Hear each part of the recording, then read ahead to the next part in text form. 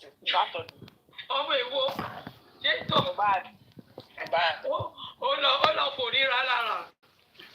Saturday ó dà báwo ló ṣe gbọ́ pọ́n fún ìyàwó ẹ ló pè mí okay.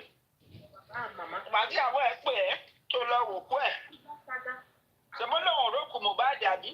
The main point of Abuja, what was the meeting point of Abuja thing?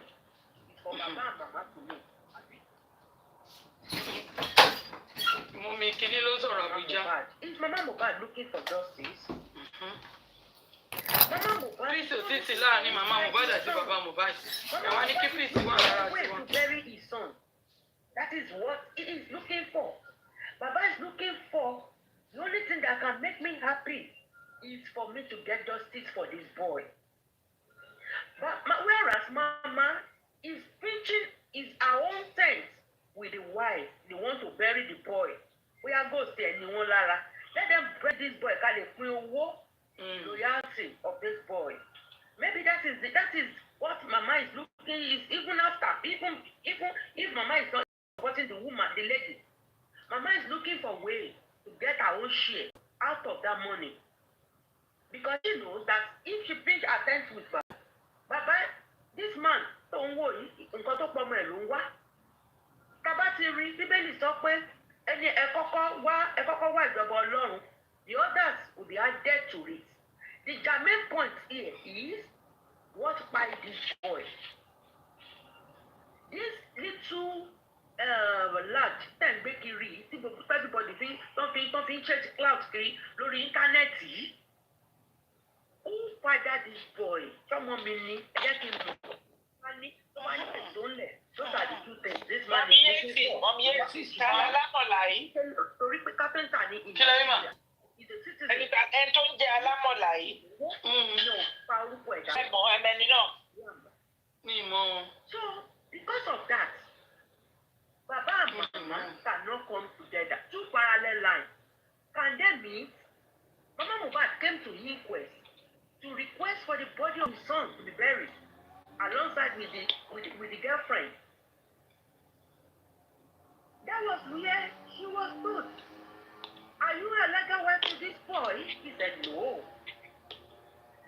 So since you don't do legal wedding with this deceased guy, the father still the head of the family. Ayé ló bàjẹ́, bí kì í ṣe pé ayé ló bàjẹ́ ni. Mo ti block ẹ̀ nù. Immediately ó yẹ Ó dà pé èèyàn kan ta sí lórí comment. Ṣó kọ kọ́mẹ̀ntì ni. Ọkọ̀ kọ́mẹ́ǹtì ni ó ní are you sure Baba is looking for justice? Èmi tiẹ̀ ti mú ti wèrè ẹ̀ dànù. Èmi náà ti block èmi hàn. Ó ti gba double blocking nìyẹn. Olófo.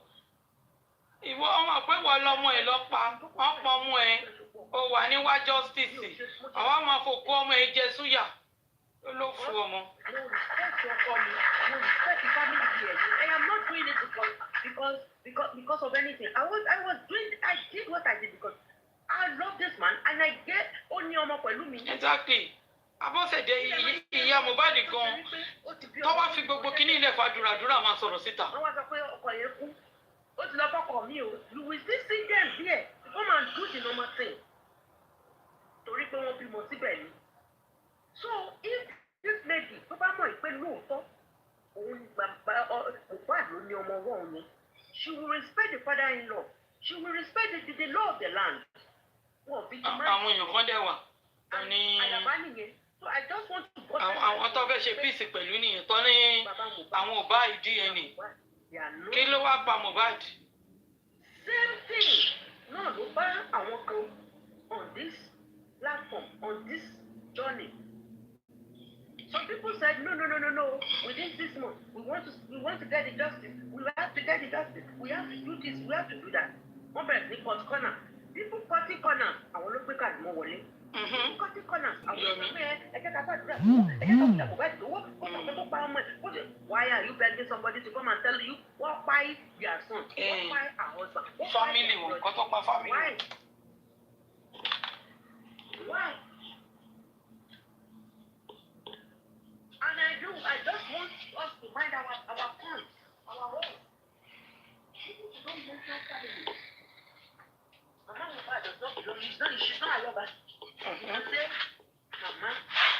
Mohbad. But she's not, she doesn't belong to the family. Even Adura said, don't you saw Baba? So why are you mentioning his name as part of the family? So when they say the family, they are not looking for justice. Say the brother, the mother, they are not looking for justice. We will know. I must streamline to Oronye. So when some people, they have been using their money, they have been using everything. I knew some people on this platform. I want to go look below repair. Baba, put your CMO now. Baba, the CMO now. One, you take a shit DNA. There are the set of people who crying now that Baba should go and bury the boy. Kí ló change time? What has changed? Kí ló change? Because now when nobody share with the lórí platform, it's a moment sit back to think, to connect the dots. I can connect the dots. Connect the dots to get my fact. I came into this justice. I didn't know Mohbad. Me, Mohbad, in fact, when you sing on, attached me into this struggle. What really attracted me into this justice was when they said the father buried the boy. Baba will not show you. When they started dragging the man, in control fire me. Every one of us at the point, no man need to fire our no become. And that is why it is very, very difficult for me. No money, no nothing can pull me back until this man say what you justice for mommy or Yoshimo. That is when you will see me not supporting him. I have decided nothing. If I'm supporting you and I see if it don't law, I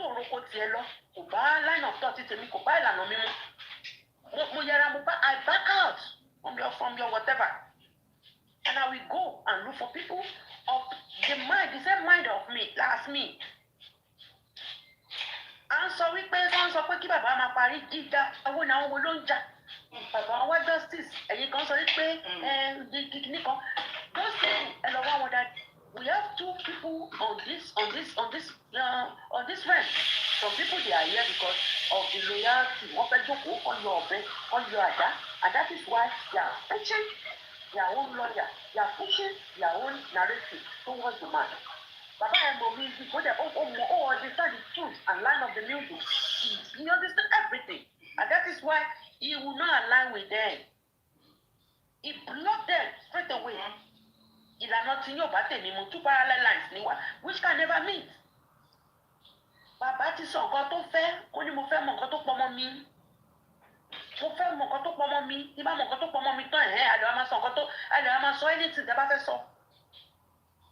Please, Supervisor, I know you as a man of peace, but this peace eléyìí train ẹ ti lọ. Because some people they are here because they've been paid. Mo ti rí yàn tó sọ pé yes, wọ́n ti sanwó fáwọn lóòótọ́. They've been paid. And that is why, Mọ́mí Ayékòótọ́, she said something last week.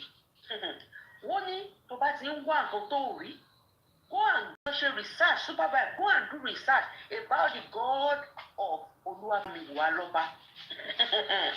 Ọlọ́run lẹ́sẹ̀kẹsẹ̀ tó ń dájọ́ ni. Àwọn tó ti ṣe research. Kò pàṣẹ àyè tó ìlọ dábàá. Bàbá mi wá fi orí kan lọ́wọ́ á fi ẹ́ ṣe. And láti crown gbogbo nǹkan tí mò ń sọ lálẹ́, go and write it down. Àwa là ń wá justice o, Mohbad ò wá justice o. Àwa là ń wá justice. Bàbá ń wá justice. Kó lè ní ìfọ̀kànbalẹ̀. Kó lè rí wípé I did my best. Wípé ọmọ mi wọ́n pa lóòótọ́ ṣùgbọ́n mo rí ìdájọ́ òdodo fún. Àwa là ń wá justice pé sanity àtọ́kọ́ bá kọ́ńtì wa. Àwa là ń wá justice pé àwọn ọmọ olóṣù àwọn ọmọ Gen Z tó tún nírú máìdì yìí nínú láti ṣerú kínní yìí. Tó bá ti jẹ́ pé the fault tó bá ti wá látọwọ́ ìwò, wọ́n lè rí pé tó bá ti pọ̀pọ̀ dayé wọ́n á pa iná mi. That is why we are looking for justice. But Mohbad tẹ̀ ń wò yẹn kò wá justice. The only thing Mohbad is looking for is vengeance. Vengeance ni Mohbad wá. And vengeance, let me tell you, vengeance, wherever category you find yourself on this note, ẹ lọ mọ̀ dáadáa.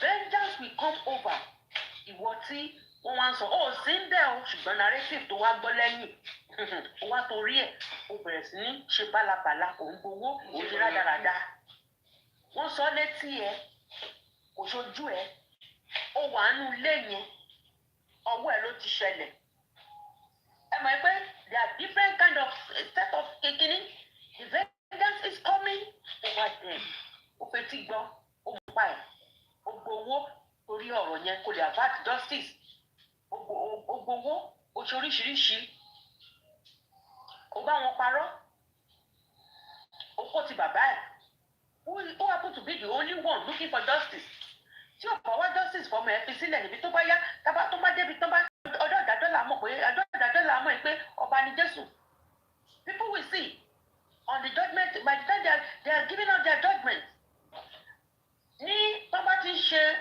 court people will think wọn ò ṣe kankan gbogbo ẹ̀ ń ṣe rádaràdán ni ẹ fi inquest yẹn sílẹ̀ just fight finding then another thing that I want people to know tonight is Baba's team will not bring all his antenna out tó bá ti kó wọn jáde ní inquest ẹjọ́ kí ló fẹ́ lọ lò ní criminal court kí ló fẹ́ lọ lò ní higher court if he's having 10 people to come and testify he can bring 4 in the inquest tó bá ti kó gbogbo ẹ̀ síta ó ti fún àwọn opponents ẹ̀ ó ti fún wọn ní way kan lọ máa prepare and that is how professional works that is how professional works because this case èmi follow ẹ̀ legally ni with everything tí mo ní mo fi follow ẹ̀ and ibi tẹ́mi dẹ̀ ti ń gba legal advice tèmi òun ni pé this person bàbá gan ẹni lọ́yà bàbá ti ń kó kíní wọ́n ti ń pọ̀ jù ní quest kí ló fẹ́ lọ lò lókè.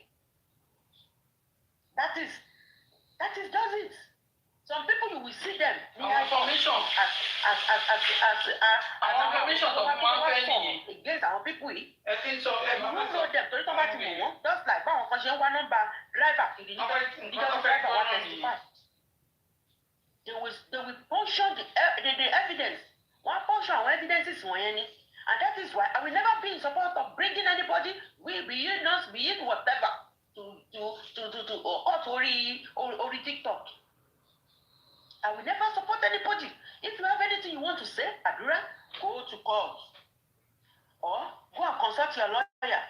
Mohbad, you have something you want to say, go to court. Go and consult your lawyer or police. Even not police this time around. Police want to run one.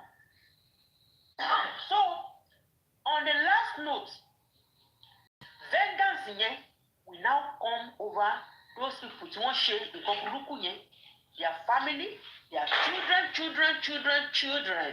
Ẹ mọ̀ pé justice will only affect people tí wọ́n ṣe nǹkan, wọ́n dájọ́ fún wọn, instant judgment wọ́n fún wọn, but vengeance kò ní dúró jẹ́ o, ó máa tàn bí ìgbà tán bá ní wọ́n jiná síbi tí gáàsì wà ní from generation to generation, and that is vengeance for you. Mohbad is not looking for justice. That is why he's pushing.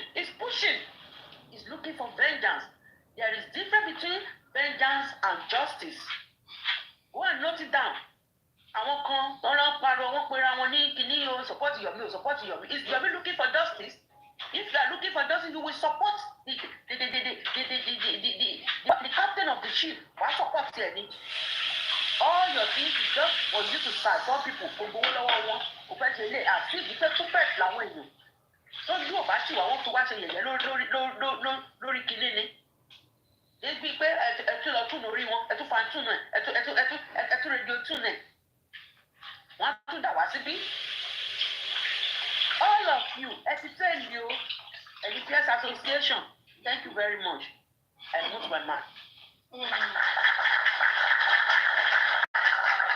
Thank you so much, Mami Mosubola. You know, what this platform is for everybody is everybody can come and say your own. You understand? You can say this, you can say that, but at the end of the day, I believe I want to feel all why justice for Mohbad, Amorawa, àwọn tí ò dé wá tó jẹ́ pé wàkúwà náà wá kiri iná Ọlọ́run ó máa tó bẹ̀rẹ̀ sí wọ́n rọ̀ sórí wọn. Àmín o. So to me, gbogbo wọn jẹ gbogbo wọn paradà ni wọn kúrò lórí. to judge all of us. justice for Mohbad. If you are seeking and you're looking for that justice wholeheartedly, God will prosper whatever you lay your hands on. But if the justice, the kind of justice you're looking for, is a buy back or buy from, go and take on, bring on justice. You know, not really the money. Amen. Thank you for that wonderful submission. One thing we see on this platform is that this is a platform for everybody. If you have something to say, instead of typing, come and talk.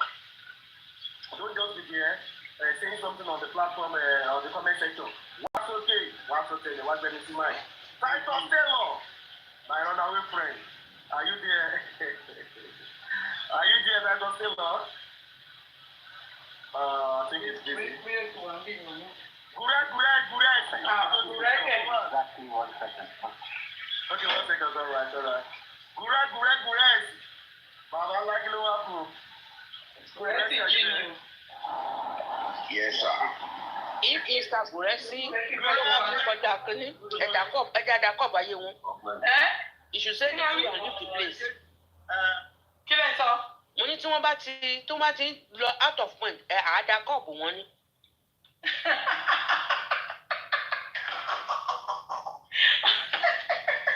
Mr. Guresi, bóyá ọbẹ̀ lọ bedroom lọ jí síbẹ̀. Mr. Guresi, ẹ̀yin láòdù.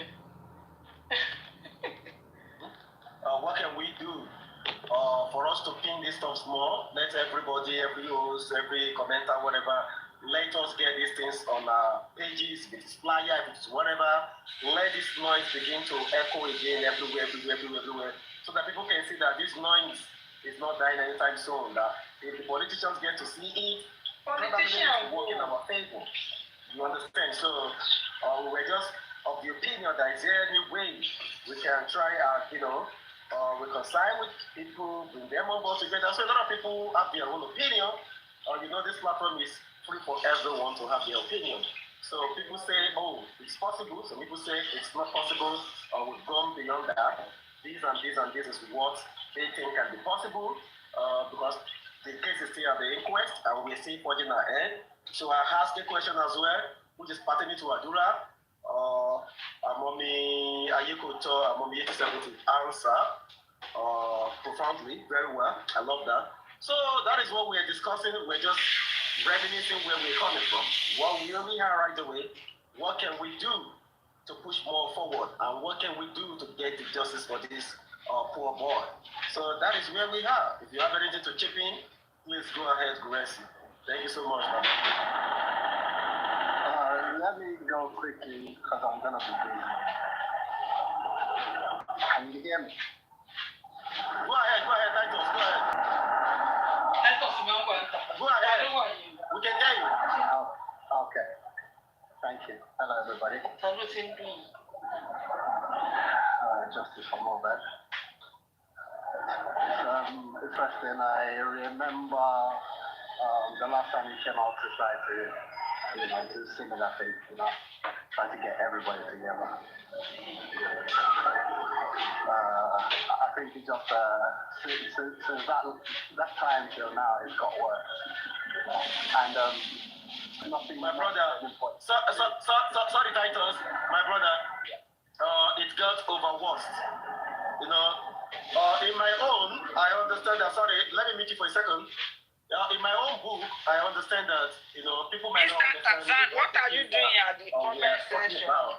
It's a simple term Mr. Tarzan, narrative like come up, we just want people to coexist. Come up right now, Mr. T. So that all of us can scream together. And I understand some people want to be at the tele. Some people, they don't really want this thing because they know the reason why they're doing it is just for their pockets. So they are not really ready for us to have any justice or whatever. That's not what they are here for. You understand? So I understand everybody's submission, and sometimes it is good for us to have this kind of dialogue occasionally, where we can all come together and just, hear our own opinion without Yebu or Kapurawa, all those things. No, we can just hear our opinion and see what. I understand when we started justice, whereby I was still seeking for everybody to come together after the exhumation of Mohbad and all those things. Probably a lot of people have gone haywire, some people have gone gaga. So, but at the end of the day, The main reason why every one of us is here. People have basically diverted from the original cause, because in the beginning things looked okay in the beginning, and suddenly people started getting interested in other people's personal issues, and that's kind of one of the reasons we're here today. There's nothing you can about that. People are gonna have favorites. One good thing I want to say here is that my mommy ever me meet for just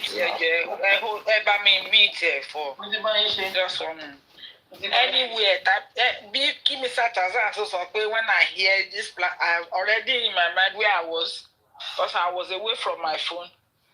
I said that that's not a platform where I belong to. I want a platform where I know I don't want to be on defense.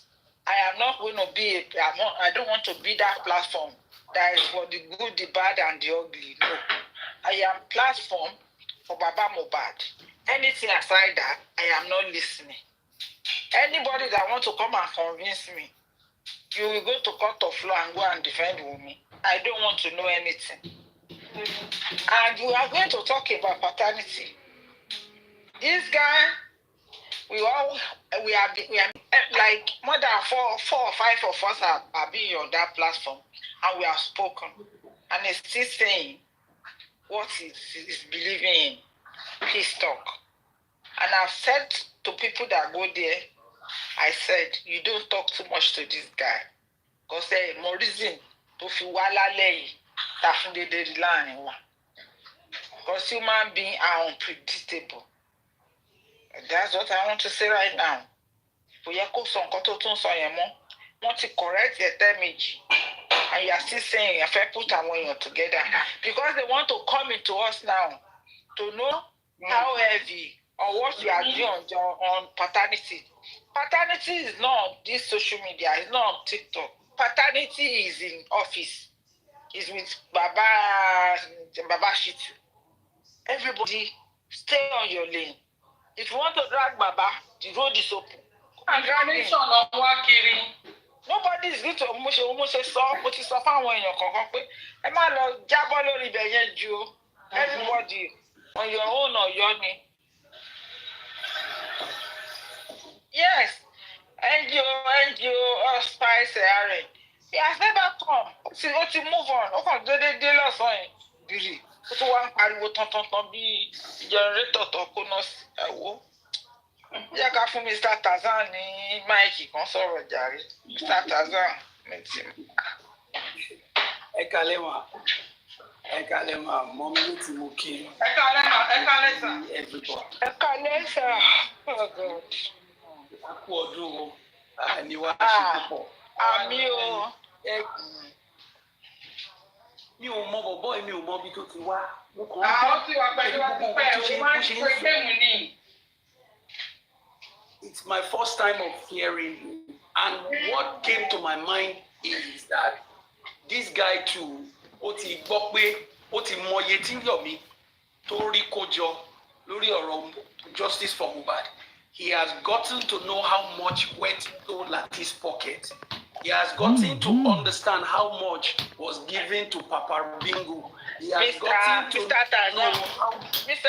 Tazan, let me just correct something right there. It was there when we were contributing money into GoFundMe. It was here when we were fighting this battle like justice for Mohbad. But there's one thing I know him for. He will never drag Obailegusi. He will never drag me. As around that time, people were saying because he was conscious, he said he was a media person, he was a broadcaster or newscaster or whatever it is, or a journalism like that. Then, because then I normally go there to talk, our people go there to talk, and when I started seeing some movement I did not understand, I stopped going there. Then I was using my Lone Ranger account, the Ghost Love account, so I stopped going there. I now find out that it was not being truthful. The reason I say it was not being truthful is We all come to justice for Mohbad for a reason. If for nothing you come for justice for Mohbad, at least you come for the way Mohbad was dead. Because what brought me into justice for Mohbad was the way his head was bent. It was not what Baba said. It was the way people opened it and the neck was bent. And it killed it just killed my spirit like that. I'm like, how will people do this to someone that just passed? After that, I was part of those that was advocating on my phone. No, I did not go to governor's office. That's there. We have to find a way to exhume the body and do the body well. At least it has died. And then when I started listening to the story of how Mohbad died, I was like, oh, maybe he's alive or what? People, I still believe that when they exhume Mohbad is going to talk. I'm part of those people. In fact, I'm speaking to you, Mr. Tazan. I can still authoritatively tell you that I don't believe Mohbad is dead. Because in my head, I'm still like Ashomoile Ibita. Especially when I'm watching his songs on YouTube and he's on Facebook and I just type Mohbad or something happen, Mohbad pop up. More than 100 will just be flashing and I'm like, so it's just too hard for me to believe that Mohbad actually has gone. But what can I do? So from where I'm coming from on justice for Mohbad, the way it was buried brought me into it. When I'm in it, I'm saying I was going from one platform to another, let the body be exhumed, and when the body was exhumed, I now see Baba where Baba was talking. I'm like, how can this magnitude of a thing happen under someone's roof? And this is how I put myself in justice for Mohbad. And for that reason, I've listened to Baba Aloba more than 20 times. I have opportunity to have his number and I spoke with him. He has never lied to me. He has never lied coming out. He has never done anything that can make me hate him. One thing that I know, we mourn differently, we do things differently. And Baba is going through a lot. He has gone through some, he's still going through. Every day is it's another phase for him. You don't know what the man is going through. This guy came into justice for because that's what I want to tell you, Mr. Tazan. This guy came into justice for Mohbad. And today he's telling us he doesn't know where he belongs. We want to make peace. Because you don't want to offend right and you don't want to offend left. So these are people you think they'll tell you, I'm in defense. I'm not for Baba, I'm not for Umi. That's a lie. And that's a red flag to me. When I heard him saying this is a platform for everybody, you have to be distinct. Distinct. You might not want to insult people, but you have to know where you. Even when Faboniani came on one platform that everybody was there that day, I said, when you say you tilt towards Baba, make me doubt your loyalty.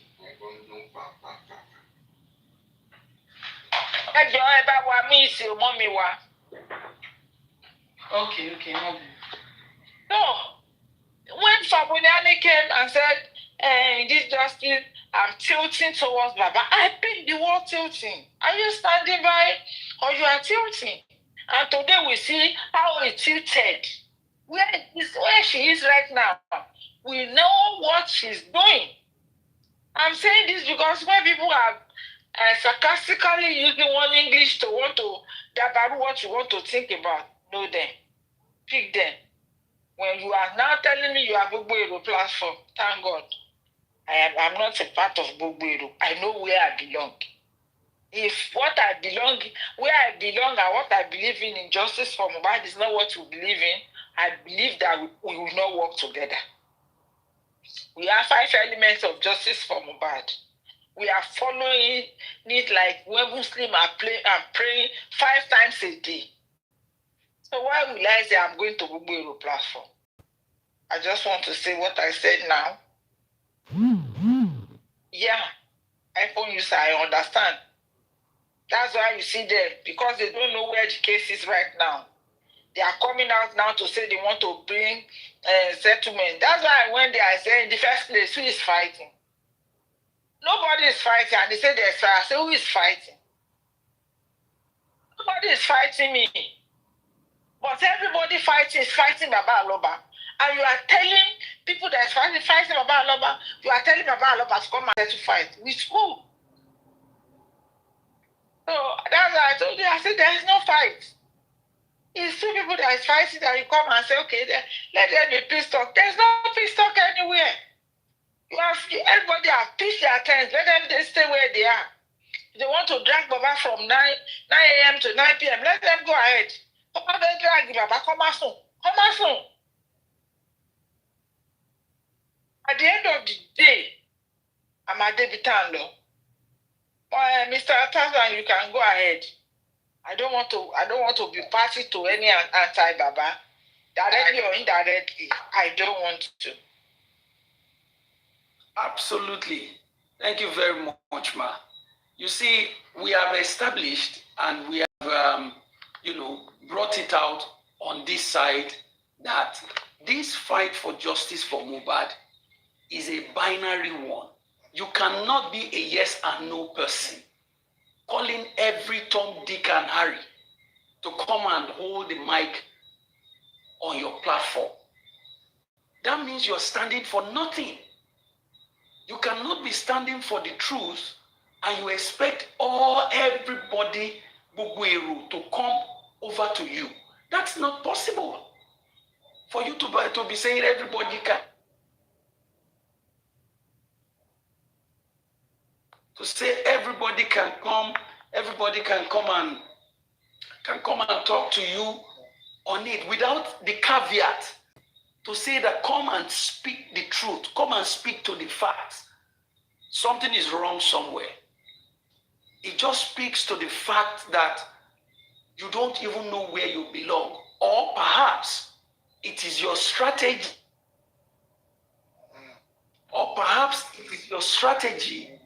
for you to cash out. You've been away, according to people, for so long. And now, because Baba has mended the cracks in the wall that nobody has, that nobody is getting any information. There is no leakage like it used to be under the dispensation of Odumosu. There's no leakage anymore like it used to be when Eniyoshoro was in charge of Baba's legal matters. So you now come out now. Perhaps, I'm assuming, maybe you have heard about the figure of money, the amount of money that Yomi cashed out in this fight. You have heard about the benefit that have accrued to Lati in this matter. You have heard about so many other people that has benefited in this matter.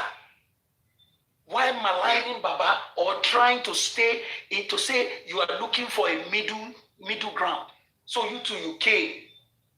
You don't want to offend those who are supporting the Baba. At the same time, you want to appease. Our 2K beauty, John to the long.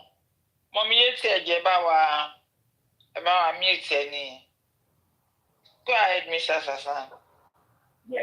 So, on the other hand, you are trying to appease and not to offend those people who perhaps have been bankrolling all of these people that have been against Baba. You can never be a serious host if that is your position. If you are a host and you're talking about justice for Mohbad and you are sincere, you will not be talking about. I didn't say it. And the mute. Sorry, my friend. And yet it disappear. And yet it disappear. Okay. Yes. And the mute now, mommy. So you cannot be a serious host, truthful, honest, and somebody who cares about the truth, and leave the fact that Mohbad already died in the house. He was taken to the hospital declared him gone. He was taken back home. And then what you are talking about is that somebody said they saw blessing through something into the grave. You are very, very unserious. Very, very unserious. Somebody that doesn't even know his right from his left. How could you be talking about, oh, somebody said they saw blessing? How can you be an intelligent host? It is easy, Mr. Tazan. It was very easy for him to pick that. But it was not easy for him when I used to know him to talk about me. Because he would say, no. I don't want to talk about Obalegushi. I don't want to talk about for me. I'm a media person. It was not easy then for you to talk about these people on your platform. You'll be asking if anybody go there and bring submission about how Obalegushi was the father of Leon. You say, do you have evidence? But now, it's easy for you to say, some people say, without an evidence, like you used to ask, the blessing throw something in the mobile grave. So you see how people behave.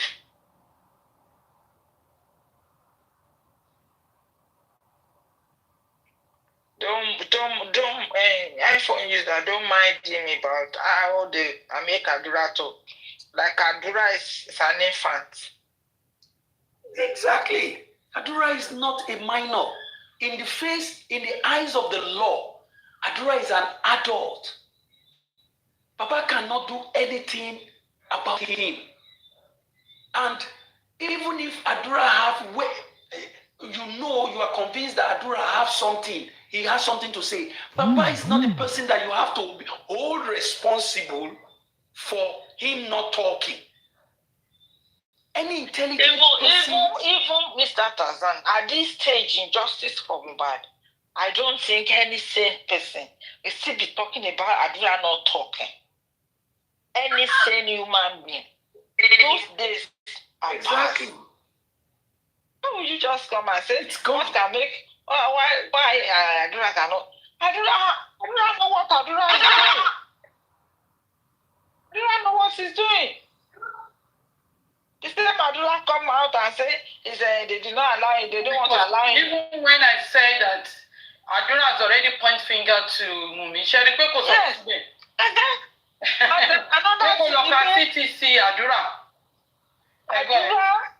Adura was the same person that said the people on social media, they don't want me to step into Mohbad's shoe. Adura that know how to step into Mohbad's shoe. They know how to say how Mohbad died. Then what effort is it? Is not whatever we do now to force Adura to confess is going to be contrary to what the court wants. Because they might say we pressurize him, they might say we bribe him to lie. Let him go and get a lawyer. If his name is mentioned and invited, he will need to defend himself and say what he knows.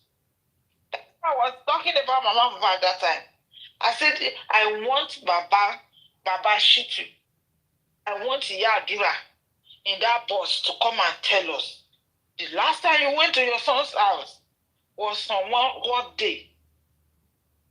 That should be on the 8th September.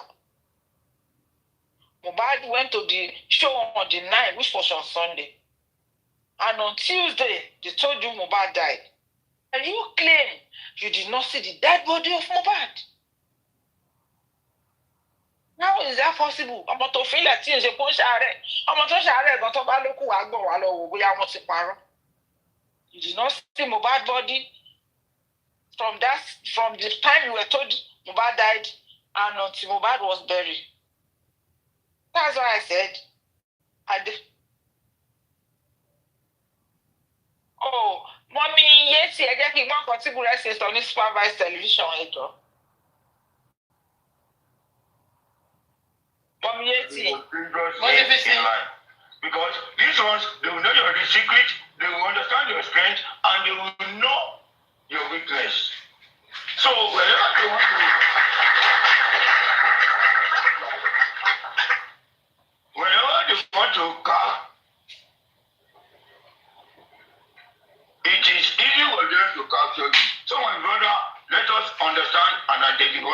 which side of the divide you belong. And to those who want to be critical, who want to be deceptive, let them continue. Ilẹ̀ àwọn lẹ́yìn àsùnṣìjẹ. Ọjọ́ kan àjọ kan, ọjọ́ kan àjọ kan. Àṣírí wọn àti. So I don't have much to say than to let us know that we need to identify yourself and come out to let people know which side of the divide are you. And then to one shot, we see to one shot, they can continue. Ìjọ tilẹ̀ ra àwọn ọmọ bá wọn ọjọ́ náà, they won't be able to find an escape route. So I think I have to take a course now. Thank you.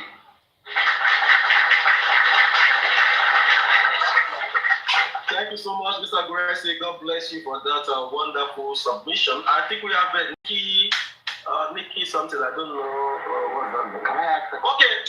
All right, go ahead. Go ahead. Thanks. Yeah, I think I'm sure you understand why Mr. Loba is currently now saying the 11th. It's clear to you, right? Can you repeat that again? Why did Mr. Aloba? It's clear to you why Mr. Loba can boldly come out and say the bad pass on the 11th. In my whole little view, I think they deceived him. Probably he was not aware.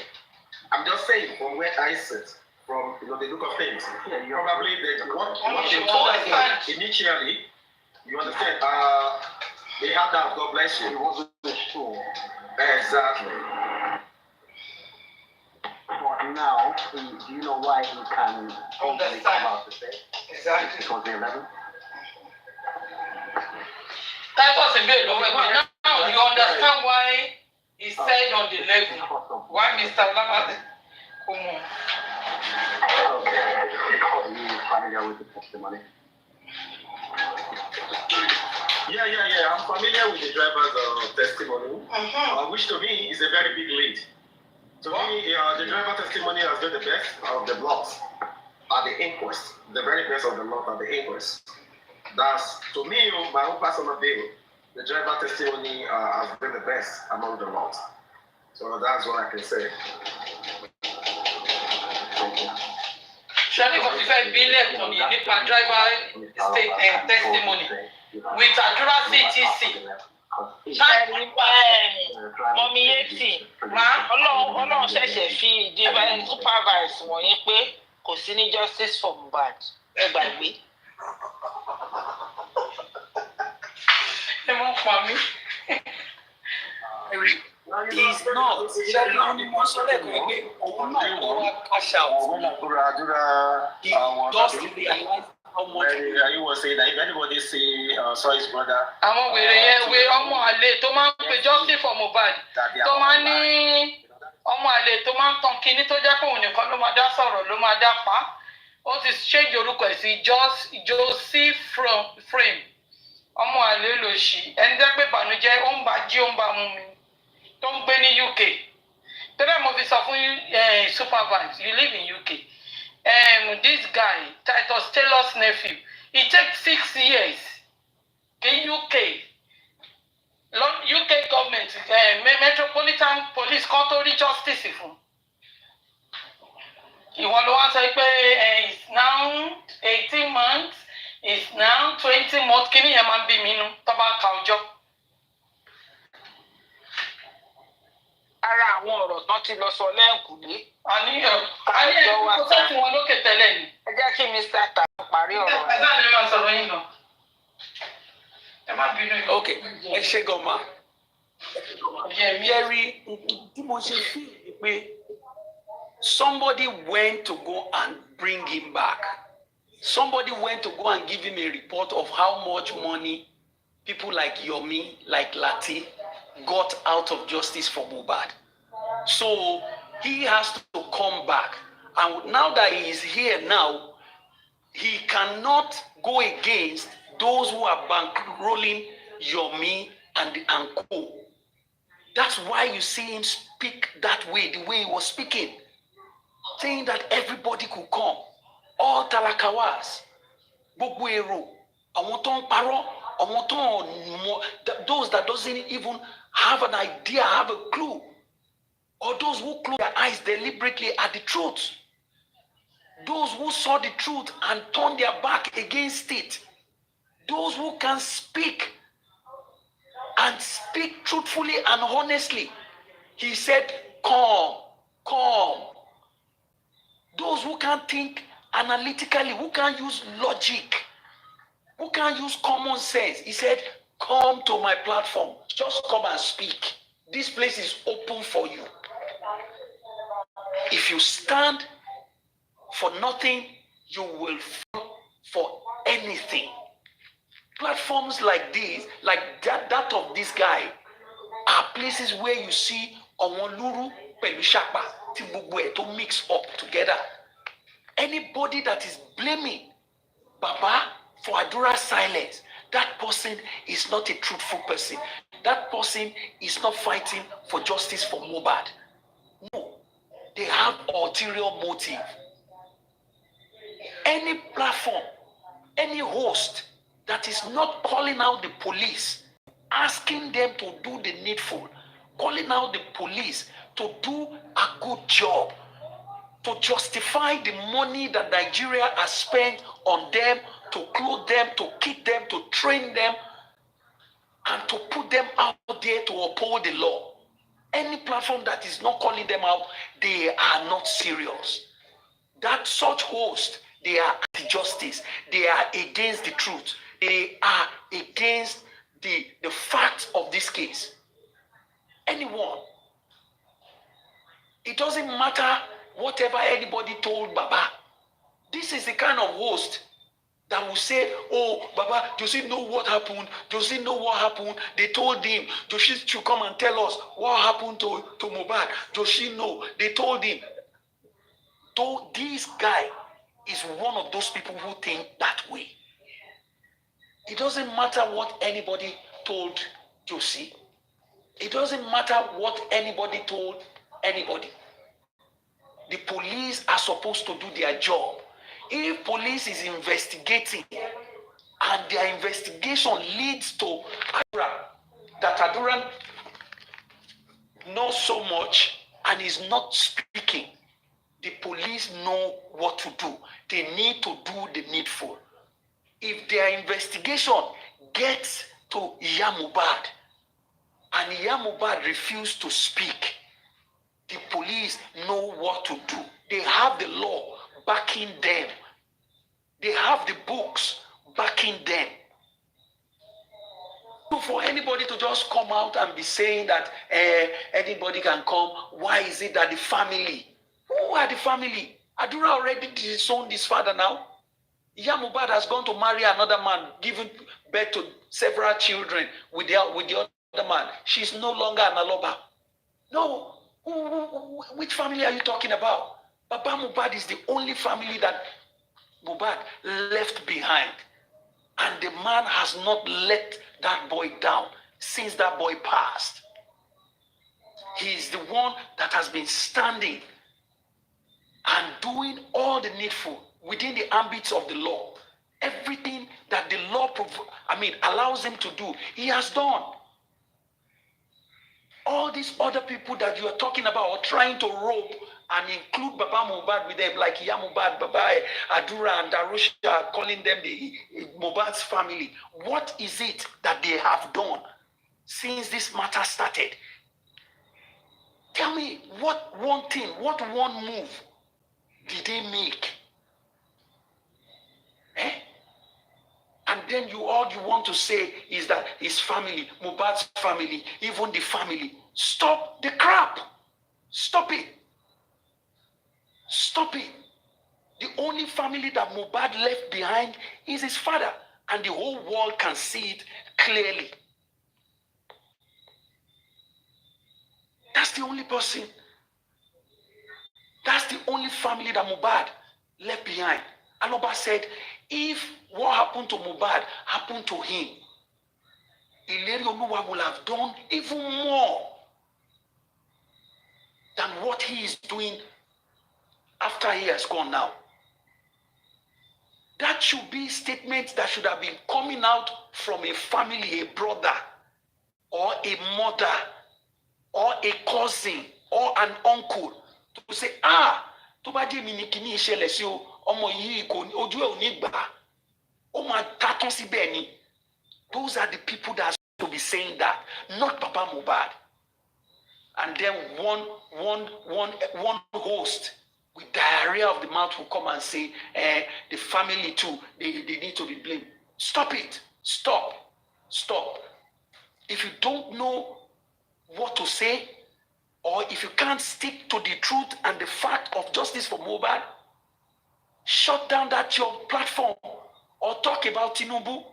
Ojudi Oba is there. Talk about Ojudi Oba. Talk about all the horses that were on display at Ojudi Oba. Talk about Farouk. Talk about the Mr. Steves. You will make sense that way, rather than for you to just be making a mess of yourself by Ishaq Peking. Call Mr. Tarzan, please. Ishaq Peking, can you come up? Because I want to ask you, say with your file this night, Joy in my heart said, Amai Akobata Babaloba. I don't understand, because I know I just not to get back home. Are you sure he want to say that to you, or it's a mistake? Because I know joy in my heart.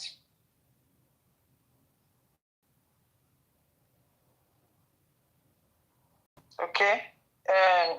Ishaq Peking, are you sure he said it to you? Or it's a mistake? Maybe you want to reply someone and made mistake. Anyway. Okay, don't be offended. Let's hear from him.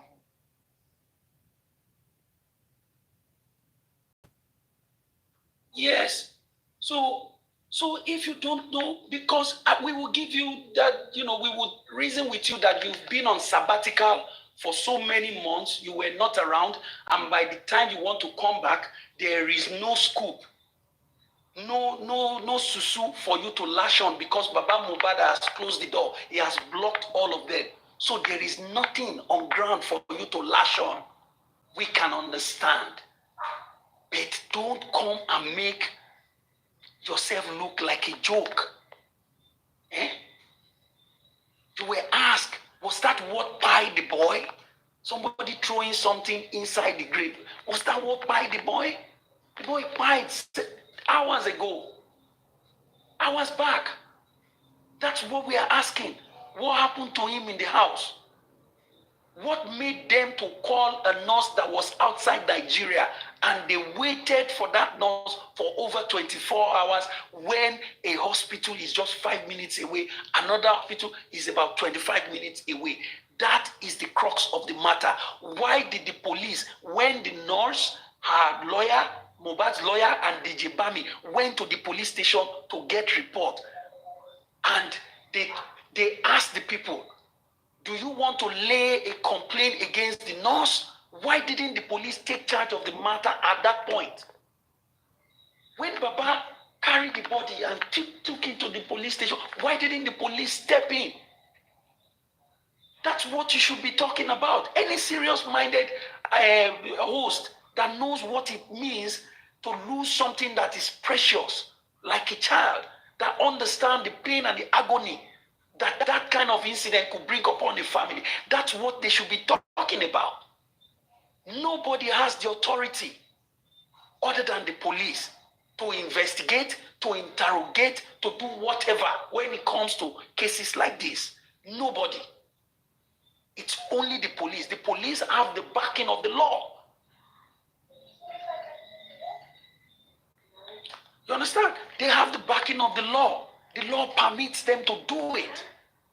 They can, and that's why, if you want to come open your platform, you want to talk about justice for Mohbad, if you are not talking about the fact that the police had 2 golden opportunities to take charge of this case, but they failed. If you are not talking about that, then you are not serious.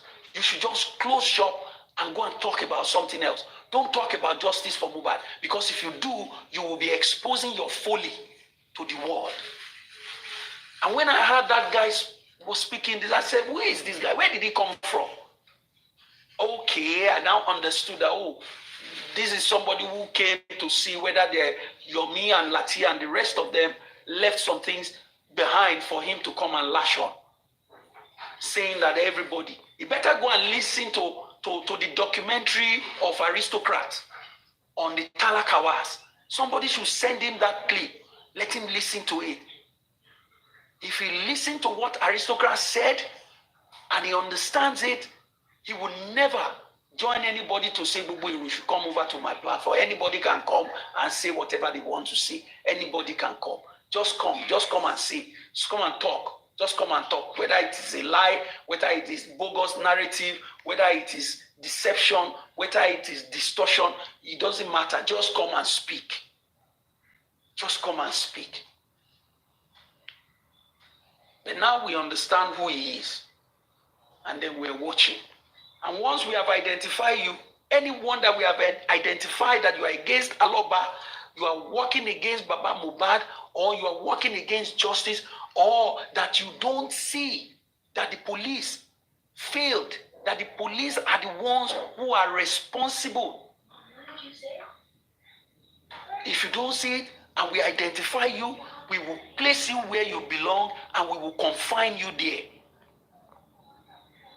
If you don't know that Wunmi owed Mohbad duty of care, the utmost duty of care in that house that night, the utmost duty of care to ensure that she did everything possible within her powers possible to make sure that the boy got the rightful care. Call the police, call the ambulance, get him into a hospital instead of sending 3 people out of the house to go to a pharmacy at 3 a.m. If you are not talking about that, then you are a joke. If that's not what you are talking about, that 6, 7 people, 8 people in that house, that Mohbad meant different things to all of them, including his brother. Including his brother. These are the people that were supposed to step up, to step forward, to extend help and a lifeline to the boy. But all of them did nothing. What did they do? Nothing. They waited almost 24 hours for an international nurse to come and treat him. Meanwhile, a hospital is 5 minutes away. How can you miss that? How can you not understand and talk about that if you are a host that is honest, that have integrity, that knows what truth is and what lie is, that knows your left from your right? How can you not stick to that? And then you're talking about Baba Mohbad. If I hear Baba Mohbad for your mouth again, leave that man alone. Those people who disparage the man, who talk ill about him, who lied against him, they know the repercussion is on their head right now. You better go and do a study on them. There are so many. If you love yourself, don't join them. Don't join them. Don't join them. The dog that will get lost in the wilderness will never hear the whistle of the hunter. Will never, no matter how loud the whistle is, that dog will not hear the whistle of the hunter. It was good for you to have been away, stay away. If you know that now that you're coming back, you can't identify your right hand from your left hand, it will be good for you to go back, go home. Talk about Tinubu, insult Tinubu, talk about anything else. Talk about Peter Obi, talk about Nigeria, talk about all these things. Talk about Ilea, talk about the size of the ram that your neighbor bought. Talk about Erolea and all these things. Talk about them. If you don't know what to say, rather than for you to come and be saying some jargons about Aloba. No, don't do it. Stop it. Okay? This is just my advice for you. I have identified you. I have seen you that you are a yes and no person. You are somebody who doesn't know your right from your left. There's no sitting on the fence in this matter. It is a binary situation. It is either you are for the truth or you are for lies. You are for the other side. It is either you are for justice or you are an anti-justice person. It is either that you want our society to be rid of elements like all the people in that house that night, or you will be one of those people who will be giving them comfort and solace so that they can continue to the person they will buy. So it's like day and night. It's like day and night. There's no mixture. No. So be warned, be advised, and be guided. Mr. Tarzan, for me 1 second. Joy in my heart. I said that before you come in, that maybe you are trying to reply someone and mistakenly you put it under Ishak Bikini. Ishak Bikini, you can read what Joy in my heart just said. He said or she said it's a mistake that he was trying to reply someone that was cursing on you and he went to write under your name. So I said it before during my heart come around. So I'm sorry. I want everything to just be settled like that. Thank you. Mr. Tarzan, má bínú jàre àwọn èèyàn wa. Ẹnìkan bú ṣàpìkì ń bì kan.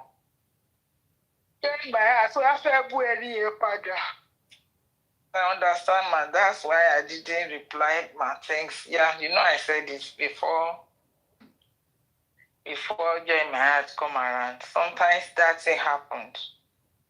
Sorry. So, Mr. Tarzan, go ahead and do your submission. I'm coming back. I want to call someone. Thank you very much, ma. Thank you very much. Àgbà ò ní tán lórí platform. Àwọn olóyè ò ní tán lórí platform. Thank you. So, it is a very simple, straightforward case that the police messed up and complicated it from the start up to now. Up to now. A very straightforward, simple case that should not have taken the police 1 month to solve. Because of their corrupt nature, that's why we are all here as we are right now. So, and if you don't understand that as a host, then you know nothing. Then you know nothing, or at most, what you're doing is just that you are trying to manipulate people, you are trying to confuse people, or you are trying to benefit from the pain and agony of Aloba through those who use their means to scuttle, to buy the truth from people, to gag people from speaking the truth.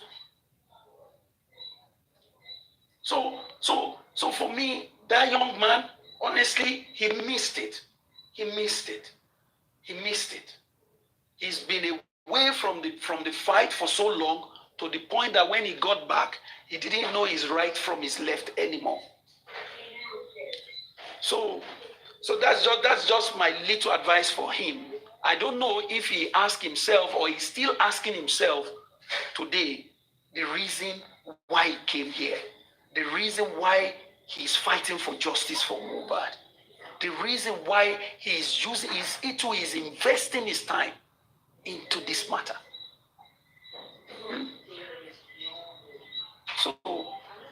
So I hope he tonight, I hope he will think about it. If he has to come out again, he should first of all go and read, find out, understand where the case is right now. The case has gone past, Adra did not talk, Adra talk, King White, King this, King that, blah, blah, blah, blah. The matter has gone past all of that. It has gone past all of that. So it has gone past for all those stages that he was trying to take us back to. It just shows that he just came. He learned that Yomi made so much money. He learned that Latin made so much money. He learned that Papa Bingo made so much money on Justice for Mobile. So he too just have to come in.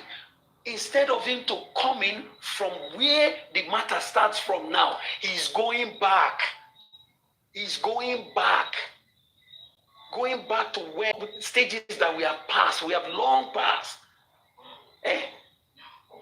Whatever it is that, as Mommy Coach said, that anything that Adura has now to say that he didn't say before, the court, the higher court, the criminal court is where he will say it.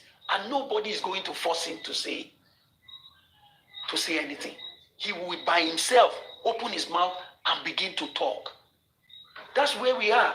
But because the guy has been on sabbatical for several months, he didn't know. He's telling us about somebody said a blessing threw something into the grave when they were burying Mohbad. Really? At what time? We've gone past all of that. We have settled that matter, that narrative, that lie, that distortion, that distraction. We settle it by asking the question, is that what died Mohbad? Case closed. No sensible person will still continue to be talking about that matter today. And you just come from your holiday and you're asking because somebody said blessing through something into the grave. Mohbad already died long time ago. The hospital certified him gone. What they throw? Even if they like, let them throw stove inside the grave. Let them throw whatever. That still doesn't answer the question, what died the boy? So we left that bus stop long time ago. And then again, he wanted to bring in again, the family, Mohbad's family, the mother, the uncle, the brother. So. Hello, we have gone past that before, long time ago. We have said it, that the only family that the boy had left behind was his father. Not his mom, who has married another man and had other children for another man. And not his brother, the Adura that he was talking about now, who said he has disowned his father. So how are you putting all of them together? How? So the guy just came and ganu anyhow. You see, when K1 said ganu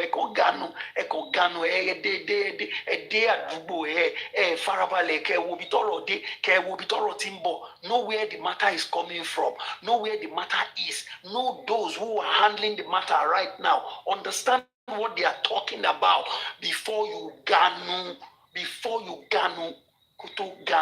see any matter. This is not only injustice for Mohbad, even in your private life, in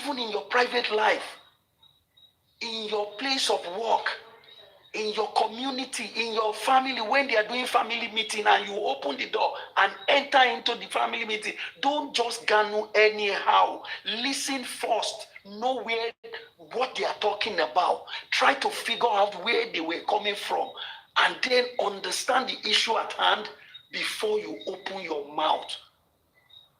That is how to live long. That's how to live long. That is how to live long. You go into the midst of your friends, your professional friends. They are talking about something. You don't even know where they got to. You don't know all the variables that they have talked about and all. You just got there because you think you can talk. You just open mouth and you start to ganu anyhow. That is a recipe for short life. It's a recipe for disgrace and shame. We've gone past all of that long time ago. We've gone past the issue of why can't the family do something to make Adura to talk. We've gone past it. We've answered that question long time ago. Number one, Adura is not an infant. He is not a minor. In the face of the law, Adura is an adult. There is practically nothing that Baba can do to make him to talk. No, nothing. Nothing. We also added to that response, to that answer by saying that it is the police job. It is the police job to make sure in the process of their investigation, anybody that they feel knows anything about a matter in the course of their investigation, they know what to do to get what they want. And if there is anybody that is obstructing somebody that have something to do with the investigation of the police, the law is there. The law provides the police the instrument to deal with such matter. Hey,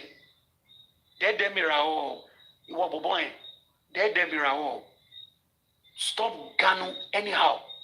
Don't do it. Stop. Good. Thank you very much, Mom Yeti. God bless you, ma. I will mute my mic now.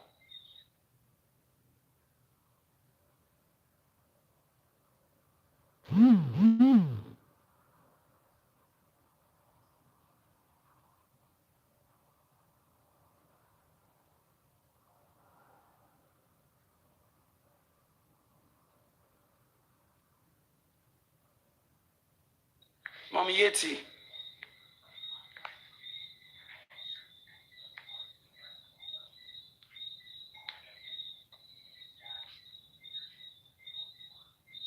Mom Yeti.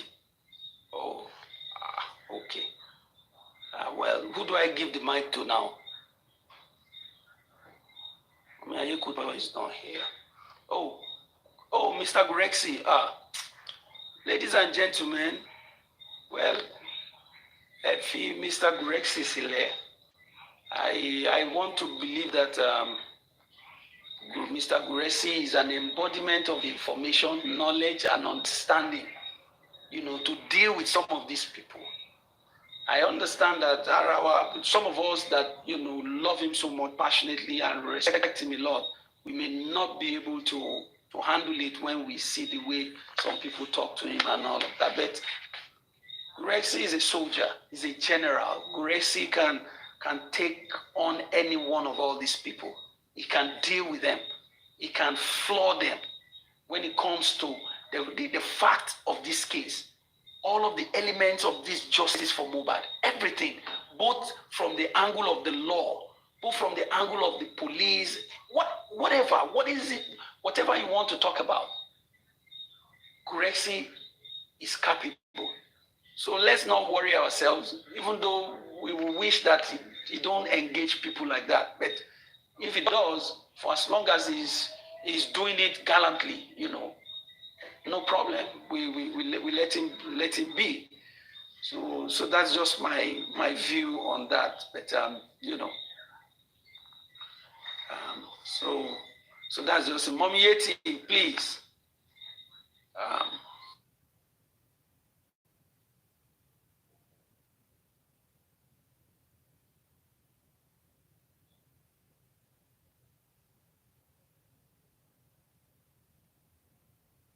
And you cannot, I don't know the level of your argument. You cannot be wiser than me. I know what I'm saying.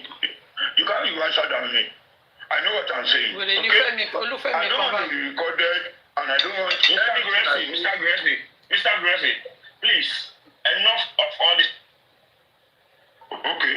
Please, he's about to round up. Let him speak. I'll round up. Everybody will have their time, please. He's here. He's not going anywhere. We are all here. I don't want anything I say to you, but nobody on the side of Mr. Valora is protecting me or protecting Adura or protecting anybody.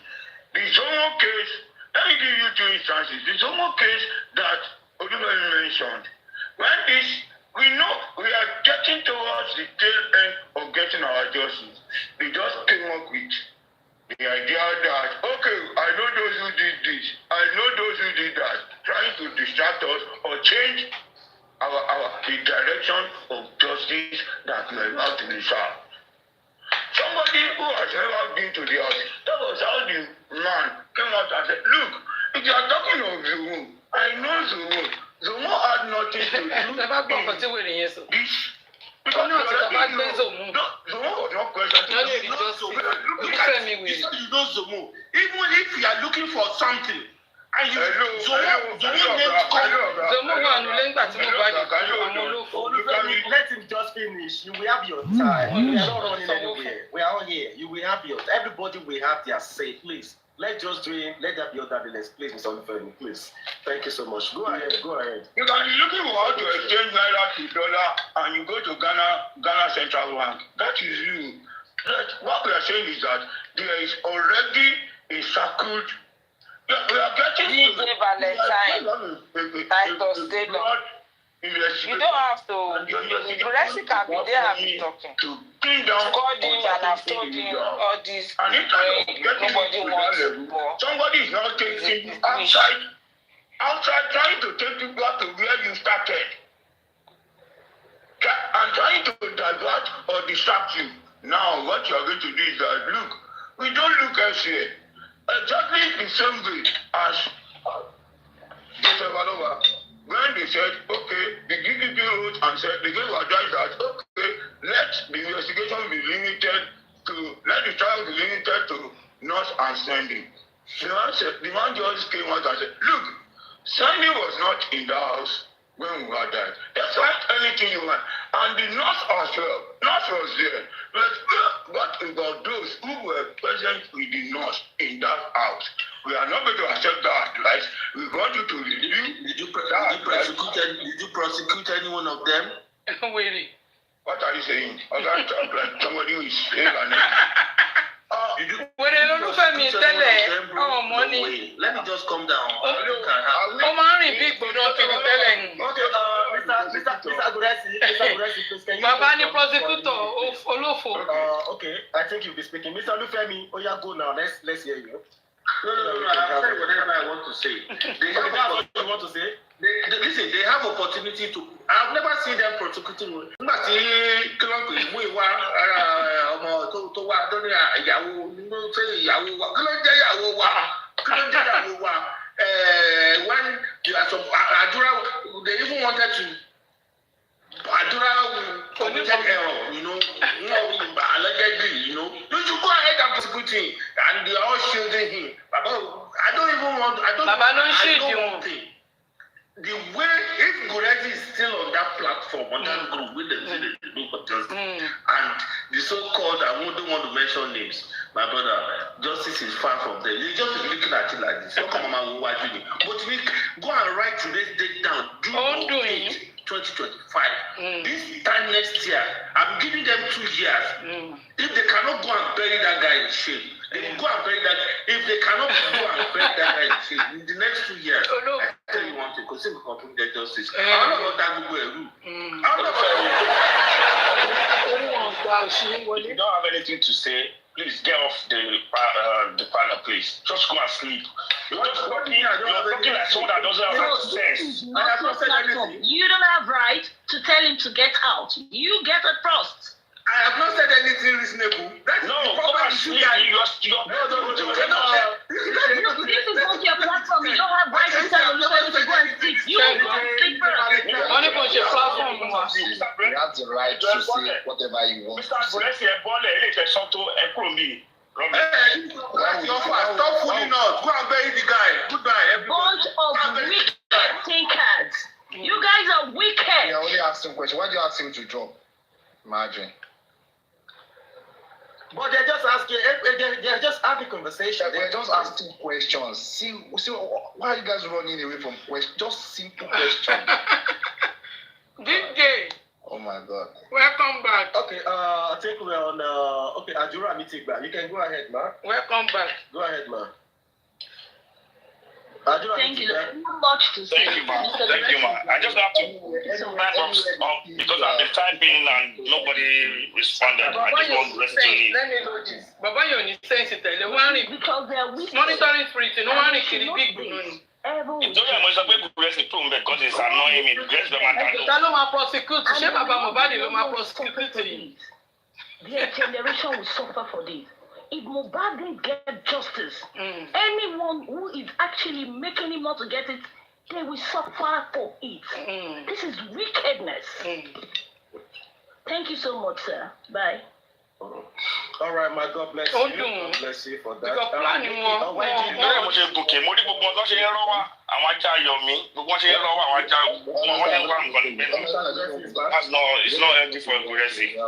Yeah, Mr. Guresi is here now. He's here again. I think it's not true. Yeah, he's here now. He's back. You can go ahead. I think his network is not stable. Okay. He's here.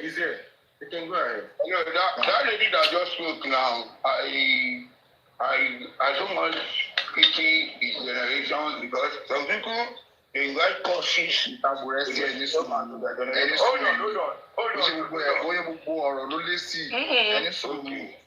Because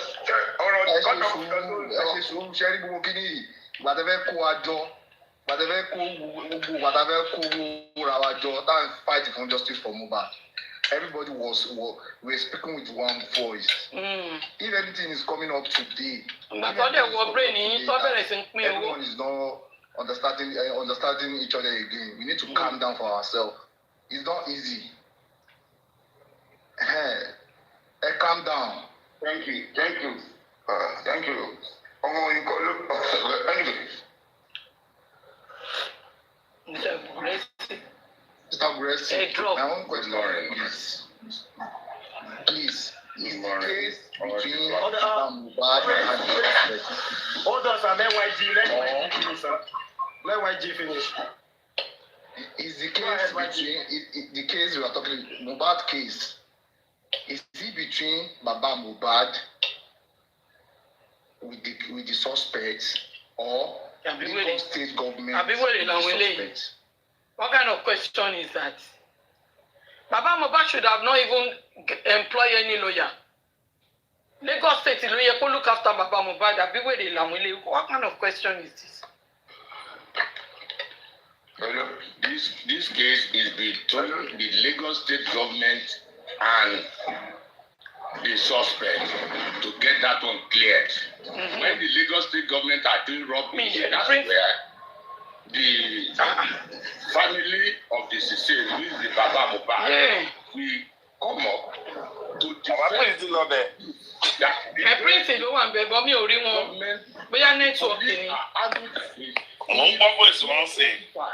and what kind of question is that?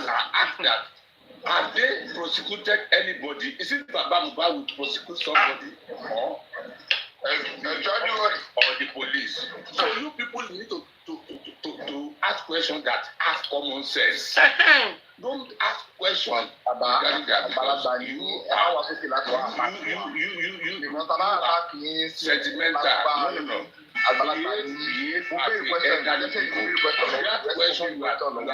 You are just asking that question because you have a personal interest. They didn't call anybody to this cause. I have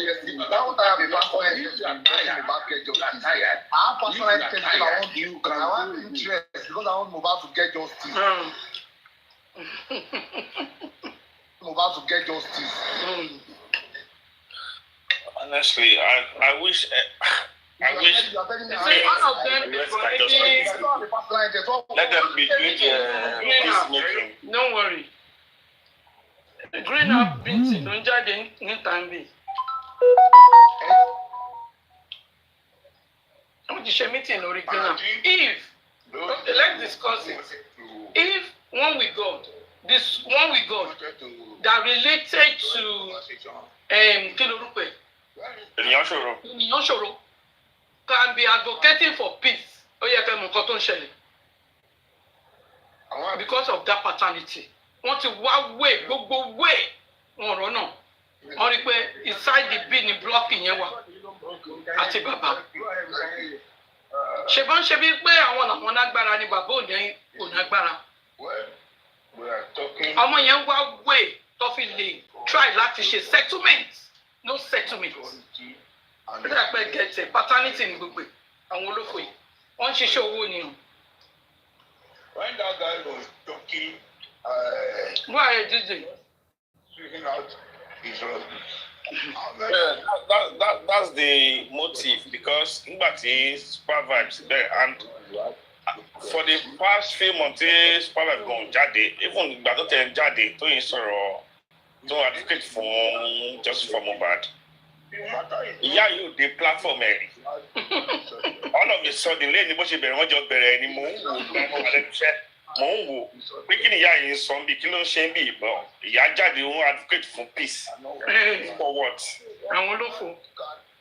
Peace for what at this time of the day la fẹ́ máa make peace will not make fún ṣé ìtòrí ẹ̀ mo ti kọ́kọ́ gùnkè ìgbà tí mo kọ́kọ́ gùnkè ń gbà yẹn I was really busy but mo kàn ní kọ́sí ló ń bí mi ìgbà yẹn náà ìwà bẹ̀ pẹ̀lú mommy coach ẹjọ́ wà bẹ̀ ń gbà yẹn mo gùnkè ń gbà yẹn because I just wanted to tell this guy that this speech that you're preaching for ṣé èèyàn kan ti fún lówó kó lọ ṣiṣẹ́ kó máa bú bàbá Mohbad lójoojúmọ́ kó máa sọ pé kó lọ sí Mohbad ṣé àwọn yẹn lè fẹ́ preach fún so àwọn tó fún ọ lówó kí ni kò lọ sọ fún àwọn yẹn it does that make sense. What duty to prosecute and I think I need to take. I don't know grace láti kúrò mẹ́ẹ̀ these people they can't listen because this program tí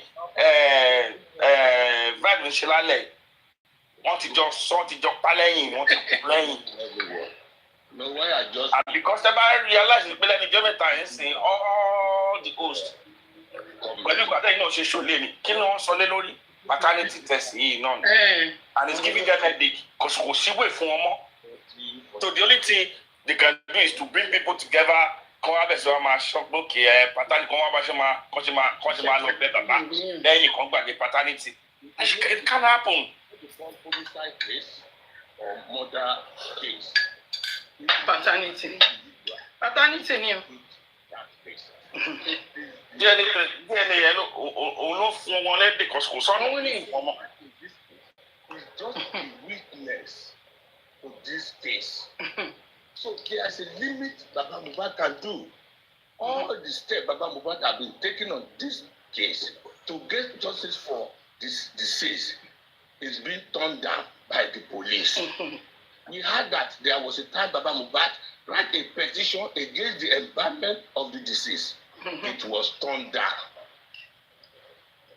When they leave the people inside the house and went outside to prosecute people outside, Baba Mohbad took them to the court that corona inquest is still going on, that there is nowhere they should do that. They should stop that prosecution of the nurse and spending. What else, you people that saying are they prosecuting some? Is it Baba Mohbad going to prosecute somebody? So if you are saying something, let us say it with common sense. Let us be biased. Ask me a question, I will answer you. And ask me a good question that you will answer. Don't ask me any foolish question. If you have a good question, if you want to answer, you can answer. You are an adult. I won't tell you what to do. Tani Baba YG, no?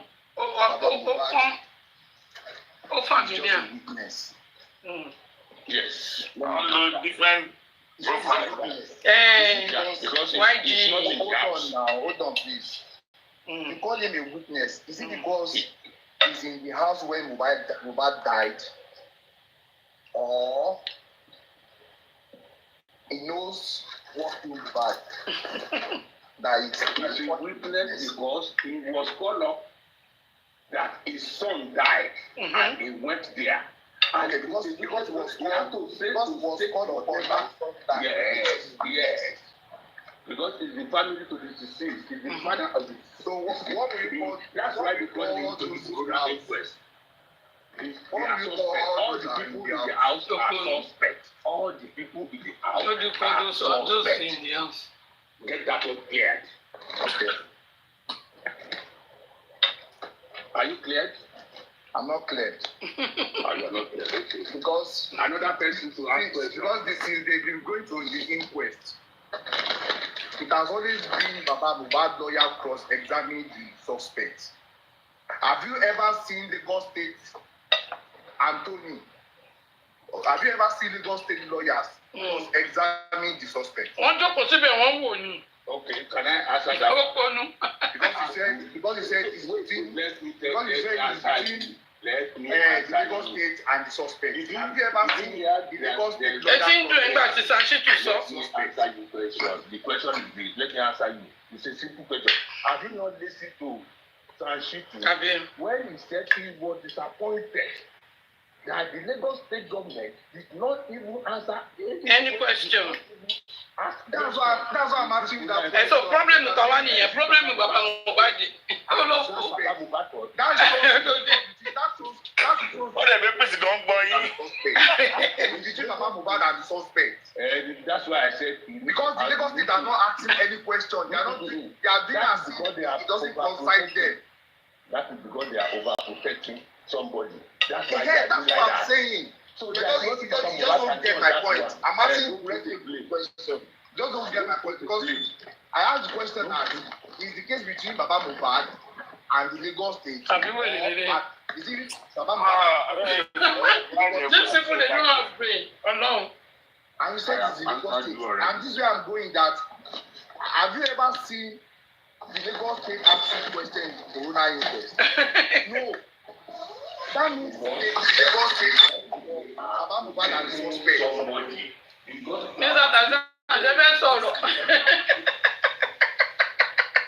Ẹ jẹ́ ká gbọ́ bí Prince ṣe tó ṣe ń gún ọ ní abẹ́rẹ́ tó ń fi jó wọn. Ẹ jẹ́ ká gbọ́ Prince yẹn.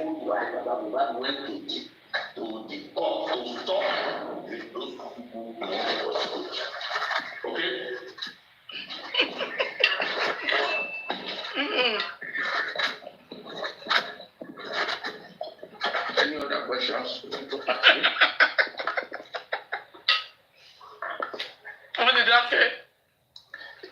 Do you think what Baba Mohbad is doing right now, do you think is doing a normal thing? No, it's a normal thing. He's doing the normal thing because he cannot do more than that. If the police and the Lagos State government are doing their job, Baba Mohbad will be relaxed. It's not working.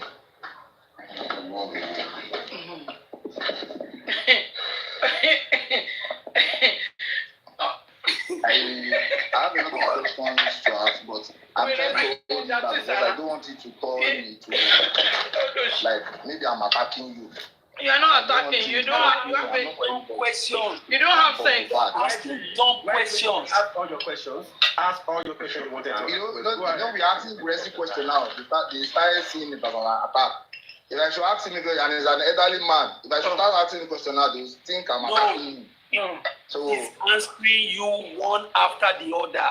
He's giving it to you, explaining it to you one by one. Why, Jimmy, please go ahead. okay. Number one thing is Number one thing, number 10.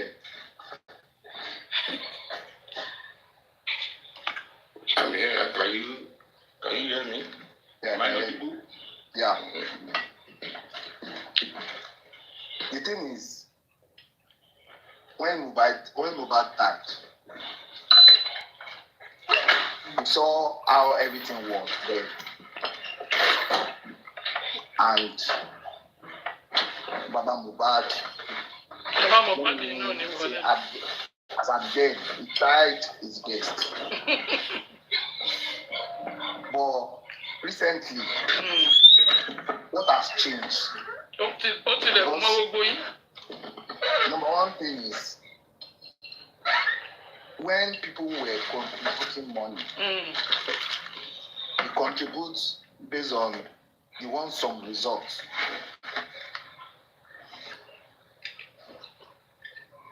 So when the result is not good for people, do you think they don't need to agitate? Like, I mean, the private autopsy and the toxicology they did. You know, that result does not go well with the majority of us. Because it's more or less like what the government presented is what we are presenting again. Because Baba Mohbad think people will be happy. Like, people will not talk about it.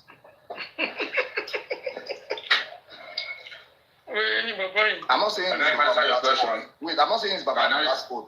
Don't answer you? Before you answer me, I'm not saying it's Baba Mohbad's fault.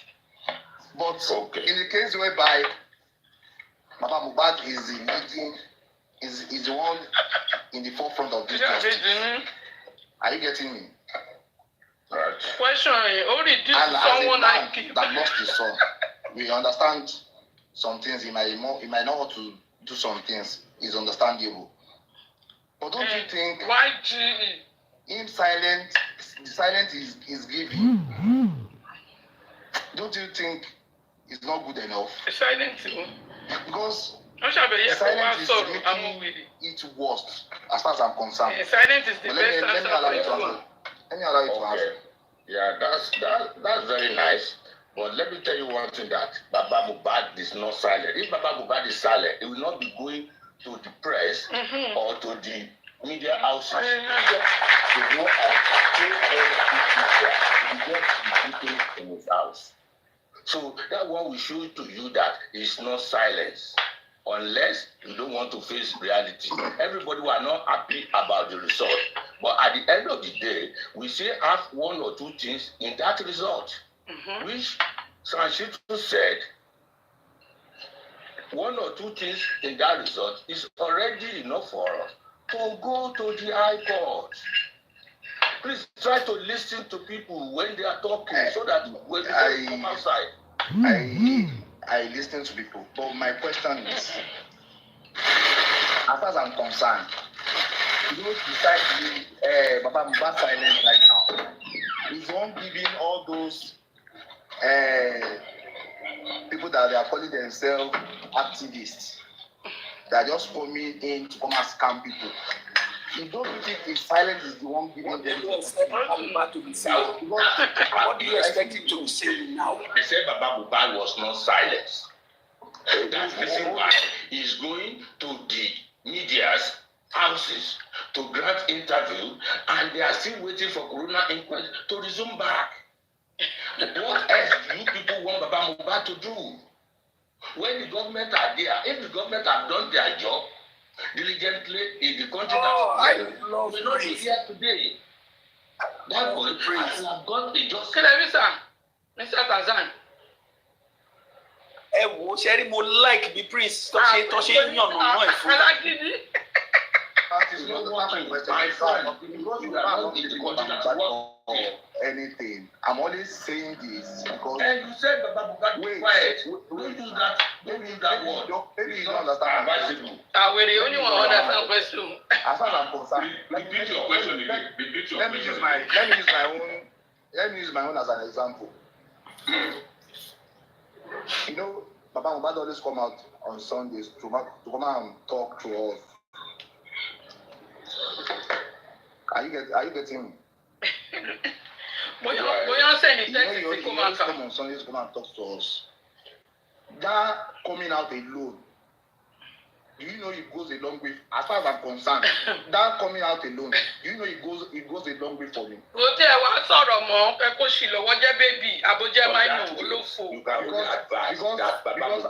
Because I'm thinking, I'm hearing if you are saying that from the director. You just need to advise.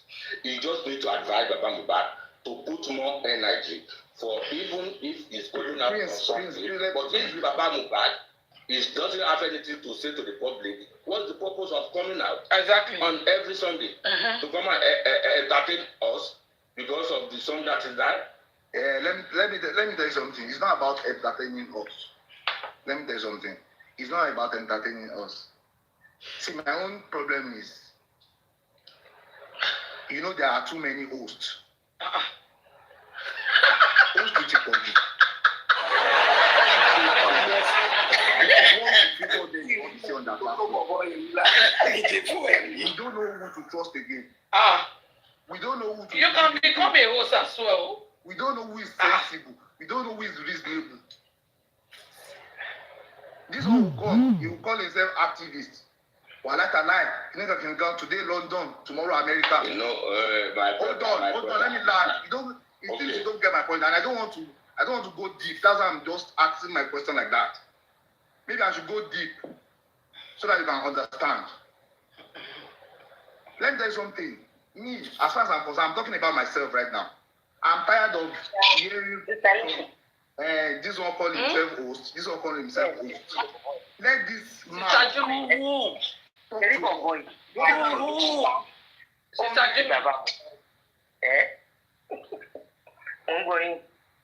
ṣe fẹ́ sọ̀rọ̀ ni. Mò ń sọ̀rọ̀ mo ló mísì bàbá Mohbad ni nǹkan tó fi kọ́ kan nǹkan tó sọ. Ọlọ́run ẹ torí ò pé àwọn stúdẹ̀ntì gírígòrè ni àwọn stúdẹ̀ntì gírígòrè. Mo láti kó ibi tí mo wà ní sáré wá sí. Mo mọ̀ pé ibi iṣẹ́ lẹ wà. Tó ń kó ọ̀nà kí ló ń kó ọ̀nà ẹgbà mi ó tẹ̀ sọ̀rọ̀ bí ẹni pé bébì ni fún kí bàbá Mohbad wa máa ṣe kọ́ máa ṣe bàbá ọmọ wa ti ń fìdí ẹ̀ ní olófò. Ẹni tó pọ̀ ọmọ ẹ̀ tó tún ní bó ṣe ń yọjú yẹn gan ṣé kò yẹ kó máa lọ rest ẹni tó pọ̀ ọmọ wọn lọ́wọ́. Mo rẹ́ sí kí wà láìka láì gbogbo àwọn òbí pè ní ọ̀nà kan tó ń ṣe ọlọ́wọ́ náà fún wọn náà máa dọ́pọ̀ lọ padà kagbẹ́ ẹjẹ́ agbẹ́dọ̀mí fún wọn ṣẹ́gbọ́n ẹjẹ́ padà. Critical thinkers fraction. You go with critical thinkers. Èmi ti mọ̀ pé bí tó ń lọ nìyẹn tó dáńgọ́ he mention host different host ọ̀pọ̀nú àpọ̀dà. NGO. Some people different fractions.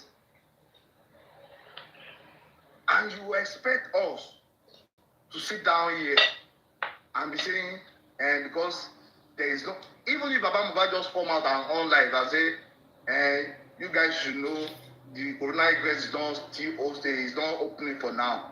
You guys should calm down. Our mind will still be at rest. It is not we going to all those.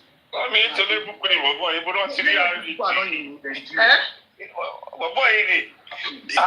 Ari, do you think about Mohbad on mic for 1 minute? It's okay. Àlọ́jọ́ gírígòrì ló ti wá. Ẹ rí i pé So that we can get it. So that we can get it. àgbàlá ọkùnrin tó mọ ibi tó ń kí pọ́nrán sí ló ń gbé.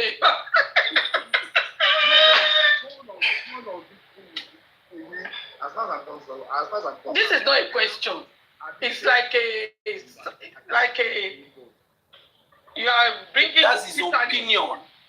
Bitterness ló tẹ̀ ń bring out. His bitterness. Because ẹni ò rí question kankan. Bitterness is hard. Bitterness ni gbogbo nǹkan tó bàbá Mohbad bàbá ò sọ̀rọ̀ lórí Wùnmí àbí Mohbad. Bàbá Mohbad ní ṣá kí ló dé? But not, I'm representing Baba Mohbad. I'm killing for Baba Mohbad. I'm thinking for Baba Mohbad. Or Baba Mohbad, or some people say Baba Mohbad is not doing anything. I'm the one doing something. I don't know if you understand my point, Prince. You want me to talk now? Because that's why I just quiet for you. I want you to finish. You want me to talk? So respond to you? Please do. Ó fi bà nígbà tí. I love your submission. Irọ́ ni o. But don't let people, any platform you want to go, you go there on your own risk.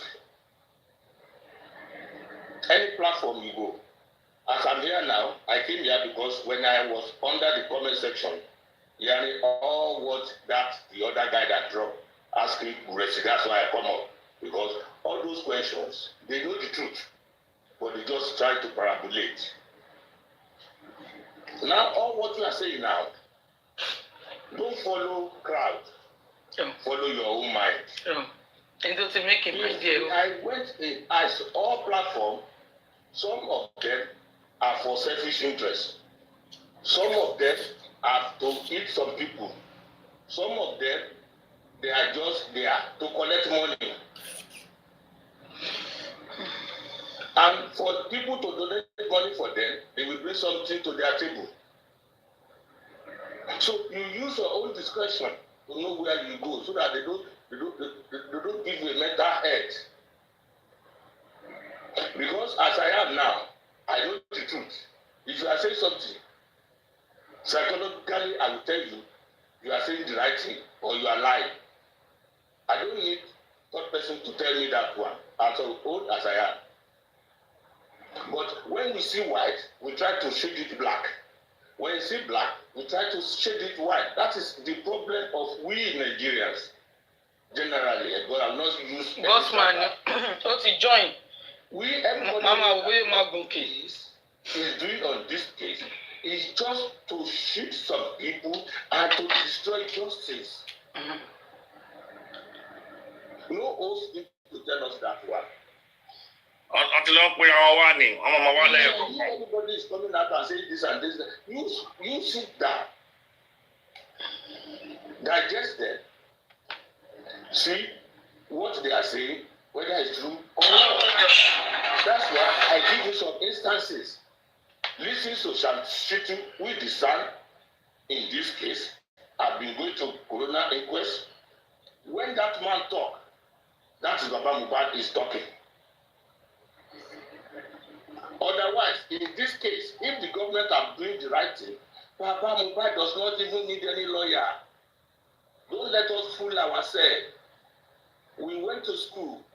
Corona homicide case or murder charge is government versus the suspect. Government versus people in that house because the boy died in the house. Simple as ABC.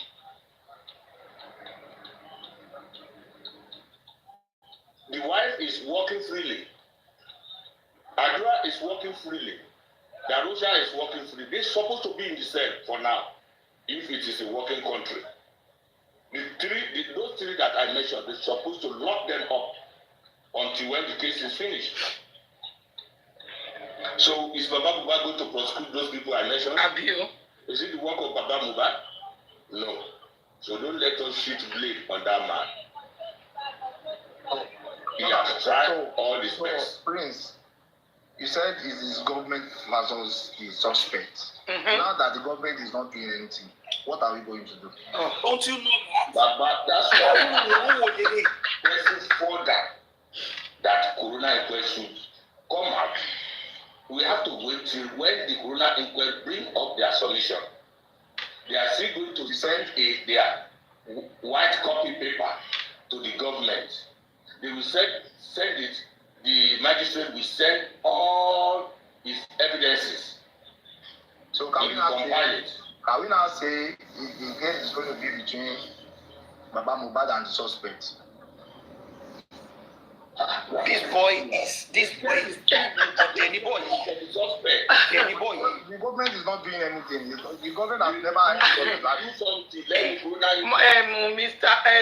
Mr. Tanzan, you can see why Gringori always called them kids. Shetira don't pay kids. I want to Gringori, Papa Ringo don't pay kids. Kindergarten. Ọlọ́run odindi bá ní ilé tó máa sọ bí kindergarten. ẹ wá ní kíkiri ń gòlì mọ́ tó máa tẹ̀ wọ́n mọ́lẹ̀. Whatever recommendation the magistrate agreed or he sent to the attorney general, that's what they will take to the court, the high court. That's how it works. We need to be exercised patient. Case like this need time.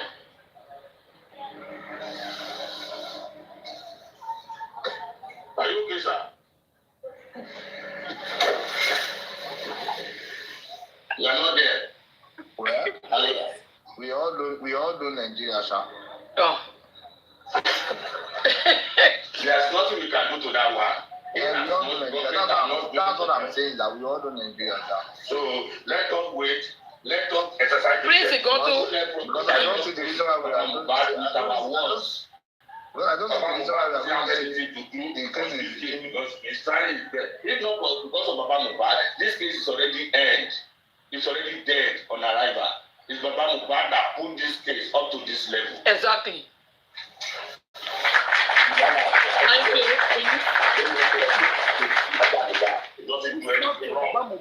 This case would have been good. They need to follow procedure. Everything has a procedure to follow.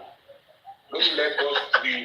Alone ní jẹ́ iná brother Arindi. This is a case because Eléyìí kindergarten ni. this is somebody that is when they mention Sam Larry, they mention Naira Marley. We need to say with the way they are going that time, they have already pointing finger to some people that are not in the house and they leave people in the house. Is that right? Because our governments are not working. Àwọn wèrè àwọn tó yẹ kó máa pe ọlọ́pàá lọ́tún lójoojúmọ́ láàárọ̀ lọ́sàn-án lálẹ́ bàbá Mohbad lọ ké fún. Because everything is okay because I just come up to educate some people on this panel. Thank you very much. Dípò prince ẹ máa bọ̀ nílé ẹ ti fún wọn ní ẹ ti fún wọn kúkú lẹ́nu ẹ mọ́ bọ̀ nílé. This thing. Is anyone there who still want to say something? Ìwọ gan pa ṣọ́ọ̀bù kò sí nǹkan kan tẹ́ kò sọ̀rọ̀ lẹ́nu àwọn tó kù wá. Àwọn tó bá ti ń sọ pé àwa nìkan la ní Mr. Prince ti dé o. Okay, let me say. ẹbí ti prince wálé nìyẹn. Ẹ̀rú ti Mo lọ àtáàkì wọ́n bẹ̀rẹ̀ mo fún wọn jẹ mo wá sí ìtúrẹ́lẹ́ báyìí.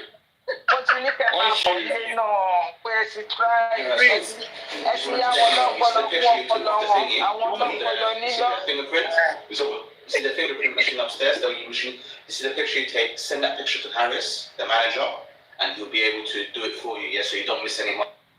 Ẹ jẹ́ mi tù ẹ máa sọ̀rọ̀ kọ́ máa lọ kódà fún wọn ibiṣẹ́ kọ́ máa lọ sọ̀rọ̀ sí ibiṣẹ́ wọn síta. Mr. Tazan, go ahead. You see? Yeah, sorry about that. Ibiṣẹ́ mo wà. Èmi náà mọ̀ pé ibiṣẹ́ lè wà ní tẹ́lẹ̀ kan fún. Sáré sọ̀rọ̀ yẹn. Ṣé rí àwọn èèyàn wèrè ló wà lọ́pọ̀lọ́ wọn but wọ́n need ẹni tí ó lè put everything straight. Wọ́n need ẹ̀. Wọ́n mọ̀ nǹkan tó ń ṣe. They just coming to attack that baba for nothing sake. That is the problem, our Nigerians. But you need to tell them they want to bombard Buresi. That's why I went there. And at the end of the day, all of them come down. When I start with them, they come down one by one. So again, my mama said to know I'm Mongo, mo wà lábẹ́lẹ̀ ńbẹ̀ màmá gbọ́ yín. Ọ̀dọ̀ yín ni mo wà tẹ́lẹ̀ tí mo fi gbọ́ gbogbo nǹkan tó ń ṣẹlẹ̀ yẹn. Mo wá trace ibẹ̀ yẹn lọ. Ọlọ́run bọ̀bọ́ yẹn ọ̀rọ̀ Àrìndì ló ń béèrè. Ẹ mọ̀ pé nǹkan tíbi tí wọ́n fẹ́ yọrí ọ̀rọ̀ wọn sí ni pé bàbá Mohbad ò yẹ kó wà nínú kéèsì. Ìtàn lọ́gán nìyẹn wọ́n fẹ́ fi ọ̀rọ̀ ẹnu wọn náà kí bàbá yẹn out pé the case is between the suspects and the government. Ìwà ni bàbá Mohbad fi lọ́ọ̀yà ṣe. Forgetting the fact that pé tó bá yẹ kí bàbá Mohbad lọ fi owó yẹpẹrẹ mújọba Lagos State wọ́n á ti rán spending àti nọ́ọ̀sì lẹ́wọ̀n ọdún kọ̀ọ̀kan àti kúrò lórí ọ̀rọ̀ yìí. Wọ́n tó pa Mohbad gan àti escape. Àwọn olórí ẹ̀rọ bóyá èèyàn wà ní àníbọ̀bọ̀ tó ní platform yẹn gan. Ìfẹ́ tó kọjá rẹ̀ yẹn. Ìgbà tó tẹ̀ ti jẹ́ pé gbogbo èrò platform ni a máa ṣọ lọ lẹ́ẹ̀kọ̀ọ̀kan náà. Gbogbo èrò platform. Tábà ti lọ pé gbogbo èrò platform ó yẹ kẹ́ àwọn èèyàn wá ti mọ platform tá à ń pè ní gbogbo èrò platform. Bẹ́ẹ̀ni, kò ní the definition. Ó ti máa pa mí. Kò ní the definition. Ẹ mọ Guy ti wà lórí justice tipẹ́ láti bẹ̀rẹ̀. Ó ti wà láti bẹ̀rẹ̀. Ó stop ni ó máa ń play game. Àwọn tó máa ń play game tó máa ń fún wọn láyàn ọ̀nù ṣe mọ̀. Tẹ́mi náà bá fẹ́ join wọn, wọ́n ti pè mí pé kí wá ṣe mú nínú I don't do it. I don't do game thing. Òun máa ń ṣe game. Ṣé òun tó ń ṣe game yẹn? Àwọn la kọ́kọ́ rí lórí panel yìí. It's like kò ń ṣe mi rò pé nǹkan tó ṣe yìí wọ́n ní kó wá ṣe ni. Ó wá ṣe ni, yeah. wọ́n ní kó honorable Yoki go understand. ó ti fi justice sílẹ̀ tipẹ́tipẹ́ after gbà tí ó fi wá gbà yẹn tó fi wá make peace gbà yẹn after gbà yẹn ló lọ padà wá tó bá wá ó kò máa sọ̀rọ̀ generally or kò ṣe games àwọn tó máa ṣe yẹn but for him to come out today. DJ, let me just tell you something. Yes, ma'am. That guy did not leave justice. All of them, they will be on the fence listening. This thing that he came to do tonight has been discussed in their oven of Graham. That's why when the true justice seeker that we got there, the people that brought him out, those people came down. And what already told him to do, he was saying it. Even when you go there and make submission to change his narrative, you still go back to it. So now, the last straw that break the camel's back, when he said, platform. You will not tell me with everything that the doctor, the driver, the nurse have said in the inquest, plus including the ones, the people at home when Mohbad find. You now are telling me that you still believe in Gbogbo, even those that is castigating Baba. And he mentioned the 70 million issue. So this one will tell you, because there's English, there are people that want to think they are snaking. Their English is, they will tell you, they are tilting toward Babaloba. Once you hear anybody that tell you, hey, this justice, I am standing and I'm tilting toward Baba, just run. No. They are liars from the pit of hell. You see this guy? When we started initially, that he was here, you can never hear him talk about me. You can never hear him talk about Obelegushi. And when you are on his platform, you want to give submission about Elegushi and Wumi, he will ask you, did you have evidence to back what you want to talk about? And he will tell you, because here on my platform, we talk on facts. Why is it very easy for him to bring those points that the enemy of Baba has been bringing out to knock Baba, that we are standing like, no, this cannot work? Why is it very easy for him to bring it out tonight if he's not in this justice? What they want, when he gets here, wọ́n rò bóyá àwa máa wá síbẹ̀ yẹn ká wá jábọ́. Mohbad sọ pé kí ni ó ní èmi ọmọ ọgbọ́n mo ti já, àwa ọmọ ọgbọ́n àti já, a lè jábọ́ sí wọn lọ́wọ́. Àgbé mute my mic because I know Mr. Sasa. mi ò lọ bẹ̀ yẹn rí, mi tẹ̀ dé platform yẹn rí, ọ̀dọ̀ náà mi Yetty ni mo ti gbọ́. Mo wá tracy kíní yẹn lọ. Ni mo fi lọ já síbẹ̀ yẹn, mi ìdé panel yẹn rí. Wọ́n á ní òṣìwò lẹ̀ ń sọ mí báyìí. Lèmi fi wọ bẹ̀. Títúrẹ́ lọ lèmi náà ṣe gùnkè gbà.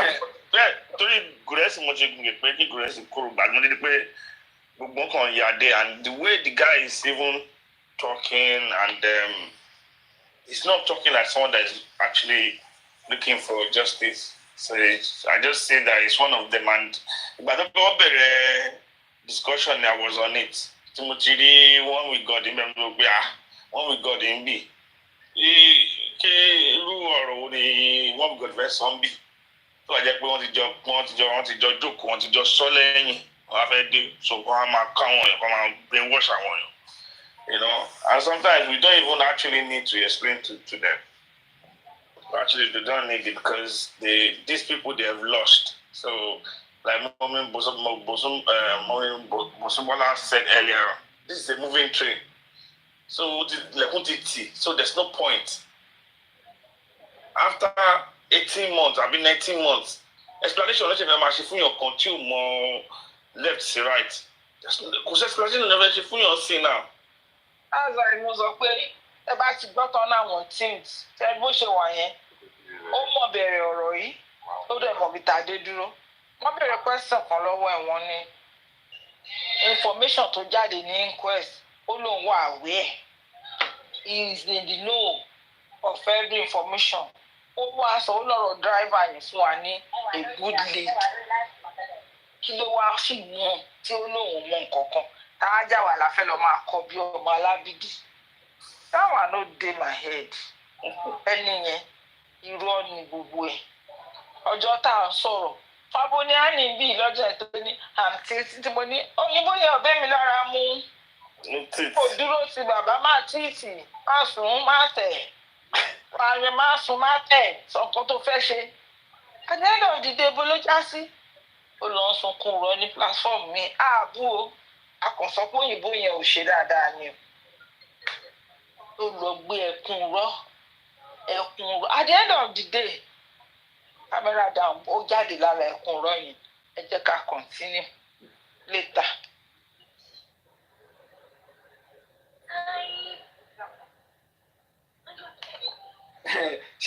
ṣe rí bọ̀bọ̀ ẹ̀ ìgbà tí mo rí i pé mọ̀mí coach wa ń bẹ mọ̀mí Yetty so mo wá lọ ń gbọ́ and I saw that they were trying to correct him, trying to lay the facts and the details of the matter for him to understand because I was very when I saw him, Mr. Tazan.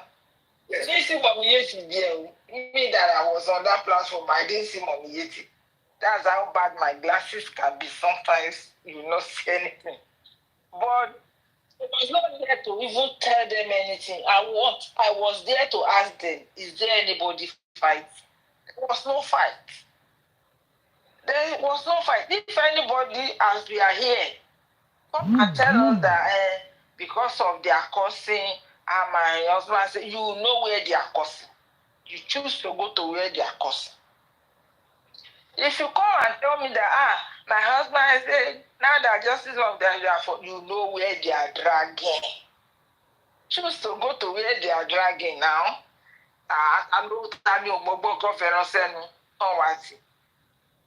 Now, where they are giving 100% analysis, you know you did not go.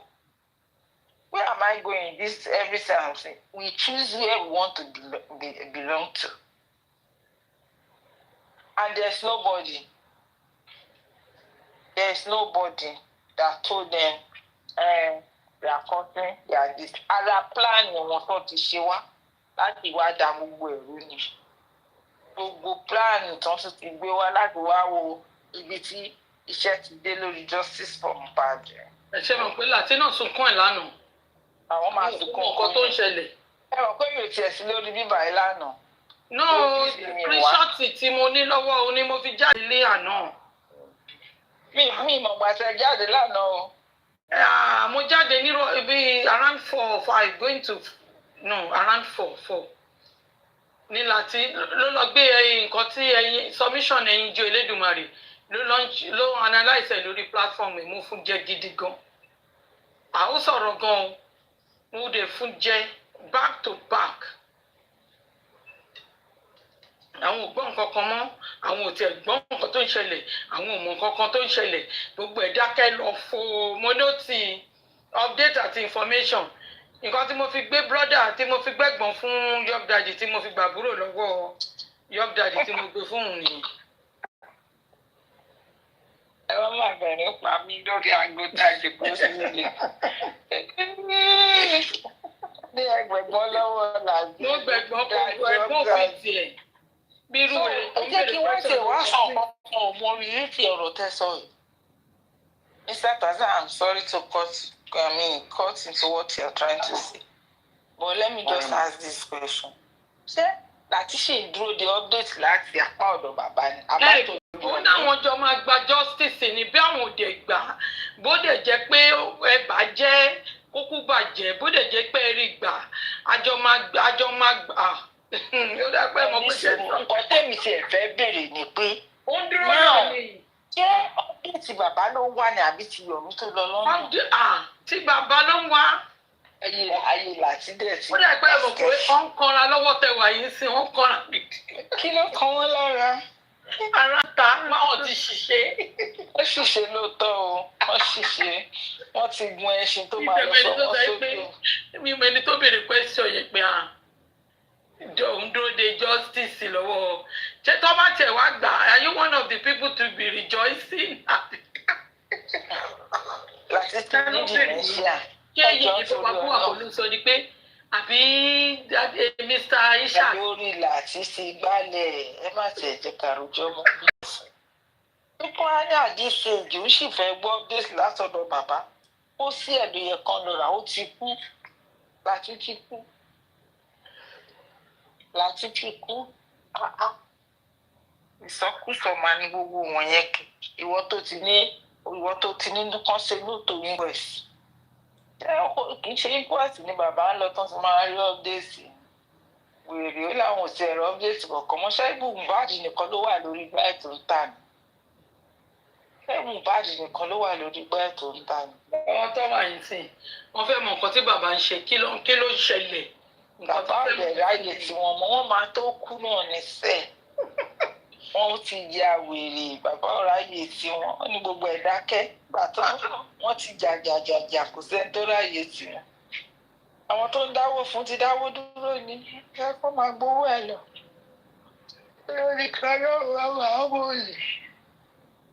Ọmọ òye òǹkùnrin. Ọmọ òye. Ìsú ẹ̀. Ìjọba ń pè é ní Mr. Tazan ó yá ẹ̀rùn mú ìtò.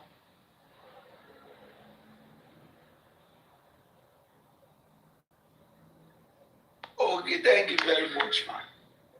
Sherry, here is my summation about him.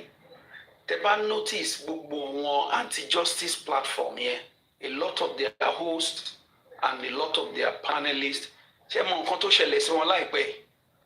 Gbogbo wọn gba èrè ìtìjú lóríṣiríṣi. Àwọn tó nírun funfun lórí, tó nírun funfun ní all over, tó ti dàgbà gbogbo wọ́n ṣẹ̀sìn láti ṣẹ̀sìn. So this guy is a new recruit tó lọ gbé wá kó wá fill in the gap. Kó wá fill in the gap fún. How is it that kí lorúkọ ẹni tó ló wà lórí show ẹ̀ pẹ̀lú ẹ̀ kí lorúkọ lady yẹn? Is it light on or something? One with God. You know. How is it? Oh, simply láti jọjọ ẹ̀ ọkàn dédédé. Please tap. One with God. How is it? Ọkàn dédédé. Ẹ tap rárá kò lọ rárá. You know. So it is a moment where they have lost a lot of their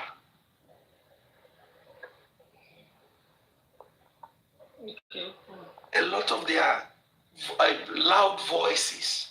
Gbogbo wọn ti wọ mi. So they need to replenish their camp. They need to go and get some of those people tó ti just lè wọ́n láti lọ gbé wọn wá. And that's what this guy is here for. Òun náà fẹ́ wá cash out ni. Unfortunately, ó meet àwọn èèyàn tó jẹ́ pé wọ́n máa skulẹ̀. And the prince, he did a fantastic job. What they analyze, what they tutor gbogbo wọn to the point pé ibikíbi tó bá wà at this moment, wọ́n máa ní àròjinlẹ̀ lórí ọ̀rọ̀ yẹn. Gbogbo bí tá ti kọjá, gbogbo bí tí mátà ti fi sílẹ̀ sẹ́yìn, all of those areas ló ń ṣẹ̀ wá ń gbé padà wá tó wá ń sọ̀rọ̀ pẹ́. Yet, he didn't want to listen. Yet, he didn't want to learn. So unfortunate. But mo hope he has learned his lesson tonight. And he would know that tó ń bá lọ on holiday tó bá dé èèyàn máa ń farabalẹ̀ ni. Káti ẹ̀ wá assume pé you didn't know anything. You have not been you have not been paying attention to what's been happening. If we assume like that, when you come, you take your time to understand. To understand. Don't open your mouth.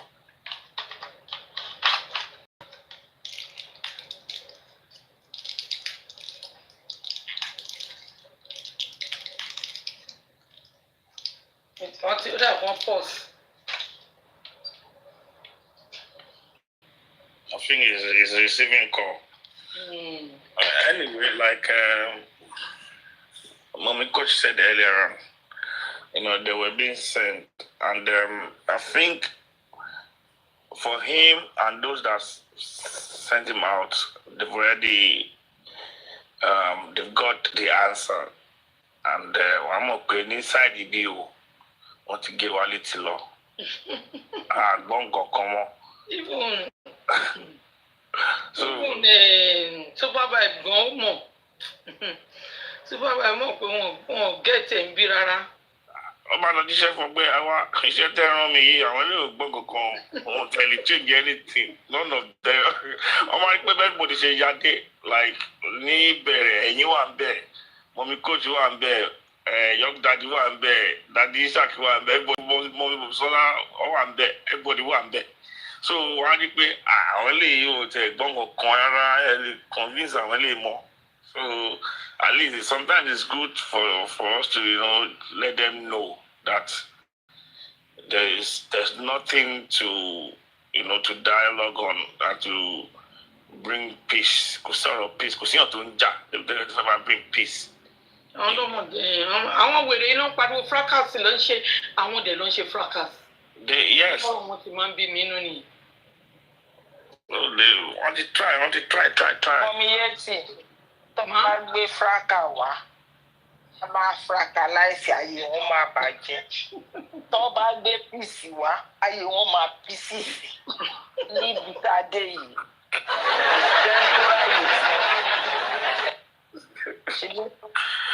good night.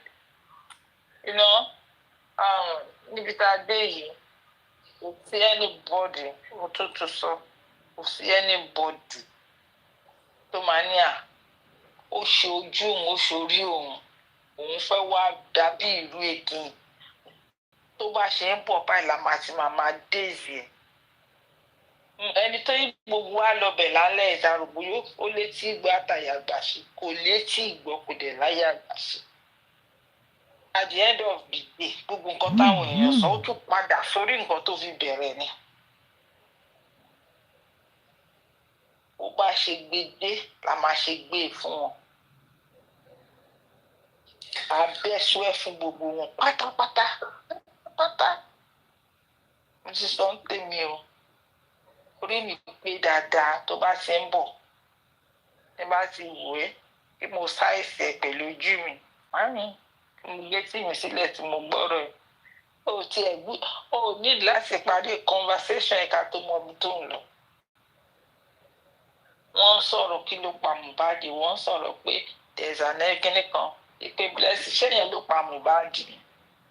Wọ́n tún sọ yẹn tán ní ẹ̀ kí náà lè mọ̀ kí náà lè ṣe. Àwa ló wá sà lórí wò ká lè sọ nǹkan tádùúrà máa fi sọ̀rọ̀. Àdúrà lọ kóòtù ó lọ gba lọ́ọ̀yà fún. Ó bọ́ sínú bọ́ọ̀sì kó tó ara ewọ́ ń tẹ̀lé. Kó bọ́ sínú bọ́ọ̀sì kó tó ara.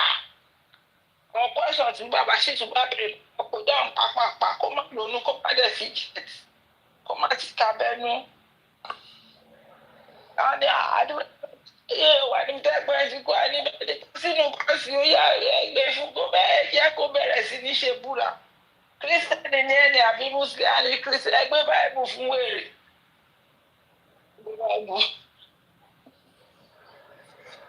Tó bá sọ bí ọjà àbí àlóòótọ́ ní kẹ́ẹ̀gbẹ́ sílẹ̀ ká ìṣàlọ́wọ́ ẹ̀ kí ló ẹgbẹ́ ẹ̀. Ẹgbọ́n bá dá pé pọ̀ ọyọ́ oníṣẹ́ ọlọ́run fún ẹni lẹ́tà gbà tó fi wá pẹ̀ pẹ́ lẹ́tà dà kó ká fún wa orí ẹgbẹ́ àlẹ́. Tó ti yá wèrè. Àdúrà tẹ̀tí mọ̀ nǹkan tó ó máa rò pé ń kọ́ ẹ̀sìn ní tí ìyá ẹ̀ máa pè síta tó bá dé court. High court ó sí pé èèyàn ń pè ẹ́ kò sí ọ̀kan ń sọ sí ẹ létí. ìmọ̀ ajẹ́ pé mi mo ti àkọ́kọ́ fẹ́ bẹ̀rẹ̀ lọ́wọ́ àdúrà. tí jọ́ọ̀jì bá tẹ̀ kọ́kọ́ halẹ̀ mọ́ láti wá gbóhùn jọ́ọ̀jì gan lásán. kì í ṣe halẹ̀ o DJ Valentine máa kọ́ bèrè lọ́wọ́ ẹ̀ pé àdúrà á ní ẹ̀ṣọ́ rántí kan tó kọ́ nínú inquest lọ́jọ́ yẹn nínú statement á ló rántí ó dẹ̀ rántí tó kọ́ lọ́dọ̀ ọlọ́pàá rántí òkè àsìkò dánwò lẹ́gbẹ́ ẹ̀jẹ̀ aláìsí afẹ́ gbọ́. ọjọ́ wo lẹ́gbọ́n ẹ̀ kú àsìkò wo ní nínú ọjọ́ tó kú. tó mẹ́rin ìrọ̀lẹ́ ni ó ti dà bẹ́ẹ̀ mọ́ ní ọlọ́pàá ẹgbẹ́ ti pé dírẹ́bà tó gbé yín lọ bá ti pé kó lọ ọlọ́pàá ń pààyàn láago 9 ọjọ́ tí tó yí ní ìgbà tó kọ́kọ́ kú kó ṣàlàyé àdúrà bá máa wò lórí ike ní gbogbo wọn. objection my lord àdúrà ń parọ́ fún ìjọba. ọmọ yẹn ọmọ kọ́rọ̀ yẹn ti ṣẹ́kọ̀ọ́ náà. àwọn míì gan wà lórí bíbá yìí rẹ pé òpònú fire student yẹn náà máa lọ. ìjọ tí wọ́n ti stop àti máa fún wèrè ní lion ní wèrè ti stop àti máa jẹun adìyẹ odindi kan ṣáyé ò bàjẹ́. owó tó pa nínú justice oúnjẹ àti fúlẹ̀ ìjà kan ó lè ṣe. gbogbo owó tó pa nínú justice tára fi ń kan wọ́n oúnjẹ náà fi jẹ tán. rice oníke ló dẹ̀ ń jẹ́ sìn rice tó wà nù ké. ẹbí ètò ẹ̀ kì í rí wọn. ẹ mọ̀ pé mi mọ bó ṣe máa ń sá fáwọn èèyàn pé má kó bá mi epo ni mo rò mí yanjú má bàa sí mi jẹ àti nílẹ̀ ẹ̀yin wèrè gbogbo ẹ̀yin olórí burúkú somebody wọ́n á sì dé orí platform wọn á kígbe wọ́wọ́wọ́wọ́ bí ẹ̀ oh my God ọjọ́ kan ni mò ń kọrin fún Papa Ringo tí mo ní ẹni abẹ́rẹ́ ajá eyín mi ajá kì í ní sílé ó ti ya dìgbò lùgì àti awẹ́ ẹ̀rọ rẹ̀ ọjọ́ yẹn dìgbò lùgì tó yà lọ́jọ́ yẹn ó pọ̀ mo wá lọ ọ̀dọ̀ bọ̀dá ilé mo lè ní ẹ̀jẹ̀ yá mi lórí yín kàkọ́ fún èrè ó yóò máa gbọ́. ó pariwo lọ́jọ́ yẹn ṣáàrùn kí ló ṣọmọkùnrin ṣojú justice for bad yìí páàsì tí mo ń tọ̀ yìí ọlọ́run kò ní mí lára mi ìdẹ́ ní láti máa kígbe àtàwọn tí mo mọ̀ tá a jọ ń tọ páàsì tá a mọ̀ tá a fẹ́ tọ̀ yìí pẹ̀lú bàbá Mohbad tó fẹ́ lo legal means of achieving nǹkan tó fẹ́ ẹ̀yin tó yẹ pé ẹ̀ kú sókè ẹ̀ kú sísàlẹ̀ ẹ̀ kú sí gegele ẹ̀ kú sísàlẹ̀ odò máa pariwo ní o ẹ máa pariwo baba is supposed to do this why you no do this one you know more than ẹ̀yin lẹ sọ pé wọ́n wú Mohbad a dẹ̀ dúpẹ́ lọ́wọ́ Ọlọ́run especially èmi ojoojúmọ́ mo máa ń dúpẹ́ fún because mo rí bí àwọn èèyàn ṣe stupid tó ní òde ayé àti ní Nàìjíríà òkú tó ti kú ẹ ló ń jìyà ní mọ́ṣúárì ní òkú tó ti pẹ́ tó èèyàn tó ti kú èso rántí ìyàmú àbí kí ló ń pè níyà ìyà is a place of pain mi dẹ̀ fẹ́ kíkiri ní ìrí báyìí o ó dẹ̀ lọ rí báyìí ó dẹ̀ ń dùn yín it's a place of pain ẹni tẹ wá sọ pé òkú tí ò mọ̀ tẹ́ bá gbé òkú tán ilé kan náà tán tó slack ẹ̀ tán kó lè mọ̀ long gone olórí ẹnìkan wá sọ pé that boy is suffering ìyàwó ìjìyà ní mọ́ṣúárì mo dẹ̀ ronú mi pé àṣẹ akọ̀ǹbùyà Mohbad ni òpó púpọ̀ nínú ìrìn àjò yìí máa bùyà Mohbad ní o àwọn fámìlì irú ọpọlọ Mohbad ọ̀pọ̀ nínú ìrìn àjò yìí if not báwo ni irú Túndé Andy káfí máa sọ pé tó bá fọ́gi mọ́ Mohbad lórí sledgehammer níbi tó ti kú sí yẹn ó lè mọ̀ does that make sense to Andy himself? Andy tí ò mọ bí wọ́n ṣe máa ń ṣe òkú nínú mọ́ṣúárì ó ní Mohbad ò wọṣọ. ìyàwó sanwó ẹ̀ mọ́ wá sọ pé ẹni kó ra léèsì fún àbí gíní wáìtì ló kàn síbẹ̀ o. lọ́wọ́ kó ló ra jẹ́. kó dẹ̀ kárí wọn kó pẹ̀lú wọn kó náà ra sí ẹ̀ kán jọ lọ máa wọ̀ ọ́. doesn't make sense to anybody. bí àwọn èèyàn ṣe stupid tó àwọn wa dẹ̀ máa jẹ kó sí ní ya Mohbad ló gọ̀jù àwọn tó gọ̀jù ya Mohbad wà nínú ìrìn àjò yìí àwọn tí sẹ́ǹsì ya Mohbad bẹ́tà tí wọ́n tún fi ṣàprápra wọ́n kọ́ nínú ìrìn àjò yìí. Tọ́ba ti ń gbọ́ àwọn tó sọ pé Mohbad ò lè jẹun kíláàsì ya Mohbad náà wà àwọn ò lè jẹ bẹ́ẹ̀ àwọn ò lè sọ bẹ́ẹ̀ tẹ́ bá ń borúkọ wọn kẹjẹ ká máa pè Eddie ní #1 kẹ́gọ̀lọ̀ àdìkẹ́ àdè tún kọ sílẹ̀ lálẹ́ ọlọ́mọ yẹn ń jìyà ní mo ṣe àárẹ̀ àánú ẹ̀ ṣeun kíláàsì àwọn ya Mohbad. Jókè náà wà lára wọn ìyẹn sunkún ni ìyá ọmọ yẹn ń jẹ ìyá mẹ́yẹn ni. ìyẹn wèrè ìyẹn tó ti wà nù kòtò kò tí ì dìde. báwo lèèyàn ṣe máa sọ báwo lè ṣe máa sọ pé ẹni tó ti kú ń jìyà ọjọ́ tí mo gbé yẹn àtijọ́ sí wèrè àwọn tó wà ní kíláàsì ya Mohbad ládárúkọ àrífáwọ̀ àánú wọn. Mohbad onílẹ̀yà ọmọ sáfọ́ ọ̀bẹ ẹ̀ mú ní gbogbo ẹ̀yìn tó bá ti wá sórí pílásífọ́ọ̀mù yìí tó ń gbé narrative Mohbad onílọ́yà wà orí ẹ̀ ò pé reason ni pé Mohbad tó lè brief lọ́yà ẹ̀ tó bá ní lọ́yà you are supposed to brief your lawyer. tókẹ́ bá ti òun lẹ ṣe rí pé wọn ò gbé narrative yẹn wá sórí platform yẹn lálẹ́ yìí. The people in that section ara àwọn family ya Mohbad nìyẹn.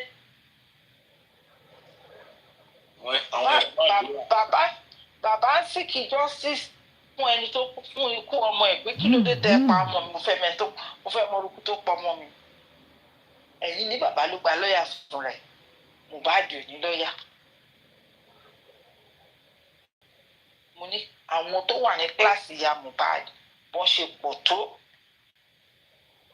ara wọn ni láti sinẹ́ láti àtàndá olórí ewúrẹ́ ara wọn torí òun náà bọ̀. public lawyer Mohbad náà sọ pé ní lọ́ọ̀yà yẹn ọ̀dẹ̀ ló wà bẹ́ẹ̀ ọ̀dẹ̀ ẹ bá ń gbọ́ ọ̀dẹ̀ láti ló ń jẹ́ bẹ́ẹ̀ mo credit àwọn obìnrin tó fẹ́ rú àwọn wọ̀nyẹn o tó ṣe bá sọ̀rọ̀ lọ́nà Ghana àwọn màmá lọ́nà Kútọ̀nù ni ọ̀rọ̀ yóò ní ẹ̀fà ní pàdé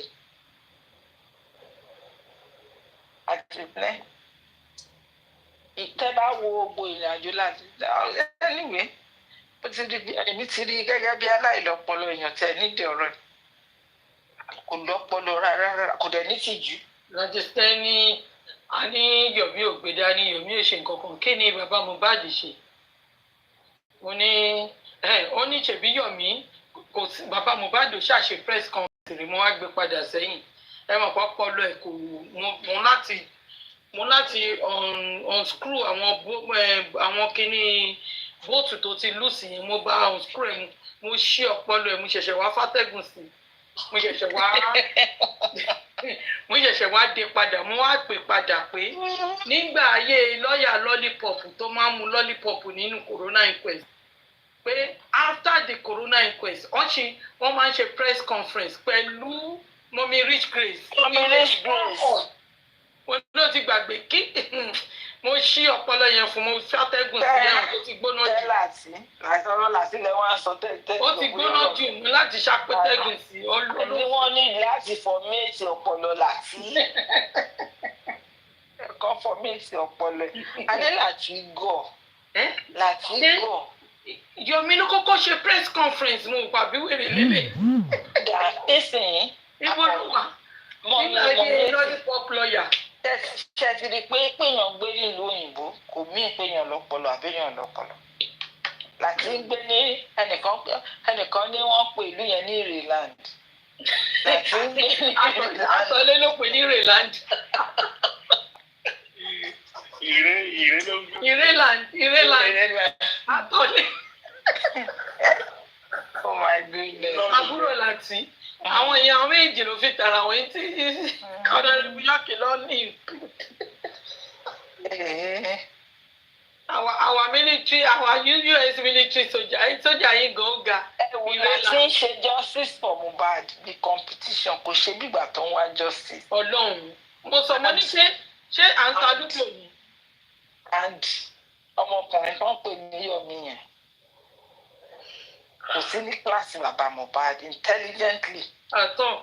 Ó lè jẹ́ parrot that talks and talks and talks and talks like a mad fool. But let me tell you, kò sí ní kíláàsì bàbá Mohbad in anything in life. In anything in life.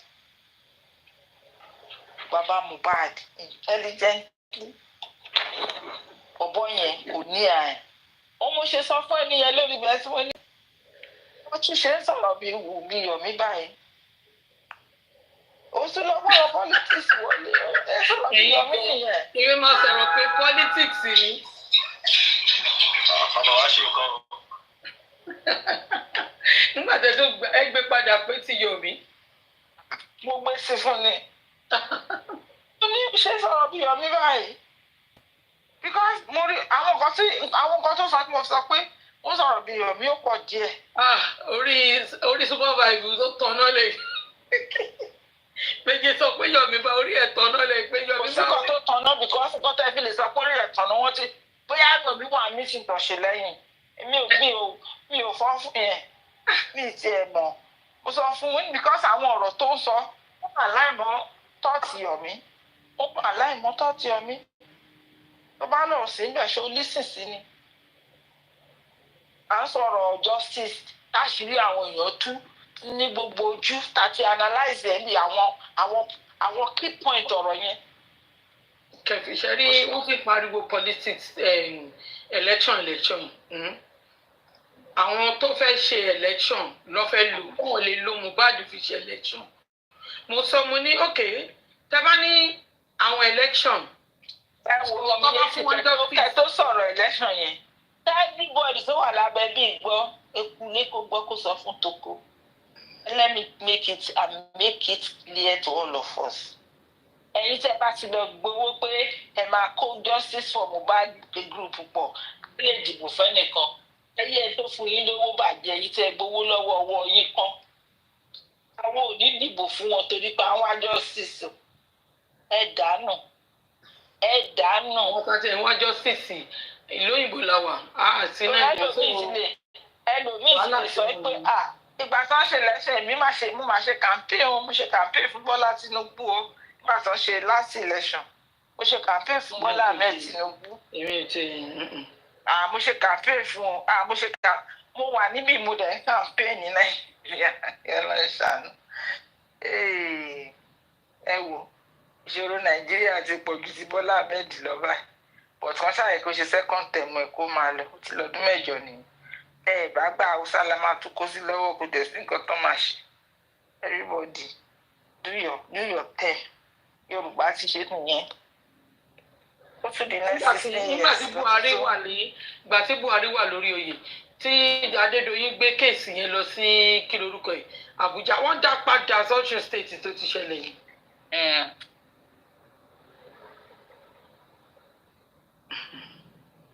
Wọ́n tó ṣẹlẹ̀ lọ́rọ̀ kéèsì Mohbad táwọn èèyàn get clearly from day one tí mo ti wo ọ̀rọ̀ yẹn mo ti wò pé this is a case ẹ pé ẹni tó lè crack kéèsì ẹni tó wà nílé yẹn ni. Ẹni tó wà nílé yẹn ọba ti crack ẹ̀ ó wá kú iṣẹ́ lọ́ọ̀yà láti crack àwọn tó wà nílé yẹn. Ó dẹ̀ ti mọ̀ pé it's not a child's play. Gbogbo ilé ìta ń sọ yìí. A máa retí ọdún tó pọ̀ lórí ẹ̀. But at the end of the day, ilẹ̀ á mọ́. Ó máa mọ́ bá wù mí. Ṣé wá rí gbogbo àwọn tó ń sọ kinní yìí? Ṣé ẹgbẹ́ ẹni tó bá lé ló máa ní àti má sọ̀rọ̀ báyìí kéèsì ó yẹ kó ju oṣù 6 wọn parí? Tí bàbá ẹ̀ ń bèrè àwọn ọ̀rọ̀ lọ́wọ́ yín bí wà sí ẹ pé ọmọ Yẹtty ló bá wọn gbórí Mohbad dá nígbà tó kù. Ọmọ yẹn sọ fún pé àwọn question yẹn ọmọ tó yẹ kẹ́ ẹ dà sí nìyẹn. What you are supposed to ask us gan àwa gan ò ní ṣe. I'm even praying for àdúrà to come out again láti wá fún. Mo fẹ́ kó dé court kó lọ ṣàlàyé bí ikú Ọlọ́run ṣe wọlé tó pa ẹ̀gbọ́n. Ṣùgbọ́n ní ikú Ọlọ́run ló kù wọ́n. ọmọ tí ò mọ ibi tí wọ́n máa ti máa question yọ fún un tó yìí ó ń ṣe bàlàbàlà ó ń ṣe ṣàlàṣù. Bùnmí gan tán ló ní ó ní wọn witness ni nígbà tó bá gbé sínú bọ́ọ̀sì witness tó ti mọ inú question tí lọ́ọ̀yà fẹ́ béèrè lọ́wọ́ ẹ̀ tó máa sọ di criminal ni. Ẹ wo ti fún ẹ kọ́lọ̀ ń gbà fún gbogbo wa. Paternity náà ni gbogbo ẹ̀. Àbí o. Paternity ni mi ti ẹ̀ gbọ́ rí irú one with God wá peace kò ní yẹ one with God lòṣì òun wá peace kí ló ń jẹ́ ṣé wọ́n mọ̀ nǹkan tó ń pè ní peace ni wọ́n mọ̀ nǹkan tó ń pè ní peace because ìka ẹ̀dá ni ẹ́ so you cannot you didn't remember when you are giving Baba Mohbad back to back tó ní o ní evidence Baba Mohbad lọ́wọ́ ibo lẹwà ibo lọpọlọ gbogbo yín wà ń gbà yẹn tẹ́ni ẹ máa expose Baba Mohbad èmi á gbé yín padà ó dà pọpọlọ yín ó sùn kò tí ì jì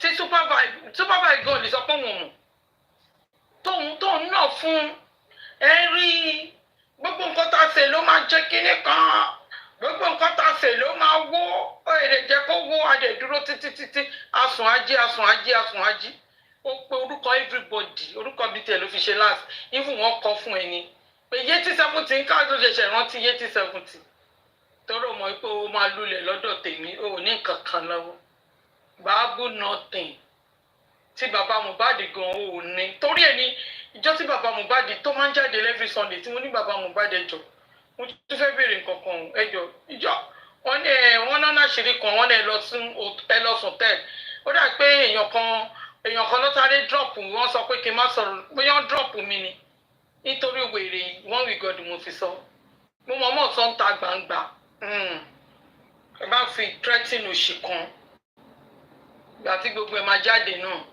àwọn oko ọmọ 9 years old àti oko tó jọ tẹnu ẹ dàbí ẹnu pig òun lọ gbé jáde gbẹ̀yìn àwọn Share-boy àti boy Kuma àwọn tó gbé gbogbo pọ́nrán wọn jáde gbẹ̀yìn ni àwọn olófò ẹ wá ń wá peace nígbà tẹ́ ti ṣẹ̀sìn ẹ rò pé yín lè control ní ìtẹ́mọ́kọ́ tí gbogbo yín fira yín pé ẹ rò pé is it with age ní ẹ fẹ́ fi control justice ọmọ 18 years old gan á control mi tí bá ṣòṣì tí mi dúró ní ọ̀nà ìmọ́lẹ̀ ó máa control mi talkless of ẹ̀yin tẹ́ pé inú òkùnkùn lẹ́wà ẹ̀yin tẹ́ wà ní òkùnkùn lẹ́ ń wá peace èmi ní peace inú ilé mi ẹ̀yin tí kò bá ní peace ni kó lọ bá peace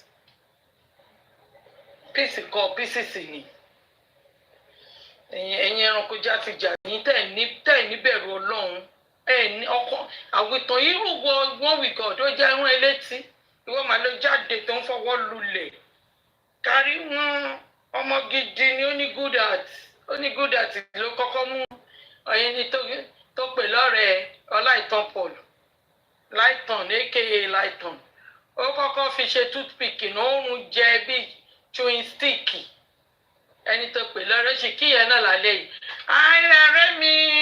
ọ̀rẹ́ mi tó di alábòsí olófò ìwọ ló ń wá peace lè ṣe ọmọ àbí ẹgbà tí Kàrímọ́ tó ń gbé picture àwọn family oní family inú yìí ń dùn kan ni ẹ wá ń wá peace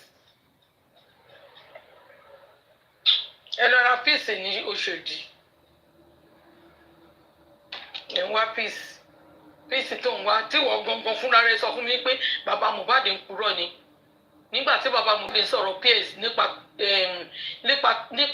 nípa táyà ó ní Baba Mohbad ń purọ́ òun wá peace you one with God ìtẹ̀mọ́ pẹ̀lú ìṣòrí wọ̀ mo tẹ̀ láìkí àwọn àdúrà tí supervise sọ ó láwọn ẹlòmíì inú wọn dúdú wọn máa tutọ́ funfun síta mo ní àwọn àdúrà yẹn mo bá fi àmì àṣẹ Ìdùmarè sí ni mi gbọ́dọ̀ gbé tọyìn mi àmì àṣẹ Ìdùmarè kó lọlẹ gbàgà fi kí n fẹsẹ̀ tẹ̀ mọ́lẹ̀ pì òun ni mo ṣe fún wọn with God àmì àṣẹ Ìdùmarè àbí yóò sọ fún mi pé bàbá Mohbad ń purọ́ àdàbí tí bá purọ́ mọ́ ẹ.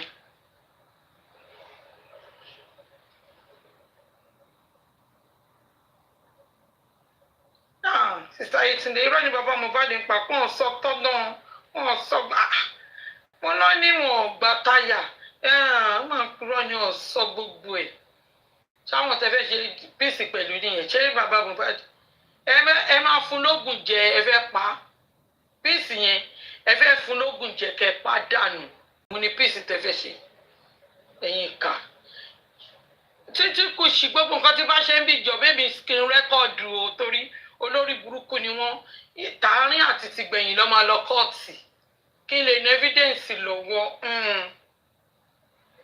àwọn olùṣì.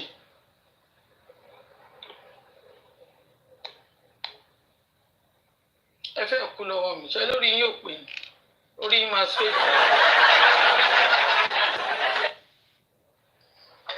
ẹ kálẹ́ mà. títí kù sí báwọn níjà rẹ̀ ṣáàbẹ̀ gbọ́ ọjọ́ tí bẹ́ẹ̀ mi gbogbo kọ́ tẹ̀mí bá sọ lẹ́gbẹ̀ẹ́ èmi 8070 bẹ́ẹ̀ mi skin record.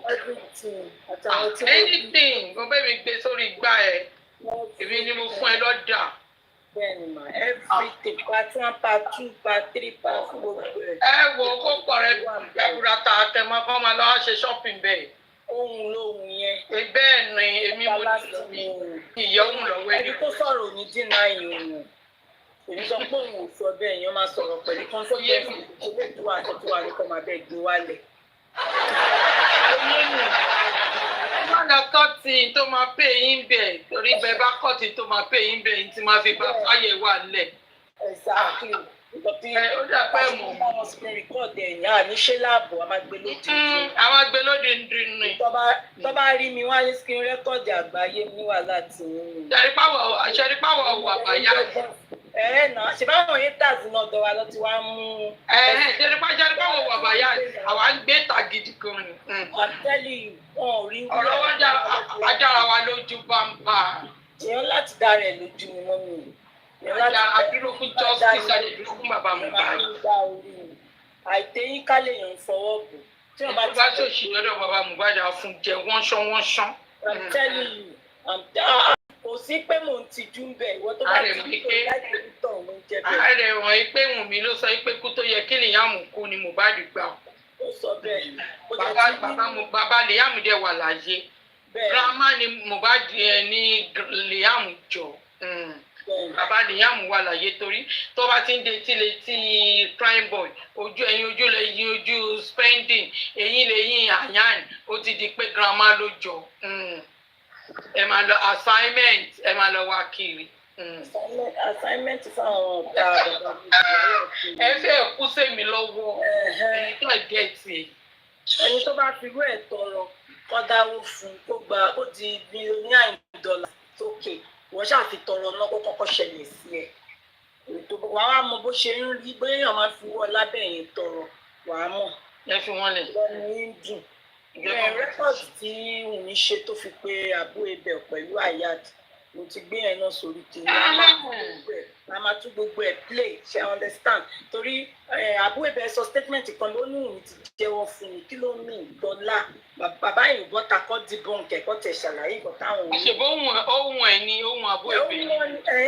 Wùnmí náà lè kọ́ takóso anything lórí ẹ̀ lórúkọ Jésù gbogbo ẹ̀ wà ń bẹ̀ gbogbo ẹ̀ náà la máa tún pé tàbí máa tún. A máa tẹ́ gbogbo ẹ̀ sáfẹ́fẹ́. Ìsìn kankan tó ṣòro. Shoprite ti wa ó tóbi ju Shoprite Èkó lọ. Ẹ̀ṣẹ̀ ní abẹ́ bọ́. Ọlọ́run ló fún wa ní strength yẹn Ọlọ́run ló fi àyè yẹn lẹ̀ Ọlọ́run because target strength wa ni we won't be able to do it okay o mọ mi yé tìǹtì látàárọ̀ kò ń ṣe nǹkan tó mú wọlé mú jáde mú wọlé mo jẹ́ ń lọ káàkiri mo rí ẹ̀ mo jẹ́ ń ṣe lot of things at the same time so Ọlọ́run ló fi àyè yẹn ló fi hàn strength otherwise èèyàn ò lè ṣe pẹ̀lú agbára èèyàn òun lè fi rí báwọn tó ń ṣe pẹ̀lú agbára wọn pẹ̀lú mission iṣẹ́ ló ń ṣe Ọlọ́run ó ṣe ń kí tọ́nà bí èéfín ẹ̀rí pé wọ́n láwọn ọmọ kéékèèké tó wà lọ́wọ́ ó try ìná Ọlọ́run á wà wò ó. wọ́n dẹ̀ ń ṣe kọ́tọ̀kọ̀tọ̀ ẹ wo ọ̀rọ̀ tí bọ̀dà àlàtì ń sọ ẹ̀rí pé kọ́tọ̀ mò ń lísìsì kínní yẹn báyìí ó máa yẹ. ọ̀rọ̀ àrìndín ní. nígbà yẹn kọ́tọ̀kọ̀tọ̀ ni bọ̀dà àlàtì kàn ń sọ. kò lọ gbé kínní ẹyin ojú Elédùmarè. imagine ẹyin ojú tó ti fún ẹ ní ẹyin ojú Elédùmarè tó ti fún ní lion tó alátúní ṣe ti screenshot ẹ̀ ẹyin ojú Elédùmarè yìí beauty bee ló ń jẹ́ gbà yẹn beauty bee òun ni beauty bee ẹyin ojú ni beauty bee àkókò lọ́dọ̀ láti ló fi change ẹsẹ̀ yìí jù ó máa fún ní lion á ní ká yẹ screenshot ẹ̀.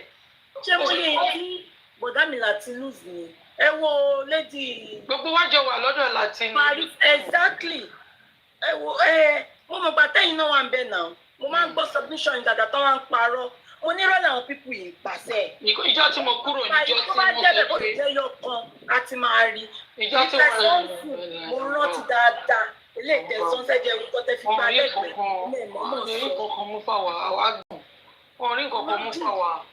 ọmọ picture mọ́mí shit kí lorúkọ mọ́ mi yìí o Subaina mọ́mí Subaina. Mami Subaina, thank you for the gift. Mo like orúkọ wọn yẹn Subaina. Mọ́mí ètò àwọn tó rántí beauty bee yẹn ti kọ́ sísàlẹ̀ o. Beauty bee ni aláyé lẹ́yìn ojú Elédùmarè ìbẹ́jẹ́ ni tó rọra dàgbẹ́ tó rọra wà lọ́wọ́ lọ́ra wà lórí ọwọ́ ẹ̀. Ẹ̀yìn ojú Elédùmarè àwọn giant kìíní ni. Ó mọ̀ pé ẹyin jú ni, ó mọ̀ kóun ló sọ̀rọ̀. Ó wá ní ẹyin jú ló ń jẹ́. Ó ló máa ń pe àgbo ẹ̀, máa ń pe fún nọ́mbà bẹ́ẹ̀ láti. Èmi náà ní nọ́mbà ẹ̀ but ọ̀tọ̀ ní kò ń ṣe original number mi mo fún láti olófin. Láti snake. Wàhálà yẹn ti sú. Ó ti sùn. Wà so bad. Ó ti sùn. So bad, ó ń wá burúkú láti tẹ̀ ń wò yẹn. Wọ́n tó analyze ẹ̀kọ́ bẹ́ẹ̀ ni o. Ó ti blọ́ọ̀kì gbogbo wa nìyẹn o. Ó màmá wọn láìkì nǹkan lórí péjì mi ṣe lè believe me. Ọlọ́run wa ló blọ́ọ̀kì láti sí máa ń kúrọ̀ kó sóòótọ́ lẹ́nu ìlọ́jọ́. Ó pa pẹpẹ ẹran tó bá ti rí post ẹ̀ tí máa post ó kàn máa wá láìkì mi ò ṣeré o. Ó máa wá láìkì adé ọ̀rọ̀ àkọjá. Ó lọ sọ́dọ̀ kìíní níjẹta ni ẹsẹ̀ ọlọ́run wa ibẹ̀ ló ti rí submission ẹ̀yin jẹ́ Elédùmarè. Tẹ̀yìn ojú nìkan ló wá gbé gbágán submission ẹ̀yin ojú torí mò ń gbó ti ẹ̀rẹ̀ mi mò ń bọ̀ láti ibi iṣẹ́ yìí. Ó rẹ̀ mi tó yẹ pé tí spices bá ti wà hàn bá mi lè sùn mi lè lọ fún break dákẹ́ mo lọ fún break ní bọ̀ tí bá lọ fún break báyìí láti ó ń fi ìkanra ló fi ń sọ̀rọ̀ yìí láti ìkótẹ́ ọ̀rọ̀ ẹyinjú ò tẹ̀ gbẹnu ẹ̀ torí ẹyinjú from the day ìjọ tí kinní ti wọnú justice ló ẹyinjú ò ti support Yomi ẹyinjú ò support Yomi àtọ̀ àwọn tó yẹ kó wá fún nínú àwọn Lagata KD Fashion torí mi mọ̀ dáadáa ni èmi àti KD Fashion jọ wà lórí the music pivot tí èmi tẹ̀ ṣe ń gbèjà Yomi pé ẹ tẹ̀ jẹ́ àwòkọ́ tó fẹ́ ṣe KD Fashion dídí sọ ní pé ta ni ó lè ló wá jà tí bá kúrò mọ́ ẹ̀ kí gbogbo àdúrà tó bá ṣe lórí àdàbí kó mú mi.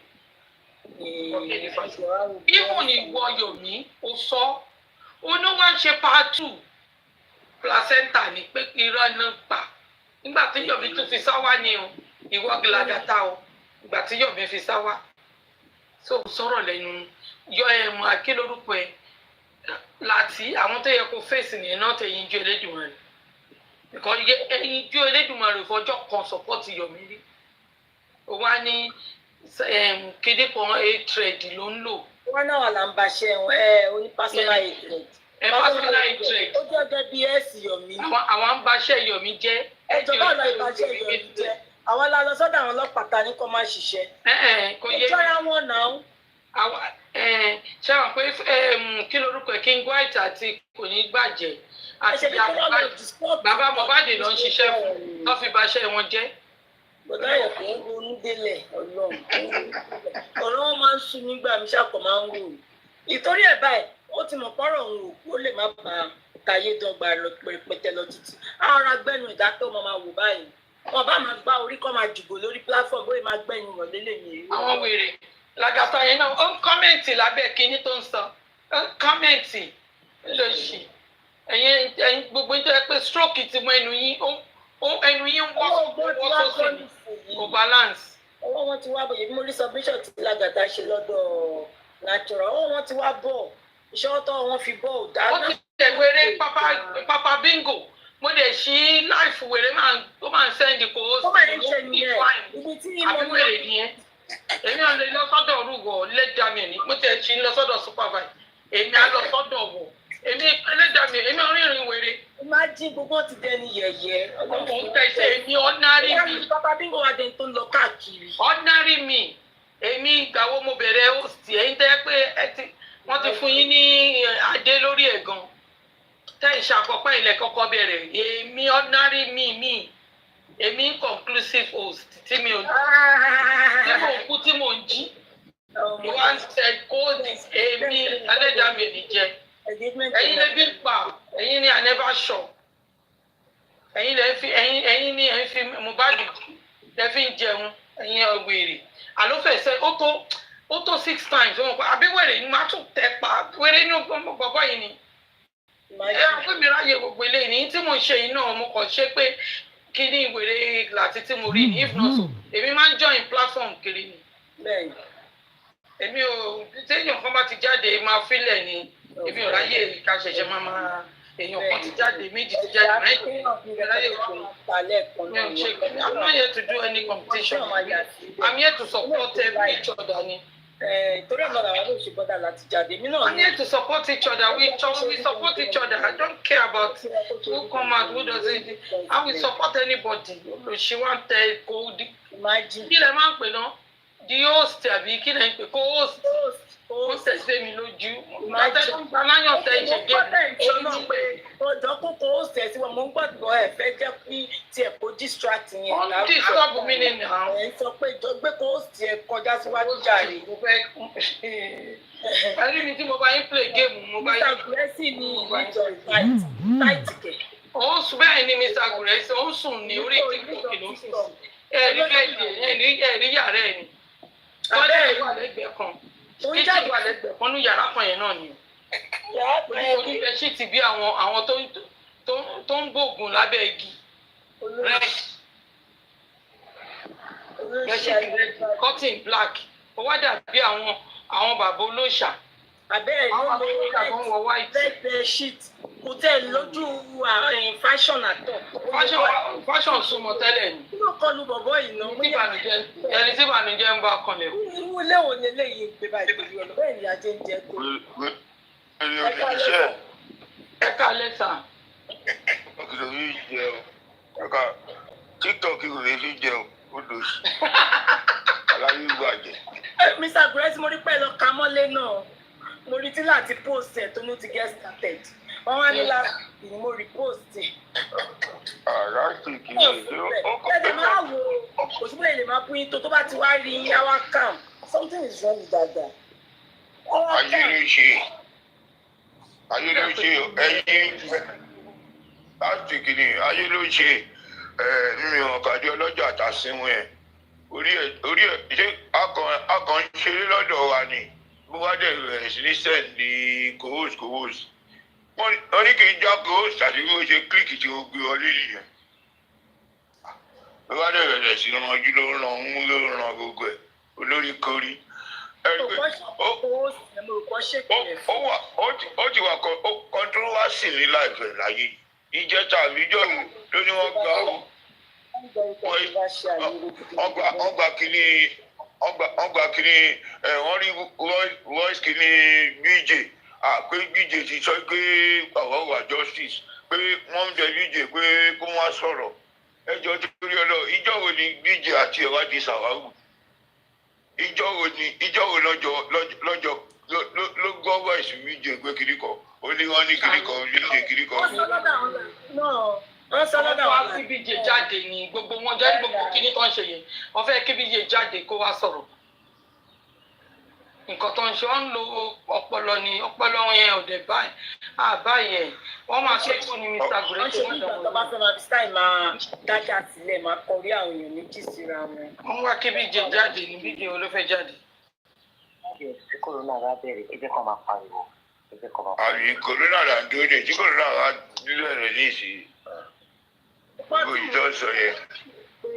Mo jọlá ní kó máa bẹ̀rẹ̀ lọ́ndì 70 torí òye mi ń bẹ̀rẹ̀ lẹ́yìn profusely gidigidi ni. So ẹ̀rù péjọ òní corona máa bẹ̀rẹ̀ because mo gbọ́ pé ó lóun máa lọ síbẹ̀ òun máa gbé 3 second video lọ síbẹ̀ something like that. Tẹ́ni kan give submission. Ibẹ̀ ni ọlọ́run kú sí nìsín. Ó lọ jì. Ó fẹ́ fowó ní corona ìtọ́jú àti ọ̀fọ́nìfù. Ó tún lọ, ó sọ corona wa jẹ́ bọ́dà dìròkó àwòjẹ́ bọ́dà sẹ́lẹ̀. Nígbà yẹn lọ sí bọ́dà ìdíròkó ń lọ sínú ọ̀tọ́ lóun bá wù mí káàkiri. Ó jẹ́ pé wọ́n gbogbo wọn náà jẹ́ gọ̀ lára àwọn nǹkan tí láti ló ṣe nìyẹn o. Gbọ́ bọ́dà yìí ní Mr. Gùrẹ́sì. Láti gbogbo nǹkan tí yóò fi ṣe. Gbẹ́rẹ́gbẹ́rẹ́ mọ́ mi rí iye títí yóò ti challenge ẹ̀ lẹ́ni pé kó jọ. Ó wá bá àwọn sọ nǹkan tí yóò fi ṣe. Kókó sókòsọ ẹ̀ kan bẹ̀. I'm telling you, money. Ó ní Yomi ló gbé kinní lọ sí kóòtù.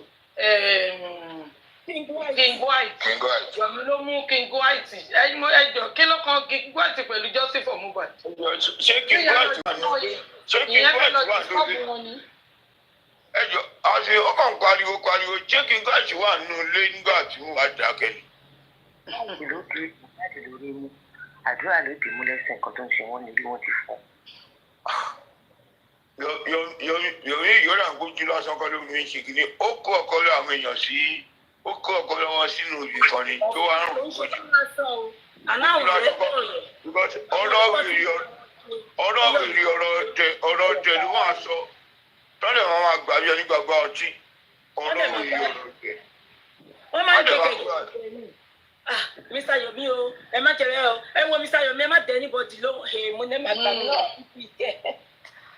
ọ̀dọ́ bàtí náà dẹ̀ ni o àti mò ń jẹ láàrin àwọn àpapọ̀ méjèèjì. Ìgbà tó kọ́kọ́ gbé 3 seconds jáde. Ìgbà tó kọ́kọ́ gbé 3 seconds jáde tí wọ́n kọ́ rò pé ó yá nǹkan gidi ló wà lọ́wọ́ ẹ̀. Nígbà tó a dẹ̀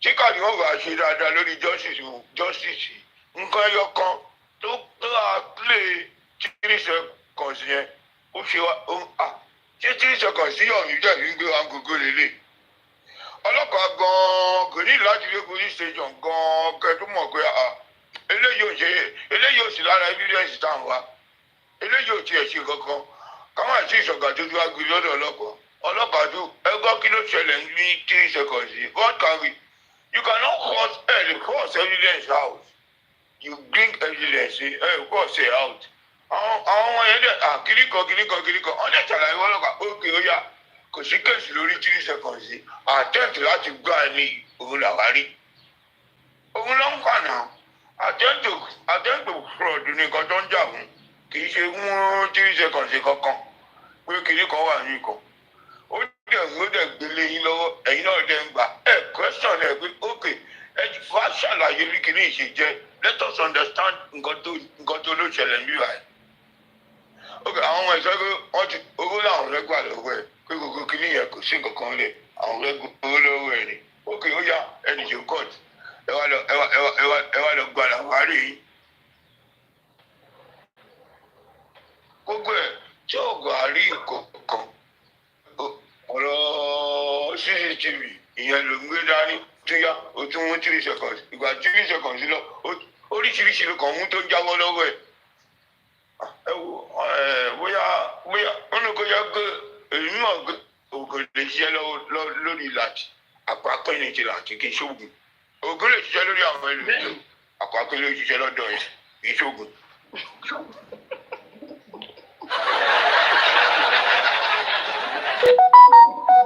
Tòótọ́ ni apapín ní ti láti wàláì apapín supervisor má ṣe wà lórí ìgbà kí ló dé supervisor expander náà ti jọ ìrùn tóun náà wá tó tó ti fowó ń gbà yẹn àṣọdún ẹni Yomi dé sí ọ̀rìn yẹn lẹ́yìn bí owó tí wọ́n máa fi jẹun lọ́n wá.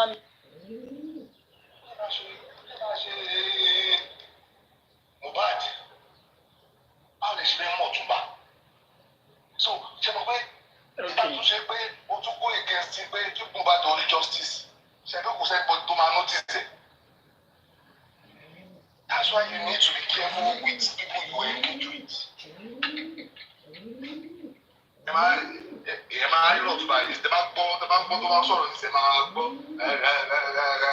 ṣé wù mí ló wá gbà mọ́ báàgì ni ṣé kìnìkan ẹ ti máa mọ̀ pé irú àwọn bàbá yẹn wọ́n ti mú gbó Ọ̀túnba wo ni hàn.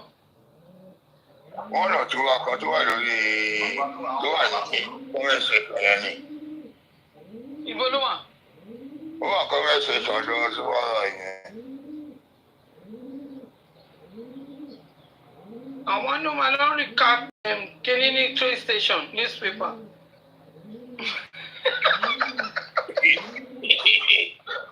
ṣé ní Manchester? Wèrè ní sísá Àríkẹ́ Àdèwèrè ọ̀hún gbádùn rárá.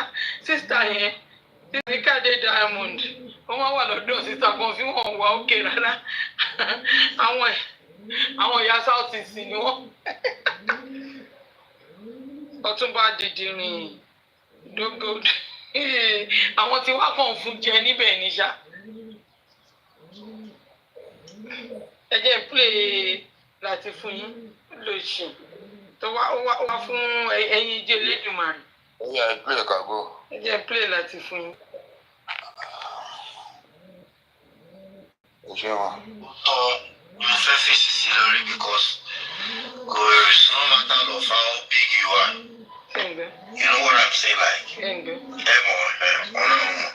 my God. The Bluetooth device is ready to pair. The Bluetooth device is connected successfully.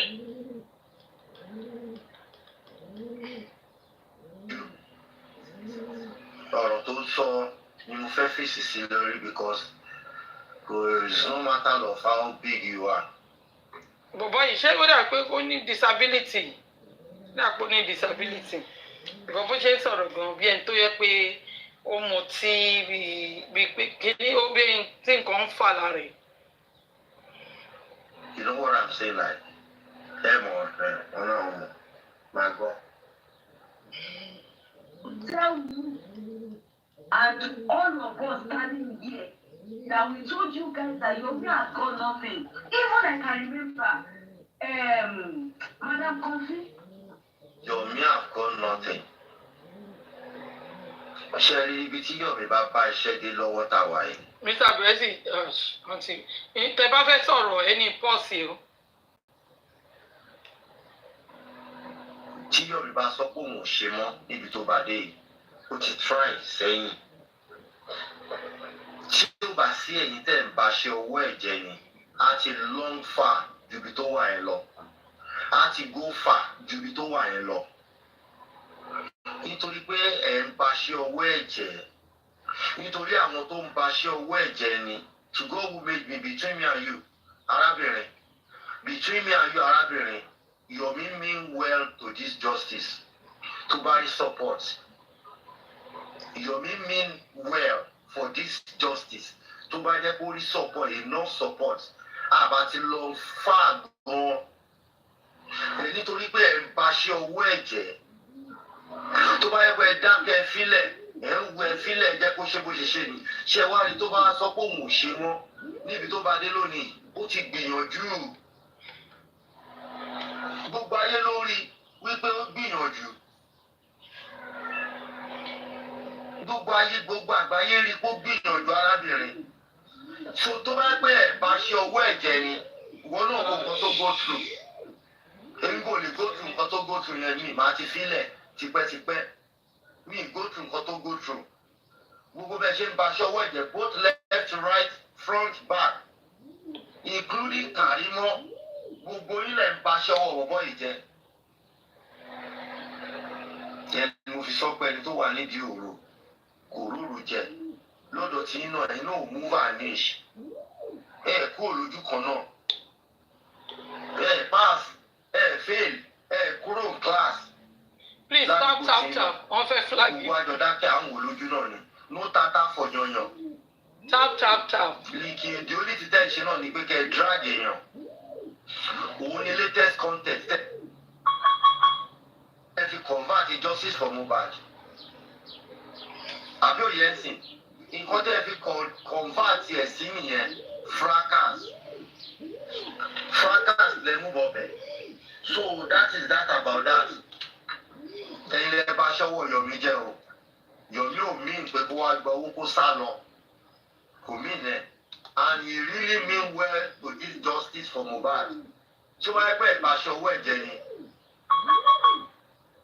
They supported Yomi because sister me, I the first sister I never supported Yomi. Even when I was going to Madam Confused page then, and if never did as well. You never did as well. If Madam Confused, she's praising Yomi then, I used to leave her page. That's me. I'm saying this for the first time. Even then. Personal hatred ni ẹ̀yẹ́ mi pé ò wá justice. Tó bá wá justice ni, wàá fi personal hatred tó ní. Ilẹ̀ wàá mú justice ọ̀rọ̀ ẹnu ẹni yẹn ni kò gbọ́. Personal hatred ló ní pẹ̀lú ẹ̀yẹn ó ní even kó tó wá gan òkè ń bá sọ̀rọ̀. Wọ́n náà can you imagine? Listen to yourself. Personal hatred nìyẹn. Nítorí pé a fi personal hatred sí pé mi ò láìkí olórí ẹbí, mi ò láìkí làgàtà, mi ò láìkí lágbájá, òun ni gbogbo ẹ̀ ṣe wà messed up. That is personal hatred ló ní pẹ̀lú Yomi. Ó ò dẹ̀ lè fi personal hatred di tiẹ̀ kó mú mọ́ justice for Mohbad. Èmi náà ní personal hatred tí mo lè ní séèyàn. Mo fi gbogbo ẹ̀ sílẹ̀, mo face justice ni. Àbí òye yín sìn. So that is personal hatred ló ní pẹ̀lú ẹni yẹn. Ó ti yẹ kò ṣe justice ni wọ́n jà fún yẹn. Ó ò jà fún justice. If I go to Angels platform and Angels is saying, sorry, Yomi showed up, I think it's platform. Tó bá ti sọ nǹkan tó tún jọ mọ́ tèmi, I will come back there. Because me, I don't follow people. I only follow. Ṣé o ti rí pé personal hatred ló ní?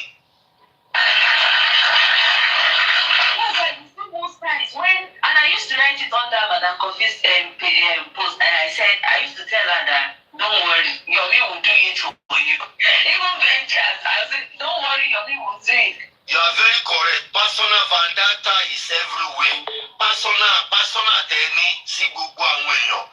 Tó bá fẹ́ justice tó tọ́, wàá fi personal hatred tó bá ní sílẹ̀ pẹ̀lẹ́ pé àbí ò láìkí Yomi, bóyá mi ò láìkí fíìmù ẹ̀, àbí mi ò wo fíìmù Yomi rí bí ṣe wà yìí. Mi ò wo fíìmù ẹ̀ rí, mi ò ṣe fan Yomi. Mi kì í ṣe fan Yomi. Are you getting my point?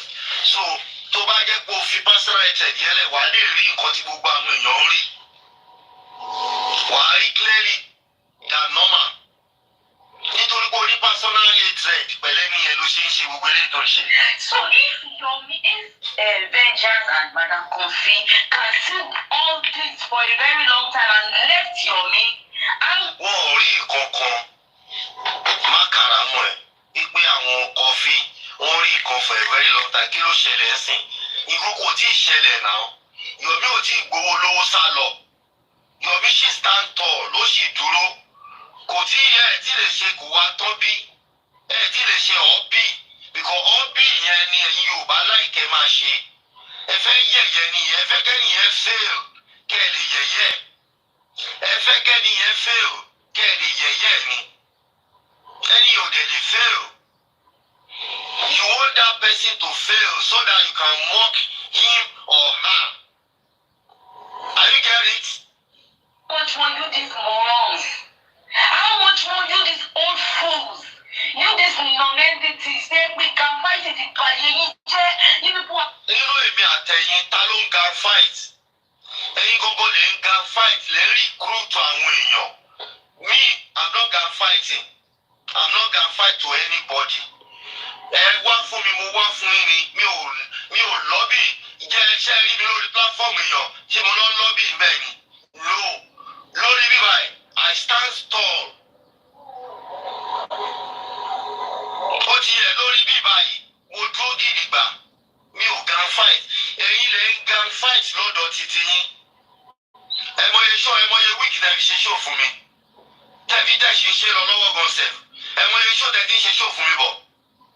Ẹ̀yin kọ́ lẹ̀ ń gan fight tó yẹ pé ẹ máa tora yín sórí platform báyìí. Ẹ̀yin kọ́ gbogbo lẹ̀ ń gan fight. Kò sẹ́ni tó gan fight tó yín nítorí bàbá Mohbad yìí. Gunfight yìí tẹ̀ ṣe yìí náà is part of gunfight because we are not talking about justice for Mohbad.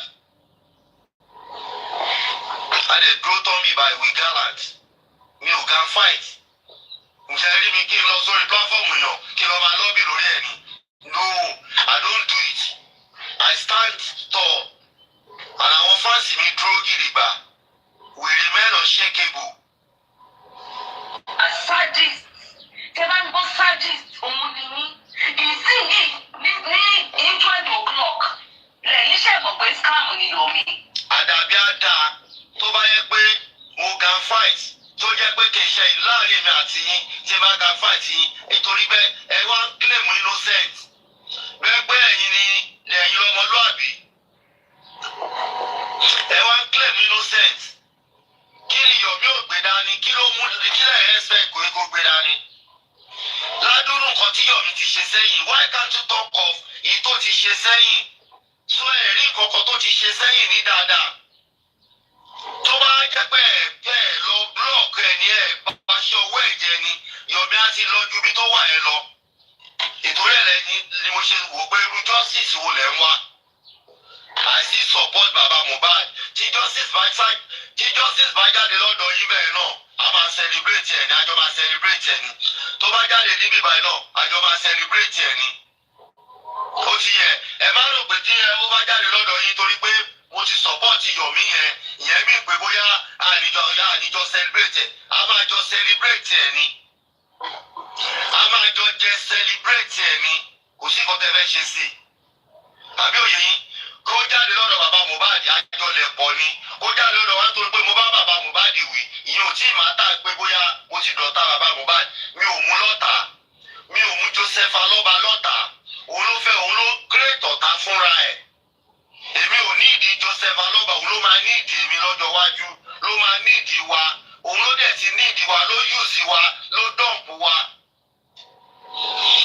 Joseph Alọ́ba ló use wa ló dọ̀mpù wa ló fẹ́ dọ̀mpù wa àdẹ̀ nígbà.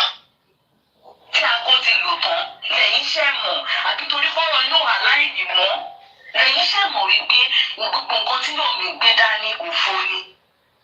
wàláì ganfáìtì rìkíṣì ló máa pa gbogbo yín sẹ́yìn wọ́n nígbà tí ẹ̀yin náà bá nílò ìrànlọ́wọ́ tó jẹ́ pé ẹ̀ mọ̀ pé bọ́lá ti fẹ́ wá ẹ máa rí rìkíṣì ẹ máa rí ganfáìtì ẹ máa rí alátakò ẹ máa rí olùdènà ọ̀rọ̀ náà because gbogbo nǹkan tẹ́ ṣe fún bàbá kò ju ganfáìtì even láti ló kú ṣan tí ò ti jáde wá sọ kankan ó ń jọ lábẹ́nu kò lè wá sọ síta ni. kí ló ń jómi lábẹ́nu ẹ tún ti bẹ̀rẹ̀ orí ẹ ti bàjẹ́ orí ẹ burú orí ẹ bàjẹ́ kí ló ń jómi lábẹ́ náà bẹ́ẹ̀ ṣe máa parọ́ mọ́yàn kí ló ń jómi lábẹ́ kí ló fẹ́ jómi lábẹ́ pé àṣírí mi ti tú pé mi mo pa Mohbad pé àṣírí mi ti tú wípé mo pa Mohbad bí àbí pé ọlọ́pàá wá mú mi nu bí báyìí àbí kí ló ń jómi lábẹ́ mi ò kọjá àyè mi bí ṣe wà mi ò kọjá àyè mi rárá mi ò tí ì kọjá àyè mi kí ló wá ń jómi lábẹ́ tó ló ń jómi lábẹ́ kí ló ń jómi lábẹ́ kí ló fẹ́ jómi lábẹ́ ẹ fi ń háìpù ara yín ni ẹ fi ń háìpù ara yín kò sí nǹkan tó ń jómi pẹ́ẹ́rẹ́ kò sóṣì ara wọn lò sí wà kò sóṣì lára tèmi nǹkan kò ṣe mo ṣe sùn mo ṣe jí ni mo ṣe sùn mo ṣe jí ni ó ti yẹ kò sí nǹkan tó ń jómi lábẹ́ ìyàwó mi wà nulé mi àwọn ọmọ mi wà nulé mi ìyàwó mi ò dìyàwó níyàwó kò tọ́pẹ́ bí ọmọ mi ò dọ́mọ lọ́mọ kò wá tọ́pẹ́ bí kí ló tún wá kú kí ló ń jómi lábẹ́ ṣọlọ́pàá wa mú mi ń bì báyìí ni o àbí wọ́n ti gbé mi lọ kóòtù ń bì báyìí bàbá Mohbad ti gbé mi lọ kóòtù ń Dublin oúnjẹ omi àbí bàbá Mohbad ti competition fún mi Dublin tẹ́ bá ti competition fún mi Dublin ní kẹ́ ẹ sọ fún mi màdé lọ ánsà ẹ̀ gbogbo ní láti ánsà ẹ̀ wọ́n wá kọlẹ̀kùn mọ́ mi lórí ń bì báyìí ni wọ́n ní láti ánsà ẹ̀ lẹ́mí ní láti lọ bá wọn tó bá pẹ́ wọ́n ti rí petition yín wọ́n ti wá kọlẹ̀kùn mọ́ mi lórí ń bì báyìí ṣó ti yẹ bẹ́ẹ̀ yẹn sìn ṣó mi mọ nǹkan tó mí pé kan jó mi lábẹ́. wọ́n mọ̀ wípé kò ní òpè anything mo rántí bá ti lè yin mọ́rún náà.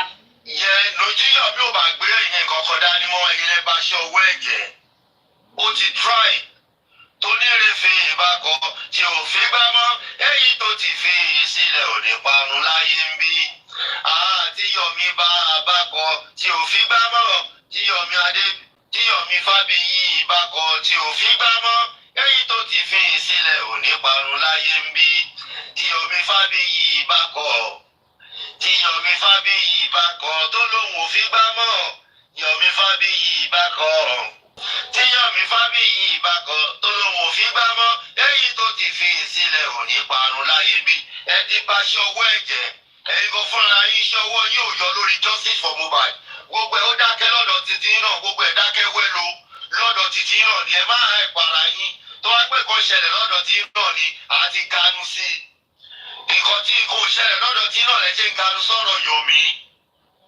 tó wá pé kò ṣẹlẹ̀ lọ́dọ̀ tí náà àti ganu sí i nǹkan ò ṣẹlẹ̀ lọ́dọ̀ yín náà lẹ́ṣẹ̀ ganu sọ̀rọ̀ Yomi. àárín wa tó kúrò gbà yẹn ló pariwo Yomi is the one. I don't know why they cannot see it. They cannot see that Yomi is working. Look at the 3 seconds. Àwọn ẹgbẹ́ báyìí àwọn ẹgbẹ́ ti fún ọ. Look at it. Look at it. Ẹjọ́ ń bolú wà lẹ́ni ìsìn yìí o. Ó wà dáadáa. Níbo ni ọmọ yẹn wà lẹ́ni ní? Nẹ́ẹ̀lì Mólì ṣì wà tí ì lè pa ó sì dúró gírígbà. Nẹ́ẹ̀lì Mólì tí ì lè pa òun ò ṣe àwọn gbẹdẹ Westo tẹ̀tí lè pa wọlé. Nẹ́ẹ̀lì Mólì ṣì ń sọ̀rọ̀ ó sì ṣanálísìsì ẹ̀ àbí mo parọ́ ṣẹ́ Nẹ́ẹ̀lì Mólì ò sí mọ́ ni. Ẹ̀rí pé máa ń parọ́ irọ́ lè máa ń pa. Ẹgbọ́n ṣẹ́ Nẹ́ẹ̀lì Mólì ò sí mọ́ mo sì rí lórí ṣó lánàá náà. Ẹ̀yin èèyàn mi ṣé Nẹ́ẹ̀lì Mólì ò sí mọ́ ni. Ṣẹ́ni níbo ni wọ́n wá níbo ni Mólì wà Nẹ́ẹ̀lì Mólì tó ṣì gàlá. Ṣùgbọ́n òun náà lọ́mọ sì dúró. Ìsìnyí nígbà tí Yomi fi wọ́n lẹ̀ tó ń sá lọ tó ń sá bọ̀ tó ń lọ tó ń bọ̀ tó sọ̀rọ̀ ẹ̀ di ibi tọ́mọ bá fẹ́ jáde nínú wa. Sórí tí Yomi ò bá rí kọ̀ọ̀kan ṣe mọ́bi tó bá dé ó ti try. Tí Yomi lórí ẹ ti mú ṣe owó ẹ ti bàjẹ́ kí Yomi tí ò bá ṣe kankan mọ́ níbi tó bá dé ó ti try sẹ́yìn. Wọ́n lọ ti try. Yomi nínú àwọn legal team táwọn àgbà tá a náwó yébe fún tá a ná 70 million fún. Wọ́n ò lè arrest àdúrà wọ́n ò lè arrest anybody rí. Wọ́n ò tí arrest èèyàn. Ló change life King White. Bàbá olóní iye ọdún tí King White ti ń bú bàbá Mohbad. Yomi ló gbà lẹ́nu ẹ̀ ló gba King White lọ́wọ́ bàbá Mohbad. Legal team yóò tí arrest èèyàn kankan rí. Critical thinker yín náà wọn ò tí arrest èèyàn kankan rí. Dúkẹ́ máa competition fún ara wa yìí náà ẹ̀ competition fún lọ. Ara wa yìí náà lè lẹ́gí mọ́. Yomi change many things. Yomi ṣe conference lọ́dọ̀ títí yín ẹ̀ tí ì ṣe conference bẹ́ẹ̀ rí. Yomi ṣègbè.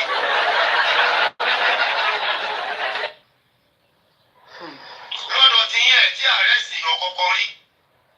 Tó wá gbé gbà tí Yomi arrest àdúrà tẹ̀ wá justice tó tọ́ ni. Ó yẹ kẹ́ ẹ support Yomi nígbà tó arrest àdúrà yẹn. Ẹ jẹ́ rí i pé bí Yomi ṣe ń ṣe lẹ́ ń bàjẹ́. Bí Yomi ṣe ń ṣe òun lẹ́ ń bàjẹ́ lọ́dọ̀ títí yín tálẹ́tì arrest rí. Yomi ló change life King White àti kí ló kọ ẹ̀ ìtò máa ń gbé tí dání yẹn kí ló kọ ẹ̀ tó máa ń gbé tí dání.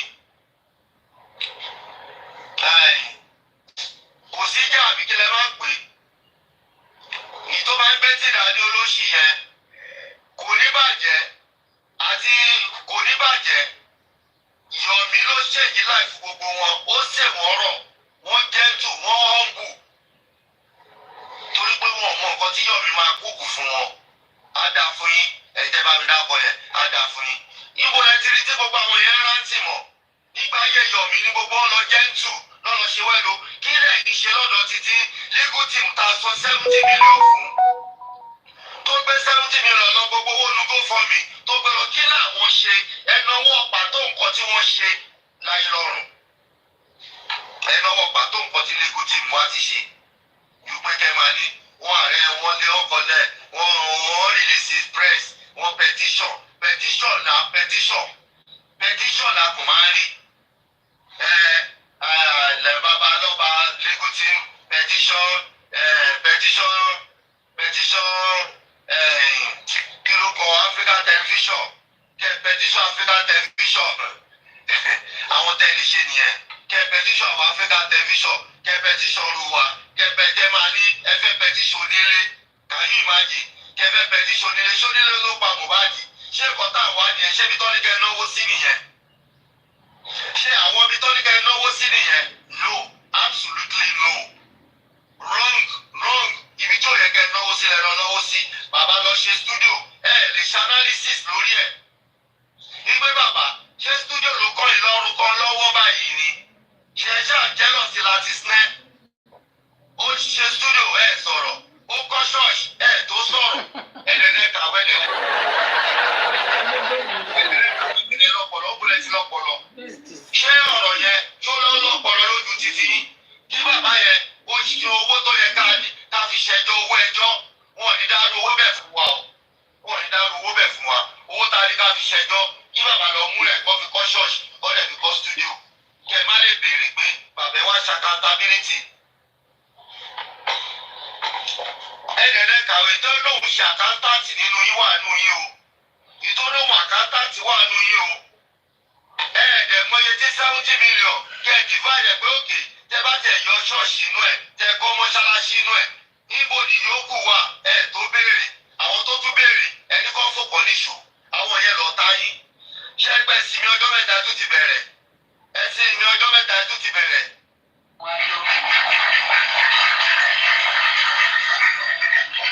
ìwọ́n pè ní ẹ̀yìn jù. Ó ti tán o. If you want to say anything, you can mute your mic. It's a great thing. Sure, nǹkan tí mo lè pe sure frustration lele tẹwárí in between the line ẹ̀rí pé expression ẹ̀ he was not happy at all. nǹkan tí ẹyin yìí sọ pé ó ń gbà lábí aṣọ kò lè sọ̀rọ̀ ni ó tẹ̀ nínú ọ̀rọ̀ ẹ̀ àti expression ẹ̀ pé ọ̀wọ́n Lassie is frustrated. Mr. Blessing, sorry to interject. Ṣé mo pẹ́ yín ò rí bọ́ tó ń ẹlẹ́mu yìí pé. Aláìwúmọ̀ ẹ̀ ni. Voice good. As in voice yẹn ó ṣe òkè ọ̀wọ́n. Bó ṣe ń feel exactly. Tí ẹ bá tètè ẹ jọ. Ẹ má jẹ́ ká wá kú ẹlẹ́ṣẹ̀. Ẹ jẹ́ ká jẹ́ kó ronú kú ìwàdà. Tẹ wá lọ chẹ́ẹ̀kì writers láti ní irú condition yìí ẹ̀wọ̀n àti ibi tó ti ń ṣe ẹ̀wọ̀n àti wá pé go and rest and go and look after your health because it's not kéèyàn máa sọ̀rọ̀ kọ́kàn máa wà lókè ìṣírí gbogbo nǹkan tó sọ ẹ̀rí pé frustration wà mí and then nǹkan tí mo tún rí bẹ̀ ni pé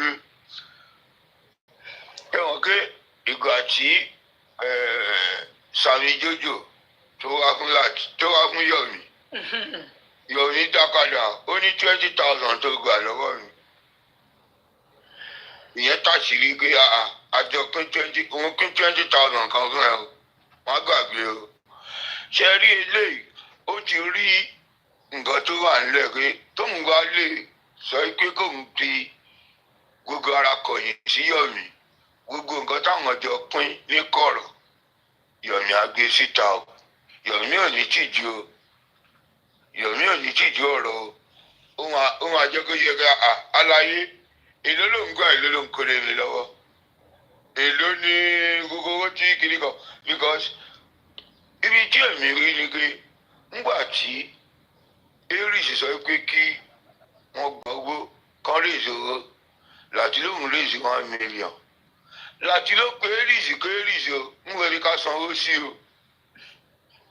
Aries wá fún ní àkáǹtì bíi tí wọ́n ń tọ́jú owó tí wọ́n rèézì fún mídíà láti wá lọ sọ fún Yomi wá o Aries o ọ̀tọ̀ làkáǹtì tó fún mi o èmi ò lè sanwó sínú àkáǹtì yẹn o àkáǹtì tiẹ̀ because tí láti wá san less than iye tó declare fáwọn èèyàn pé wọ́n gbàjọ Aries àpariwo ẹ̀ síta gẹ́ ẹ wá tí ẹ ti jọ ń ṣeré ni bẹ́ẹ̀ ó lọ lo Yomi aláyé irú àìló wà lẹ́ o according to àṣẹ máa ń ṣe o irú àìló mi máa san nǹkan tọ́lọ̀ yẹn nǹkan tí láti ò ṣe lè rà fún Yọ̀mí láìla ẹjọ́ ní gbogbo nǹkan tó ní Yọ̀mí ṣe ẹjọ́ kí ni láti orí nǹkan tá a rí pé Yọ̀mí ṣe. wọ́n ṣe ń láti ṣe ń sọ̀rọ̀.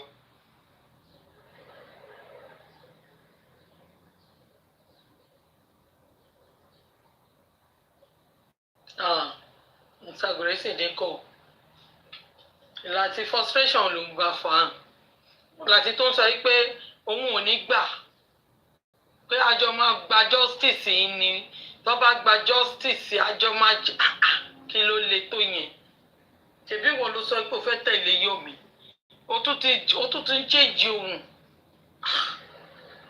ẹ ní sí ju gbogbo yín.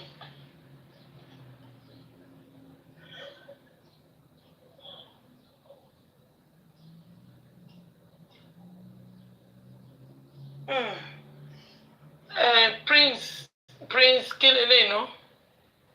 Prince Chacha. Oh, Princess Chacha. Can you unmute your mic? Princess Chacha. Ilé. Mo mọ̀ pé Sister Jimmy wà níbi iṣẹ́. Bóyá pé mo mi kó ṣùgbọ́n ti sùn. Yomi at 8 minutes by 4 us. Bóyá pé mo kò gbèrè sí i.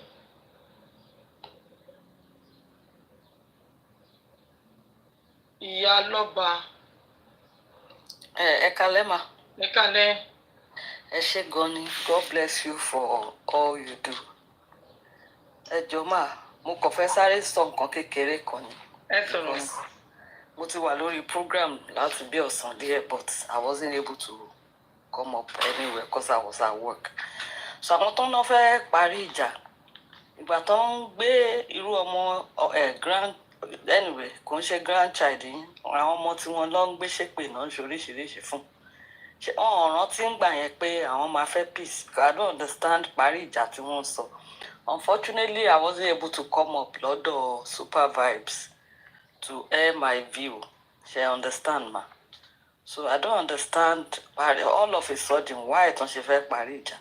Wọ́n fẹ́ parí ìjà nítorí wọ́n fẹ́ parí ìjà nítorí paternity ni. Ìyẹn náà ni ò yé mi pé ṣe bí ẹ ti choose part tẹ́ fẹ́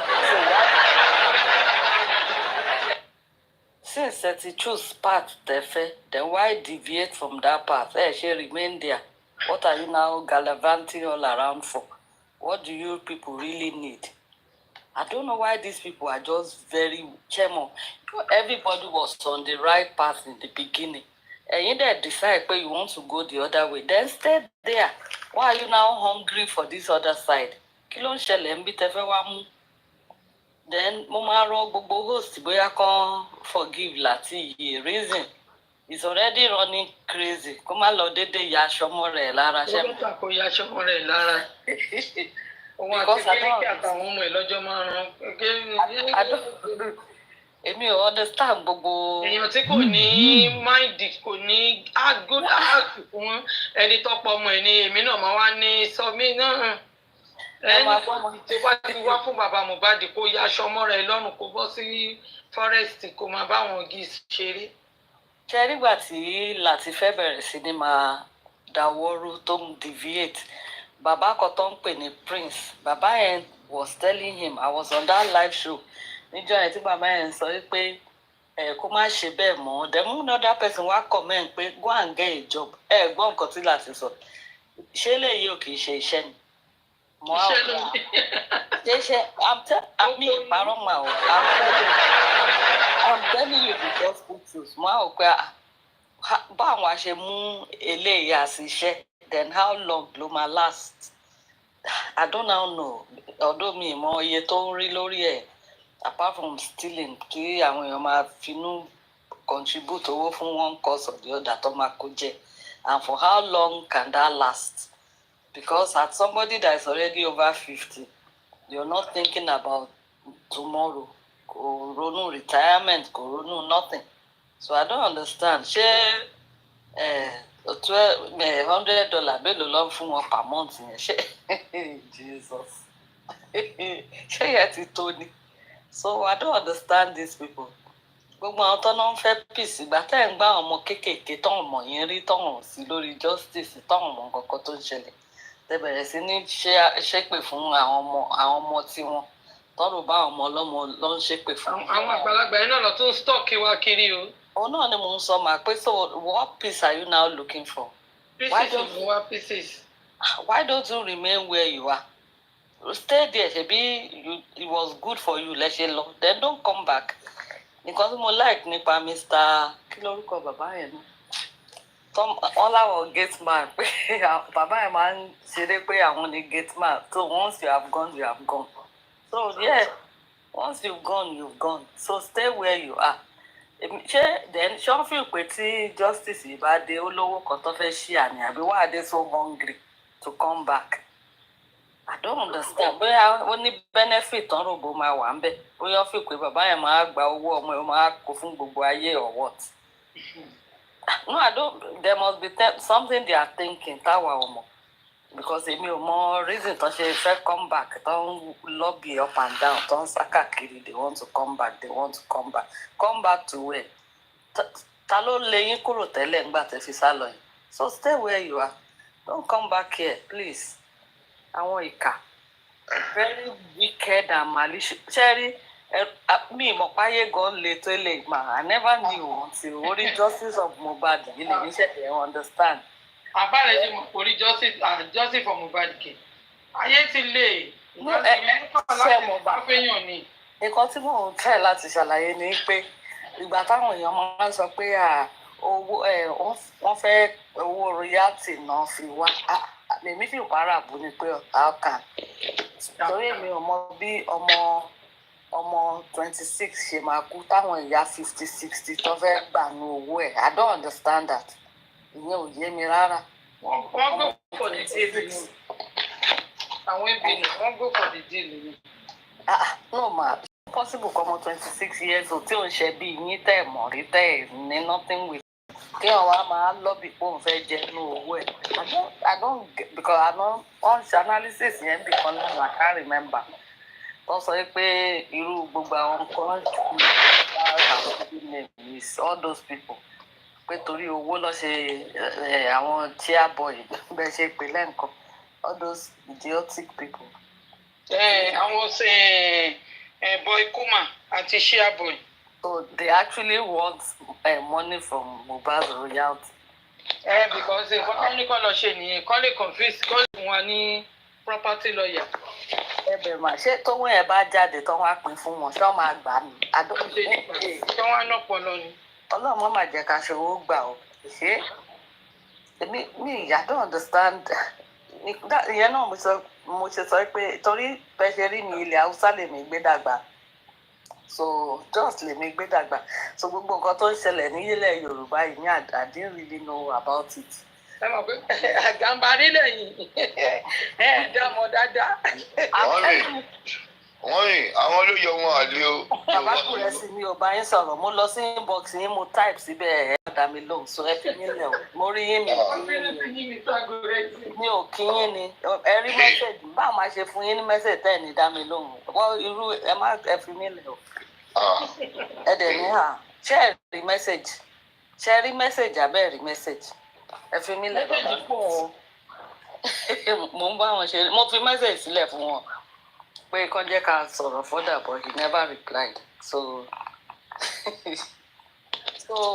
mommy YETTY70 God will continue to empower you God will continue to bless you lágbára ọlọ́ọ̀ba ẹni fọwọ́ gbọ́mọ yín sí o nothing happen to you ire báyìí lẹ máa rí torí bẹ́ẹ̀ ṣe dúró tán yẹn bí Jésù Kristi ṣe máa dúró tán fún yín nìyẹn. Lórí àwọn ọmọ yín lórí gbogbo nǹkan tó surround yín Ọlọ́run ọba á dúró tì yín lágbára Ọlọ́run nìkan burú ẹ̀dẹ̀ nìkan ṣòro so ẹjọ́ mà àwọn tó ń lọ yẹn kán yá dúró síbi tán wà no peace. Kò sáyè rárá because ayé bíi kékeré làwọn gan ara manage ànúra wa síbẹ̀ ni. They should stay where they are. Ẹni tí wàá ti kúrò náà sí i aráyè ètò nu ẹsẹ̀ torí àti nu ẹsẹ̀ dáadáa a ṣe kẹsẹ̀ kù so kò sáyè fún wọn. Ẹsẹ̀ mi lè tó dùn mí jù lọ́mọ burúkú kan tó ń pè ní God protection. ẹ má bínú bá statement kan tọmọ yẹn sọ èmi kẹ mo ti fìjò sílẹ̀ tipẹ́ lẹ́nu ọmọ kékeré sí bàbá àgbàlagbà. Can you imagine this kind of around rubbish? Ẹjọ kí láǹfààní ẹ lọ́dọ̀ wa. Wọ́n ní àǹfààní kan tí gbogbo èèyàn láìsí tó bá ti ń gbé èbú tó ti ń èèyàn rẹ́rìn lẹ́yìn yẹn kí ló implement sí inú justice nothing. No ma the fact pọ́n tiẹ̀ kàn lè lanu bẹ́ẹ̀ yẹn ṣe mọ̀ kán dẹ̀ kàn ṣe pé freely fàgbàlagbà kọ́kọ́ ṣe ní I don't understand ṣe mọ̀ like I said many things ò yé mi tí ó ṣe wà clearer so I just hope. Mo ní alọ́ba ẹ wo Gàmbàrí Haúsá lẹ́yìn ẹ gbàgbé. People will have more sense o. Ó máa jọ yín lójú. Kò jọ àwa báyìí lójú àwa títí yìí tá ti gbé ilẹ̀ Yorùbá dáadáa tá ti gbé láàrin Èkó àti mọ̀ pé wèrè wà láàrin wa. Wèrè la fi ń katapult wèrè. Ẹ àpá Haúsá èyí máa sọfà tó bá ti ń sọ èdè ẹ máa fẹ́ràn ara yín. Yorùbá kẹ́ sọ wá wọn láwọn wọ́n máa sọ English sí yín padà ni. No love, no kò sí mercy, kò sáànú, kò sí káànú bàbá yẹn tiẹ̀ ti èèyàn pé báwo ni èèyàn ṣe lè lárú nǹkan báyìí kọjá kọ́mọ àgbàlagbà lójijì torí iṣẹ́ mọ̀ mo máa ń sọ fọ́lọ́run kó jọ náà nu ẹ̀ kó má jẹ́ kán ọmọ wa kú o. I rather die than for my own children to die. I don't want none of those. So tírú ẹ̀ bá dẹ̀ ṣẹlẹ̀ sọmọ làkejì then we need to have empathy on such a person. Not coming out rightly to castigate him, to curse him out, to abuse him. I don't understand these people. Allah adáríjì wọn o, torí that's all I can say. I don't understand. Ẹ̀wọ̀n àwọn náà tán from the beginning that were pretending to be for this justice. Tó jẹ́ pé ohùn wọn sharp dáadáa, ohùn wọn gbó dáadáa. All of a sudden. So how did they now debate? I keep asking that question over and over and over and over again. How they now got to the level of ọmọ àgbẹ̀ bàbá oníbàbá ṣépè. Gbogbo àwọn ẹni ẹlẹ́ni bírú bàbá Gùrẹ́sì yìí ń sìn tán dúró ti bàbá yẹn tán ṣépè fọ́tà àwọn tán ṣoríṣi. These people, they are so evil and so malicious. Wọ́n dẹ̀ láwọn wà nílùú òyìnbó. So kí náà á kọ́ nílùú òyìnbó tán wà yẹn? What did they learn there? Because irú ibi ń sìn for example even níbi iṣẹ́ wa tẹ bá gíìmù sí ó parí nìyẹn ọ̀la wọn máa kí yín wọn yóò di wọn ò ṣẹ́ mọ̀ they will still warm up to you the following day but àwọn táwa jédè kan náà especially àwọn idiot tó láwọn wá látòǹdó Èkìtì yẹn àwọn yẹn specifically God will punish them bàbá yẹn ni wọn anybody tó bá wá láti Oǹdó àti Èkìtì tó ń ṣe yánmayànmá sí bàbá yẹn Ọlọ́run máa fìyà jẹ Ọlọ́run báwo máa fìyà jẹ nǹkan ká tiẹ̀ ní Ìgbò kìíní kan wọn ṣẹmọ èwo wá lọ ọmọ ìyá àyàn ẹni tó wá láti ìlú èèyàn ọmọ ìyá àyàn ni now you are now the ones after. May God punish those people specifically. Anybody tó wá láti Oǹdó àti Èkìtì tó tún ṣe yánmayànmá sí bàbá yẹn ogun ọ̀run máa gbógun tì. That's my own. Lẹ́mọ̀ ẹ ṣe gan ni bàbá Gùrẹ́sì mo máa tún type padà sí yín tó bá wù yín kẹ́ má tún dáhùn níjọ́ tí bá tún rí yín màá tún bá yín jà mo tún bá yín jà lálẹ́.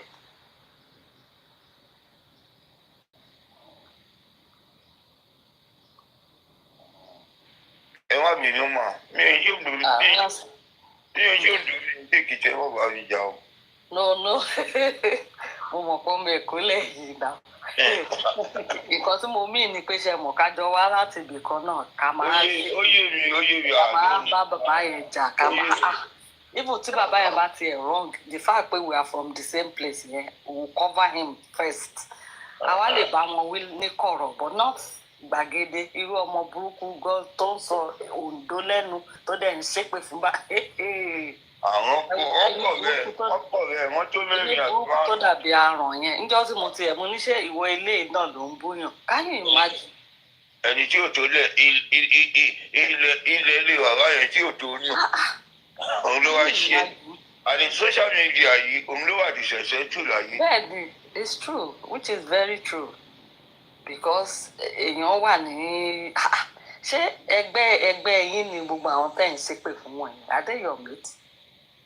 ẹlòmíì gan tó bá mú wá as house help fáwọn tó ń ṣe pé àwọn ènìyàn nígbà wọn. Ọlọ́run èyí ò lè gba wọn. And you have the nerves ó ní kan tó ń show photo ẹ̀ bóyá yàn fẹ́ àbí what the hell her name is mo rò pé ṣérú eléyìí náà ń ṣépè fún yàn look at this. Ọlọ́run dárí bèbí o. Àwọn tó lè rí mi stable life jù àwọn ló ń ṣépè yẹn. Ẹ̀wọ̀n eléyìí tó dàbí change yìí ẹ̀wọ̀n pàwọn ìbò wọ́n máa pe àwọn tambolo nǹkan kan á ní change eléyìí tó dàbí change yìí ló ń ṣépè fún yàn.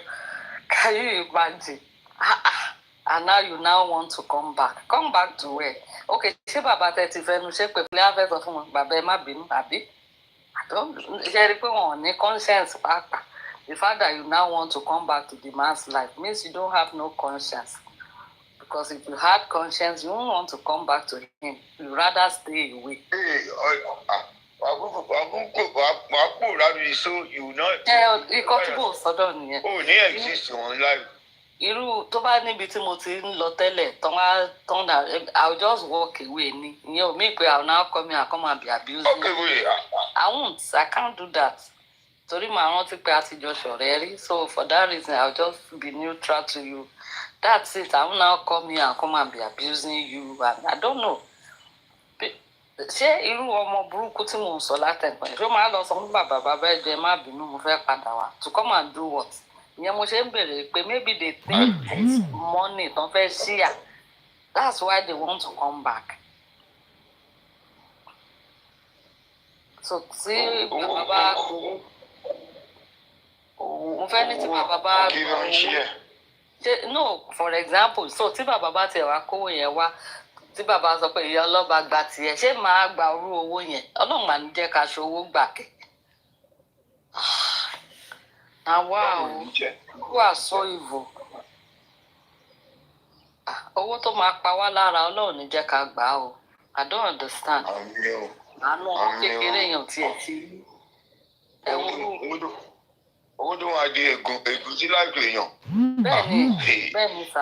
Àwọn kan nígbà tó yẹ pé ẹ̀gún ni pé ọmọ ó máa trend ní generation yẹn lọ kọ́lọ́ wá jẹ́ kí ó jẹ́ pé ìyàwó ọmọ èèyàn tó bá ti ṣe àbí ọmọ èèyàn tó bá ti ṣoríire wọn máa dùgbò àtọ́ àtàkùlà age ẹ̀rí ń gbò mí nílẹ̀ Yorùbá àwọn kinní kan wà tó yẹ pé ó máa ń trend ní generation kan ẹnìkan ti forí jálé agbọ́n ni. Mr. Wale Jacob, thank you, sir. God bless you. Ẹnìkan ti forí jálé agbọ́n ó ti lọ orí ẹ̀ ó ti lọ rí kó nǹkan kí ní yẹn ló wá òun ló ń trend ní family bíẹ̀ ọlọ́wọ́ àjẹ́ kí nǹkan aburú kó kọ́mọ̀ ní generation èèyàn. Àmì sá o. Báyìí sọ pé àwọn bàbá wọn ló jẹ àjàrà àwọn ọmọ lè ní nǹkan. Bẹ́ẹ̀ni ìyẹn dẹ̀ máa pa àwọn ọmọ wọn pa ni àwọn ọ̀gá very wicked people. Ẹlòmíì ló wà lọ ẹnu ẹ̀kọ́ kọ̀ọ̀kọ̀ àwọn ọmọ ẹni tìǹtẹ́jẹ̀ wá ti wà nílẹ̀ ló máa wá gorí kó ègún yẹn. Kí wọ́n má tiẹ̀ lè ṣàánú ọmọ kékeré yẹn cut down in his prime lọ́mọ tó ní ó kọ fújì mo rí fídíò kan tọ́mọ yẹn ti kọ fújì máa gba gbogbo orin lọ́mọ eléyìí mọ̀ ọkọ̀ ó ga òdìyàn kọ́ dẹ̀ fi òpè kóun pàdánù then àwa ní ẹni yẹn la fẹ́ lọ side. àní làbá sọ bàbá yìí sọ fún mi bíi 3 weeks ago ó ní ó náà wọ̀nyí ó náà ní méjì tó kọ pẹ̀lú kwàsó. ó ní àkírọ̀ ẹ̀ yes ṣe rí gbogbo àwọn tọ́ọ̀kì nìyẹn nítorí ẹ̀ ní gbogbo wọn ṣe dákẹ́ ó lójú ẹni táwọn yẹn ò ní orin tí ò ní ṣẹ́ lọ́wọ́ ẹ̀ ó lójú títí kan tiwa títí kan gbogbo wọn ló níṣẹ́ ló ní orin tó wà lọ́wọ́ wọn ṣe wọ́n pé orin wọn ní ìsìn wọ́n lè kọ́ kó jẹ́ kó dùn kọ̀ọ̀kan wọn ìsì gbé jáde. Bẹ́ẹ̀ni sà. Iṣẹ́ tí ọmọ yìí ti ṣe sí kálukú lọ́wọ́ tó ti jọ kò láwò tó wà lọ́wọ́ each person ó yapa. So ẹ̀gbọ́n tí wàá bẹ́ẹ̀ kọrin ni ó ní akọrin bí ẹni jẹ̀kọ. Gbogbo ẹ̀ ló rọ̀ lọ́rùn orin gbogbo ẹ̀ ló rọ̀ lọ́rùn.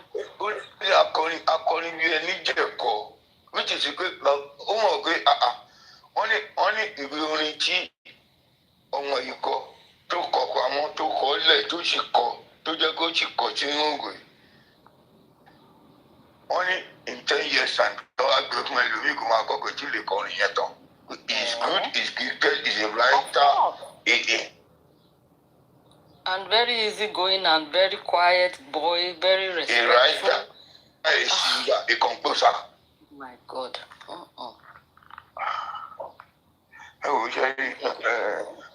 Nítorí ẹ̀ ni ọ̀rọ̀ wọn yẹn ṣe ká wa lára.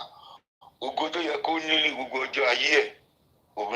Òun ni ọ̀rọ̀ kú ẹ̀ yẹn là ṣe dákẹ́ ń bẹ̀ látijọ́ yìí. Wọ́n ti jẹ́ pé wọ́n try láti fẹ́ pa wọ́n lẹ̀. Àní dákẹ́ àlẹ́ nígbà. No, wọ́n lè pa kíni mọ́lẹ̀ sá. It's not happening. Ògo yẹn ló ń jáde. Kò lè ever ṣẹlẹ̀. It's never happening. Ẹni tó pa Mohbad ó máa pa. Kò sí ibi tẹ́ni yẹn ń lọ. Ọkàn mi balẹ̀ sẹ́yọ ọkàn yẹn. But how the form to ma take, I don't know. But no, that person is not going scot-free. Ṣé o fi kó máa lọ free ni? No, there's law of distributive justice. There's law of karma, ọ̀tọ̀ nìyẹn. Then there's law of distributive justice. Whatever a man soweth, so shall he reap. It's in the Bible. Kò sí nǹkan tá a fẹ́ ṣe sí. Ó lè pààyàn kó wá fi pé ọmọ máa jàyè. Eléyìí tó dùn jù náà yẹ̀ ló jẹ́. Justice is coming. Kò sí nǹkan tó fẹ́ ṣe sí. Gbogbo ọ̀nà náà kò lè rí justice ẹnu àwọn ẹnu wọn kàn yọ̀ ni.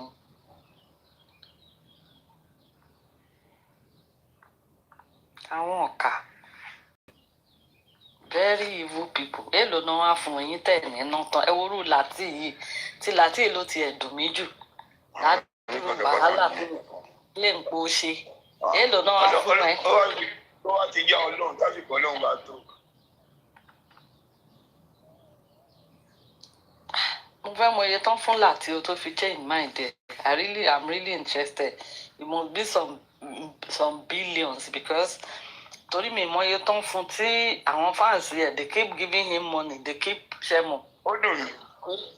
Ó ṣe wàhálà yẹn tó tiẹ̀ jẹ́ pé yes. Òun náà ni mò ń wonder pé so what changed your mind?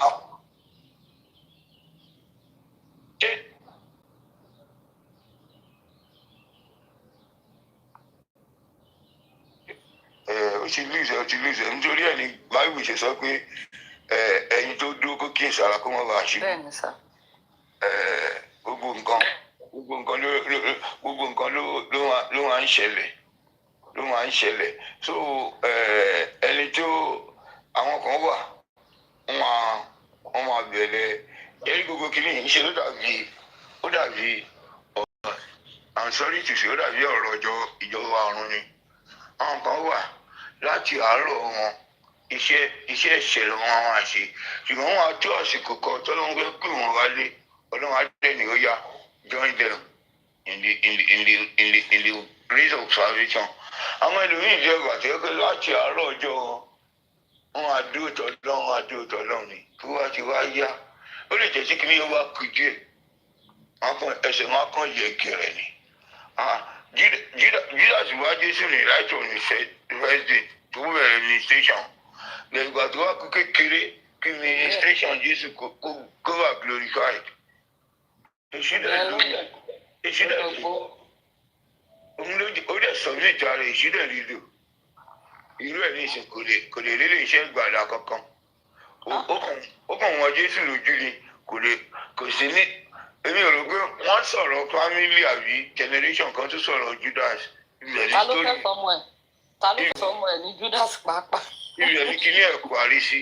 So àwọn tí ẹsẹ̀ wọn ń yẹ̀ nínú justice yìí a ò kà wọ́n mọ́ ẹni tó máa gba èrè yẹn ni a ò kà wọ́n mọ́ ẹni tó máa gba ògo yẹn ni. So they should just àwa tá a dúró àwa ni ká kíyèsára kó má jẹ́ kí ayé èṣù àti ẹ̀ṣẹ̀ kó fẹ́ wá dànù bí èèyàn pò.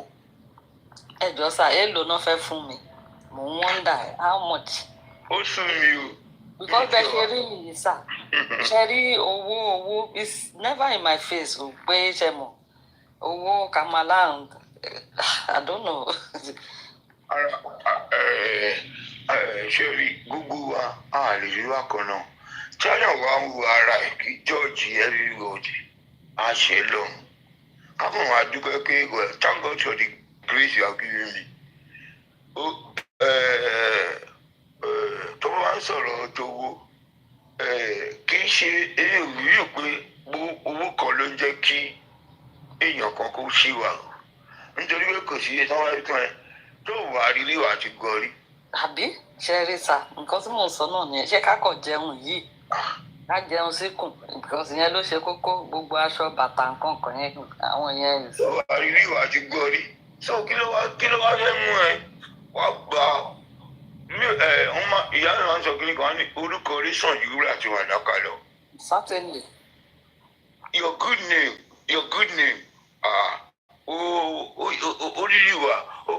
orílẹ̀ wa wọ́n gbádùn do anything ká ṣàbí owó kọjá nìkan lẹ́yìn fún ẹ lọ because orúkọ ẹ go take you to places owó tó wá gbà ó máa tọ́jọ́ kan it will only drive you a distance kò lè gbé ẹ lọ ibi kankan it will only take you a short distance so kí la wá ń sọ owó wò lọ fẹ́ fún ẹ owó wò lọ fẹ́ kó wá fún ẹ owó wò lọ fẹ́ gbà tí wọ́n á jẹ́ kí wọ́n gbọ́n nǹkan tó gbé dání tí wọ́n á jẹ́ kó gbọ́n dání.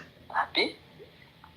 It's really so sad sha very sad tó wá jẹ́ pé owó ni ó prevent àwọn kan láti compromise justice. Ìhà àti nǹkan tí kálukú wá ṣe nínú justice yìí òun làwọn àṣírí relate pẹ̀lú ra wa táwa ríra wa yìí anytime táwa ń gbórúkọ ara wa. Bẹ́ẹ̀ni sá. wọ́n wá sọ pé ṣé mo lágbájá àyíṣe orí lágbájá nǹkan tí kálukú ṣe ní ìsìn òun làwọn aṣọ nípa ẹ̀ ṣé o mọ YETTY70 rally at kìnnìkan màmá yẹn mo rí ẹni mo wó it will never compromise you mo lè wá dá nǹkan kan kọ kìnnìkan ẹ wò ẹ má lò lẹ́ẹ̀mejì táwọn ẹ bá dúró tì ẹ wọ́n dúró tì ẹ ní at least whatever we say here or whatever we have done here òun náà làwọn àṣìṣọ nípa ara wa náà òun làwọn àṣìṣọ nípa ara wa that is why we must always try to protect our name do anything lọ orúkọ yẹn òun ni káwọn protect and which òun ló máa ń jẹ́ pé mo máa always sí owó ẹ̀sẹ̀ yà pé ẹ wá mi lè lajúlẹ̀ kéèyàn kankan bá mi lórúkọ jẹ́ nígbà tí mi kúrò àyè tí ìlú àti ara mi lórúkọ jẹ́ gẹ́gẹ́ bẹ́ẹ̀ ṣe sọ bíbélì sọ ó ní oúnjẹ fún inú oúnjẹ ó bẹ̀rẹ̀ máa dópin lọ́jọ́ kan. Bẹ́ẹ̀ni sá. ó bẹ̀rẹ̀ máa dópin lọ́jọ́ kan ó ní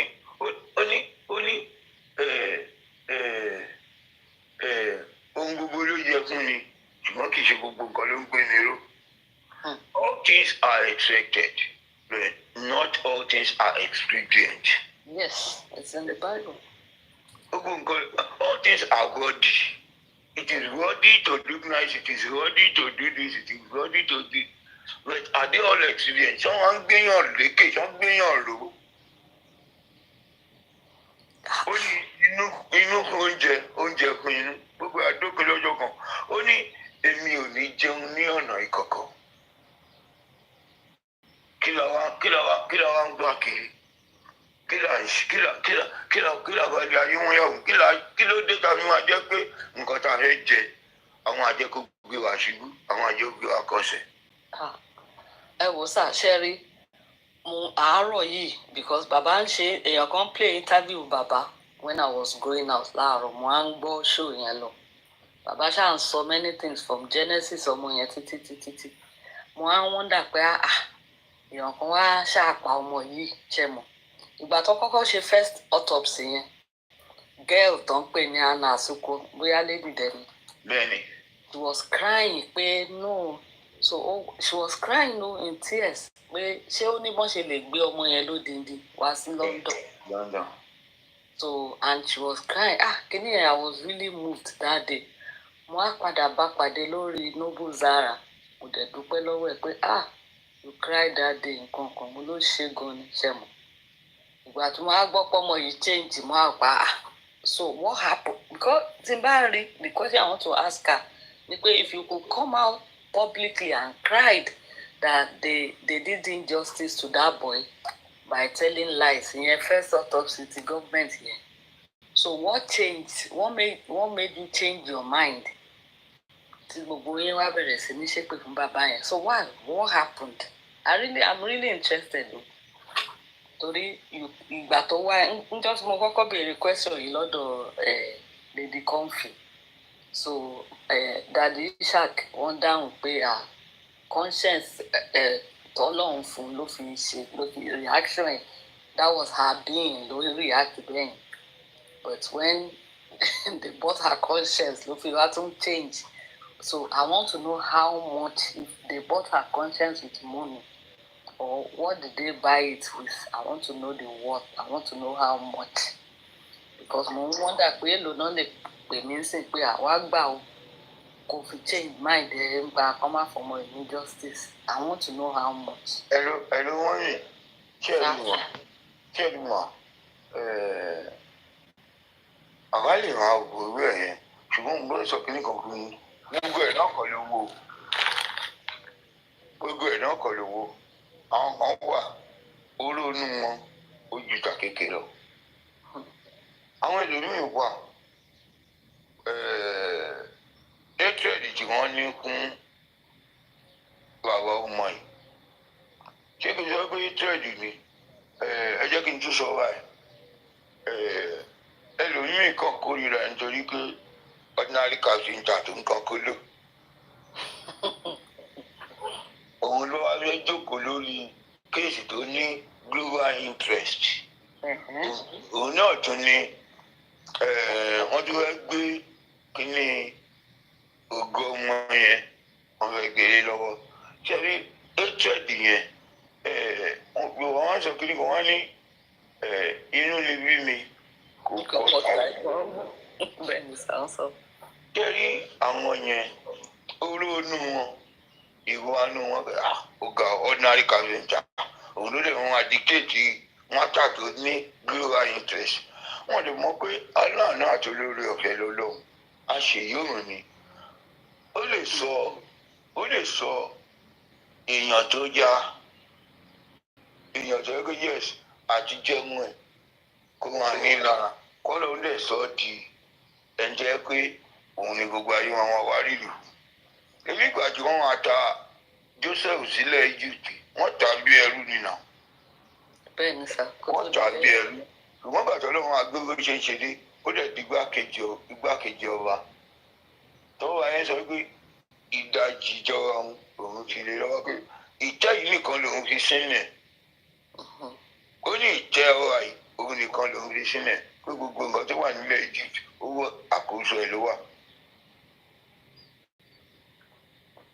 kíní yẹn ẹlòmíì kò ní òye lílẹ̀ ìtara àti ìjì ẹ̀rí gbogbo wọn tó ń sáré wá yẹn pé kó jáwọ́ ń bẹ̀ kó jẹ́ káwọn handle kéèsì ẹ̀ ẹ jẹ́ kó kọ́ńtìkì handle kéèsì jẹ́ kí kinní kan ṣe kinní kan àwọn nìkan ló gbọ́ àwọn nìkan ló mọ̀ jù àti òpè ọmọ tó kú sọ́ni òun ló ń jẹ́ nítorí ẹ̀rí bàbá yìí ṣe kọ́ lónìí ó ní ìgbà tó ń wò àdúrà láyé alọ́wà ló ń jẹ́ o ìgbà tó tún papòdà alọ́wà náà ló ń jẹ́ o ó ní ọmọ akọrin bí ẹni jẹ̀kọ́. so inú bí wọn nítorí orí ọ̀fẹ́ tí bàbá yẹn rí gbà àǹdẹ̀ iṣẹ́ rí yorùbá wá sọ kiri kan kọ́lọ́ǹkan ṣàánú wa ni àrà tó bá wọn ọlọ́run òun ló ń fi wá dá àrà tó bá wọn ọlọ́run òun ló ń fi wá dá ìkanra àti ẹ̀tanú ẹlòmíì òun ló sọ di ọ̀tá justice gbogbo ẹ̀kọ́ ló wó gbogbo wọn kọ́ ló ń kún lówó gbogbo wọn kọ́ ló gbowó ẹ̀tanú àti ìkanra ọ̀tẹ̀ àti wákà ṣé àwọn ní kọ́ gbogbo yẹn fún ni ọ̀ àbíkádò kò yé mi ní sáyẹn. ẹ mọ̀ pé ẹni tí ò wà ní ẹ̀mí Ọlọ́run tó wá rí ẹlòmíì tó wá ń ṣe dáadáa tó wá jẹ́ kẹ́rin ara lù ẹ̀ inú àwọn àbí ẹ̀ tó wá rí èèyàn tó wá jẹ́ pé yẹ̀sùn ó ṣe dáadáa Ọlọ́run gbà fún inú àwọn àbí ẹ̀ Ọlọ́run ọ̀mọ̀ ó yẹ ṣe ó ṣe òun kún Joseph alọ́wà òun ló ní kọ́ ẹ̀jú wọn kú yẹ òun ló ní kọ́ ẹ̀jú rẹ̀ tọ́lọ́hún wà ní kọ́ ẹ̀jú rẹ̀ àákàn gbàgbé ẹ̀ nǹkan tó bá rí ókè o nǹkan tó bá rí máa yin ilé ọ̀rá yẹn lọ́wọ́ ọdún kan ọdún méjì tí ó wà lò dáadáa á padà sẹ́sẹ́ àárọ̀ ẹ̀ ṣùgbọ́n Ọlọ́run tó sọ wípé àsìkò mi tó láti dá ẹ láre láti ṣe ẹ lógo ó ní kọ́ ẹ̀jú rẹ̀ àwọn ìjọ àtọ́ra wa ọmọ tó kù tí kù Ọlọ́run fún wa justice kò sí kágbá justice lẹ́mí yìí kò lè dá ẹ̀mí ọmọ tó ti kú padà fún bàbá ẹ̀ kò sí nǹkan tó yẹ ṣẹlẹ̀ ó ti lọ kò sí nǹkan tó fẹ́ mú jáde nínú justice tó lè ó kàn lè rẹ bàbá yẹn lọ́kàn ni kò lè dàbí kó máa rí ọmọ ẹ̀gbá sọ̀rọ̀ kò lè dàbí kó pe ọmọ ẹ̀ ẹjọ́ tí ọmọ ẹ̀ wà láyé èmi ní bá a ṣe ń sọ̀rọ̀ yìí láàrin ọdún méjì èmi náà aṣọ fún yín ẹ lè ṣe kúrò ní ọ̀ǹkà bàbá yẹn á ti kúrò ní kòbòtì. Of course. Nítorí ògo tí Ọlọ́run gbé wá fún ọmọ yẹn àṣàkẹ́ ó ń lẹ́lẹ́gbẹ̀ẹ́ Mohbad ni o ó ń lẹ́ Mohbad gan ó tú ààrẹ náà yẹn á ti kún more than 6 times láàrin ọdún méjì tó wá ṣe nílẹ̀ nítorí Ọlọ́run ti ṣílẹ̀kùn ògo yẹn fún lásìkò yẹn àwọn aṣekún mẹ́ka àbí báwo lọ ṣe ń pè wọ́n lè mọ wọn yẹn wọ́n lè kí ẹ̀mí ẹ̀ kúrò. ṣe rí wí àmàna tó tẹ fi pa yẹn ìyẹn gan it's frightening ó ń jẹ́ kí chills run down my body pé kọ́mọdé wà nù ilé ẹ̀ at least wọ́n lè wo òkè wùyàn mọ́lé wọ́n dẹ̀ lọ fi wo ọmọ kékeré mọ́lé láì ṣẹ̀yìn láì ròyìn láì kí ló wá ṣe fún yín tó lágbára tó yẹn. autopsy àti toxicology second one yẹn ó clear mi ní nǹkan kan bẹ́ẹ̀ yes tá wàá lò síwájú tí wàá lò síwájú tẹ́lẹ̀ tí mo lò sẹ́yìn tẹ́lẹ̀ àwọn ògbé àbí nǹkan kan ká dọ́ọ̀gì wọn ọmọ ìlara ni tí ó ká nǹkan tó lù wọn lára bí wọn ṣe rí autopsy àti kíní tó ń ṣe toxicology fẹ́ ṣe kọjá yìí wọ́n ní wọn rí ẹni substance wọ́n ní wọn rí ó ní kò sí wọ́n gbọ́ láti ẹnu pathologist yẹn fún wa rí ó ní wọn rí any substance tó jọ wọn drug lára. ó ti ṣe pé àwọn tó ṣiṣẹ́ yẹn wọ́n dìde wọ́n ṣe láti bẹ̀rẹ̀ wọ́n lè parí ẹ̀ láàrin àwọn minutes àbí how many hours. wọ́n dẹ̀ tún sọ pathologist yẹn sọ ó ní ikú tí ọmọ yẹn kú ó ní wọn pa á díẹ̀díẹ̀ ó ní kì í ṣe pé ó ní it wasn't a sudden one no ó ní it's just like pé ẹ̀wọ̀n kí bóyá nerves àbí tíṣù ara èèyàn kó kàn máa shut down ó ní wọn kọ á díẹ̀díẹ̀. kí ló wá ṣe fún what did he do to them what did he do gangan kí ló ṣe fún wọn kí lọmọ kékeré ṣe fún wọn torí ìgbà tó ń sọ pé lọ́wọ́ ìjọba mo ní ṣé was he into politics àbí kábà ní bóyá ó ní opposition so what did he do kí ló ẹ̀ṣẹ̀ wo ló ṣẹ̀ tí ò ní dáríjì.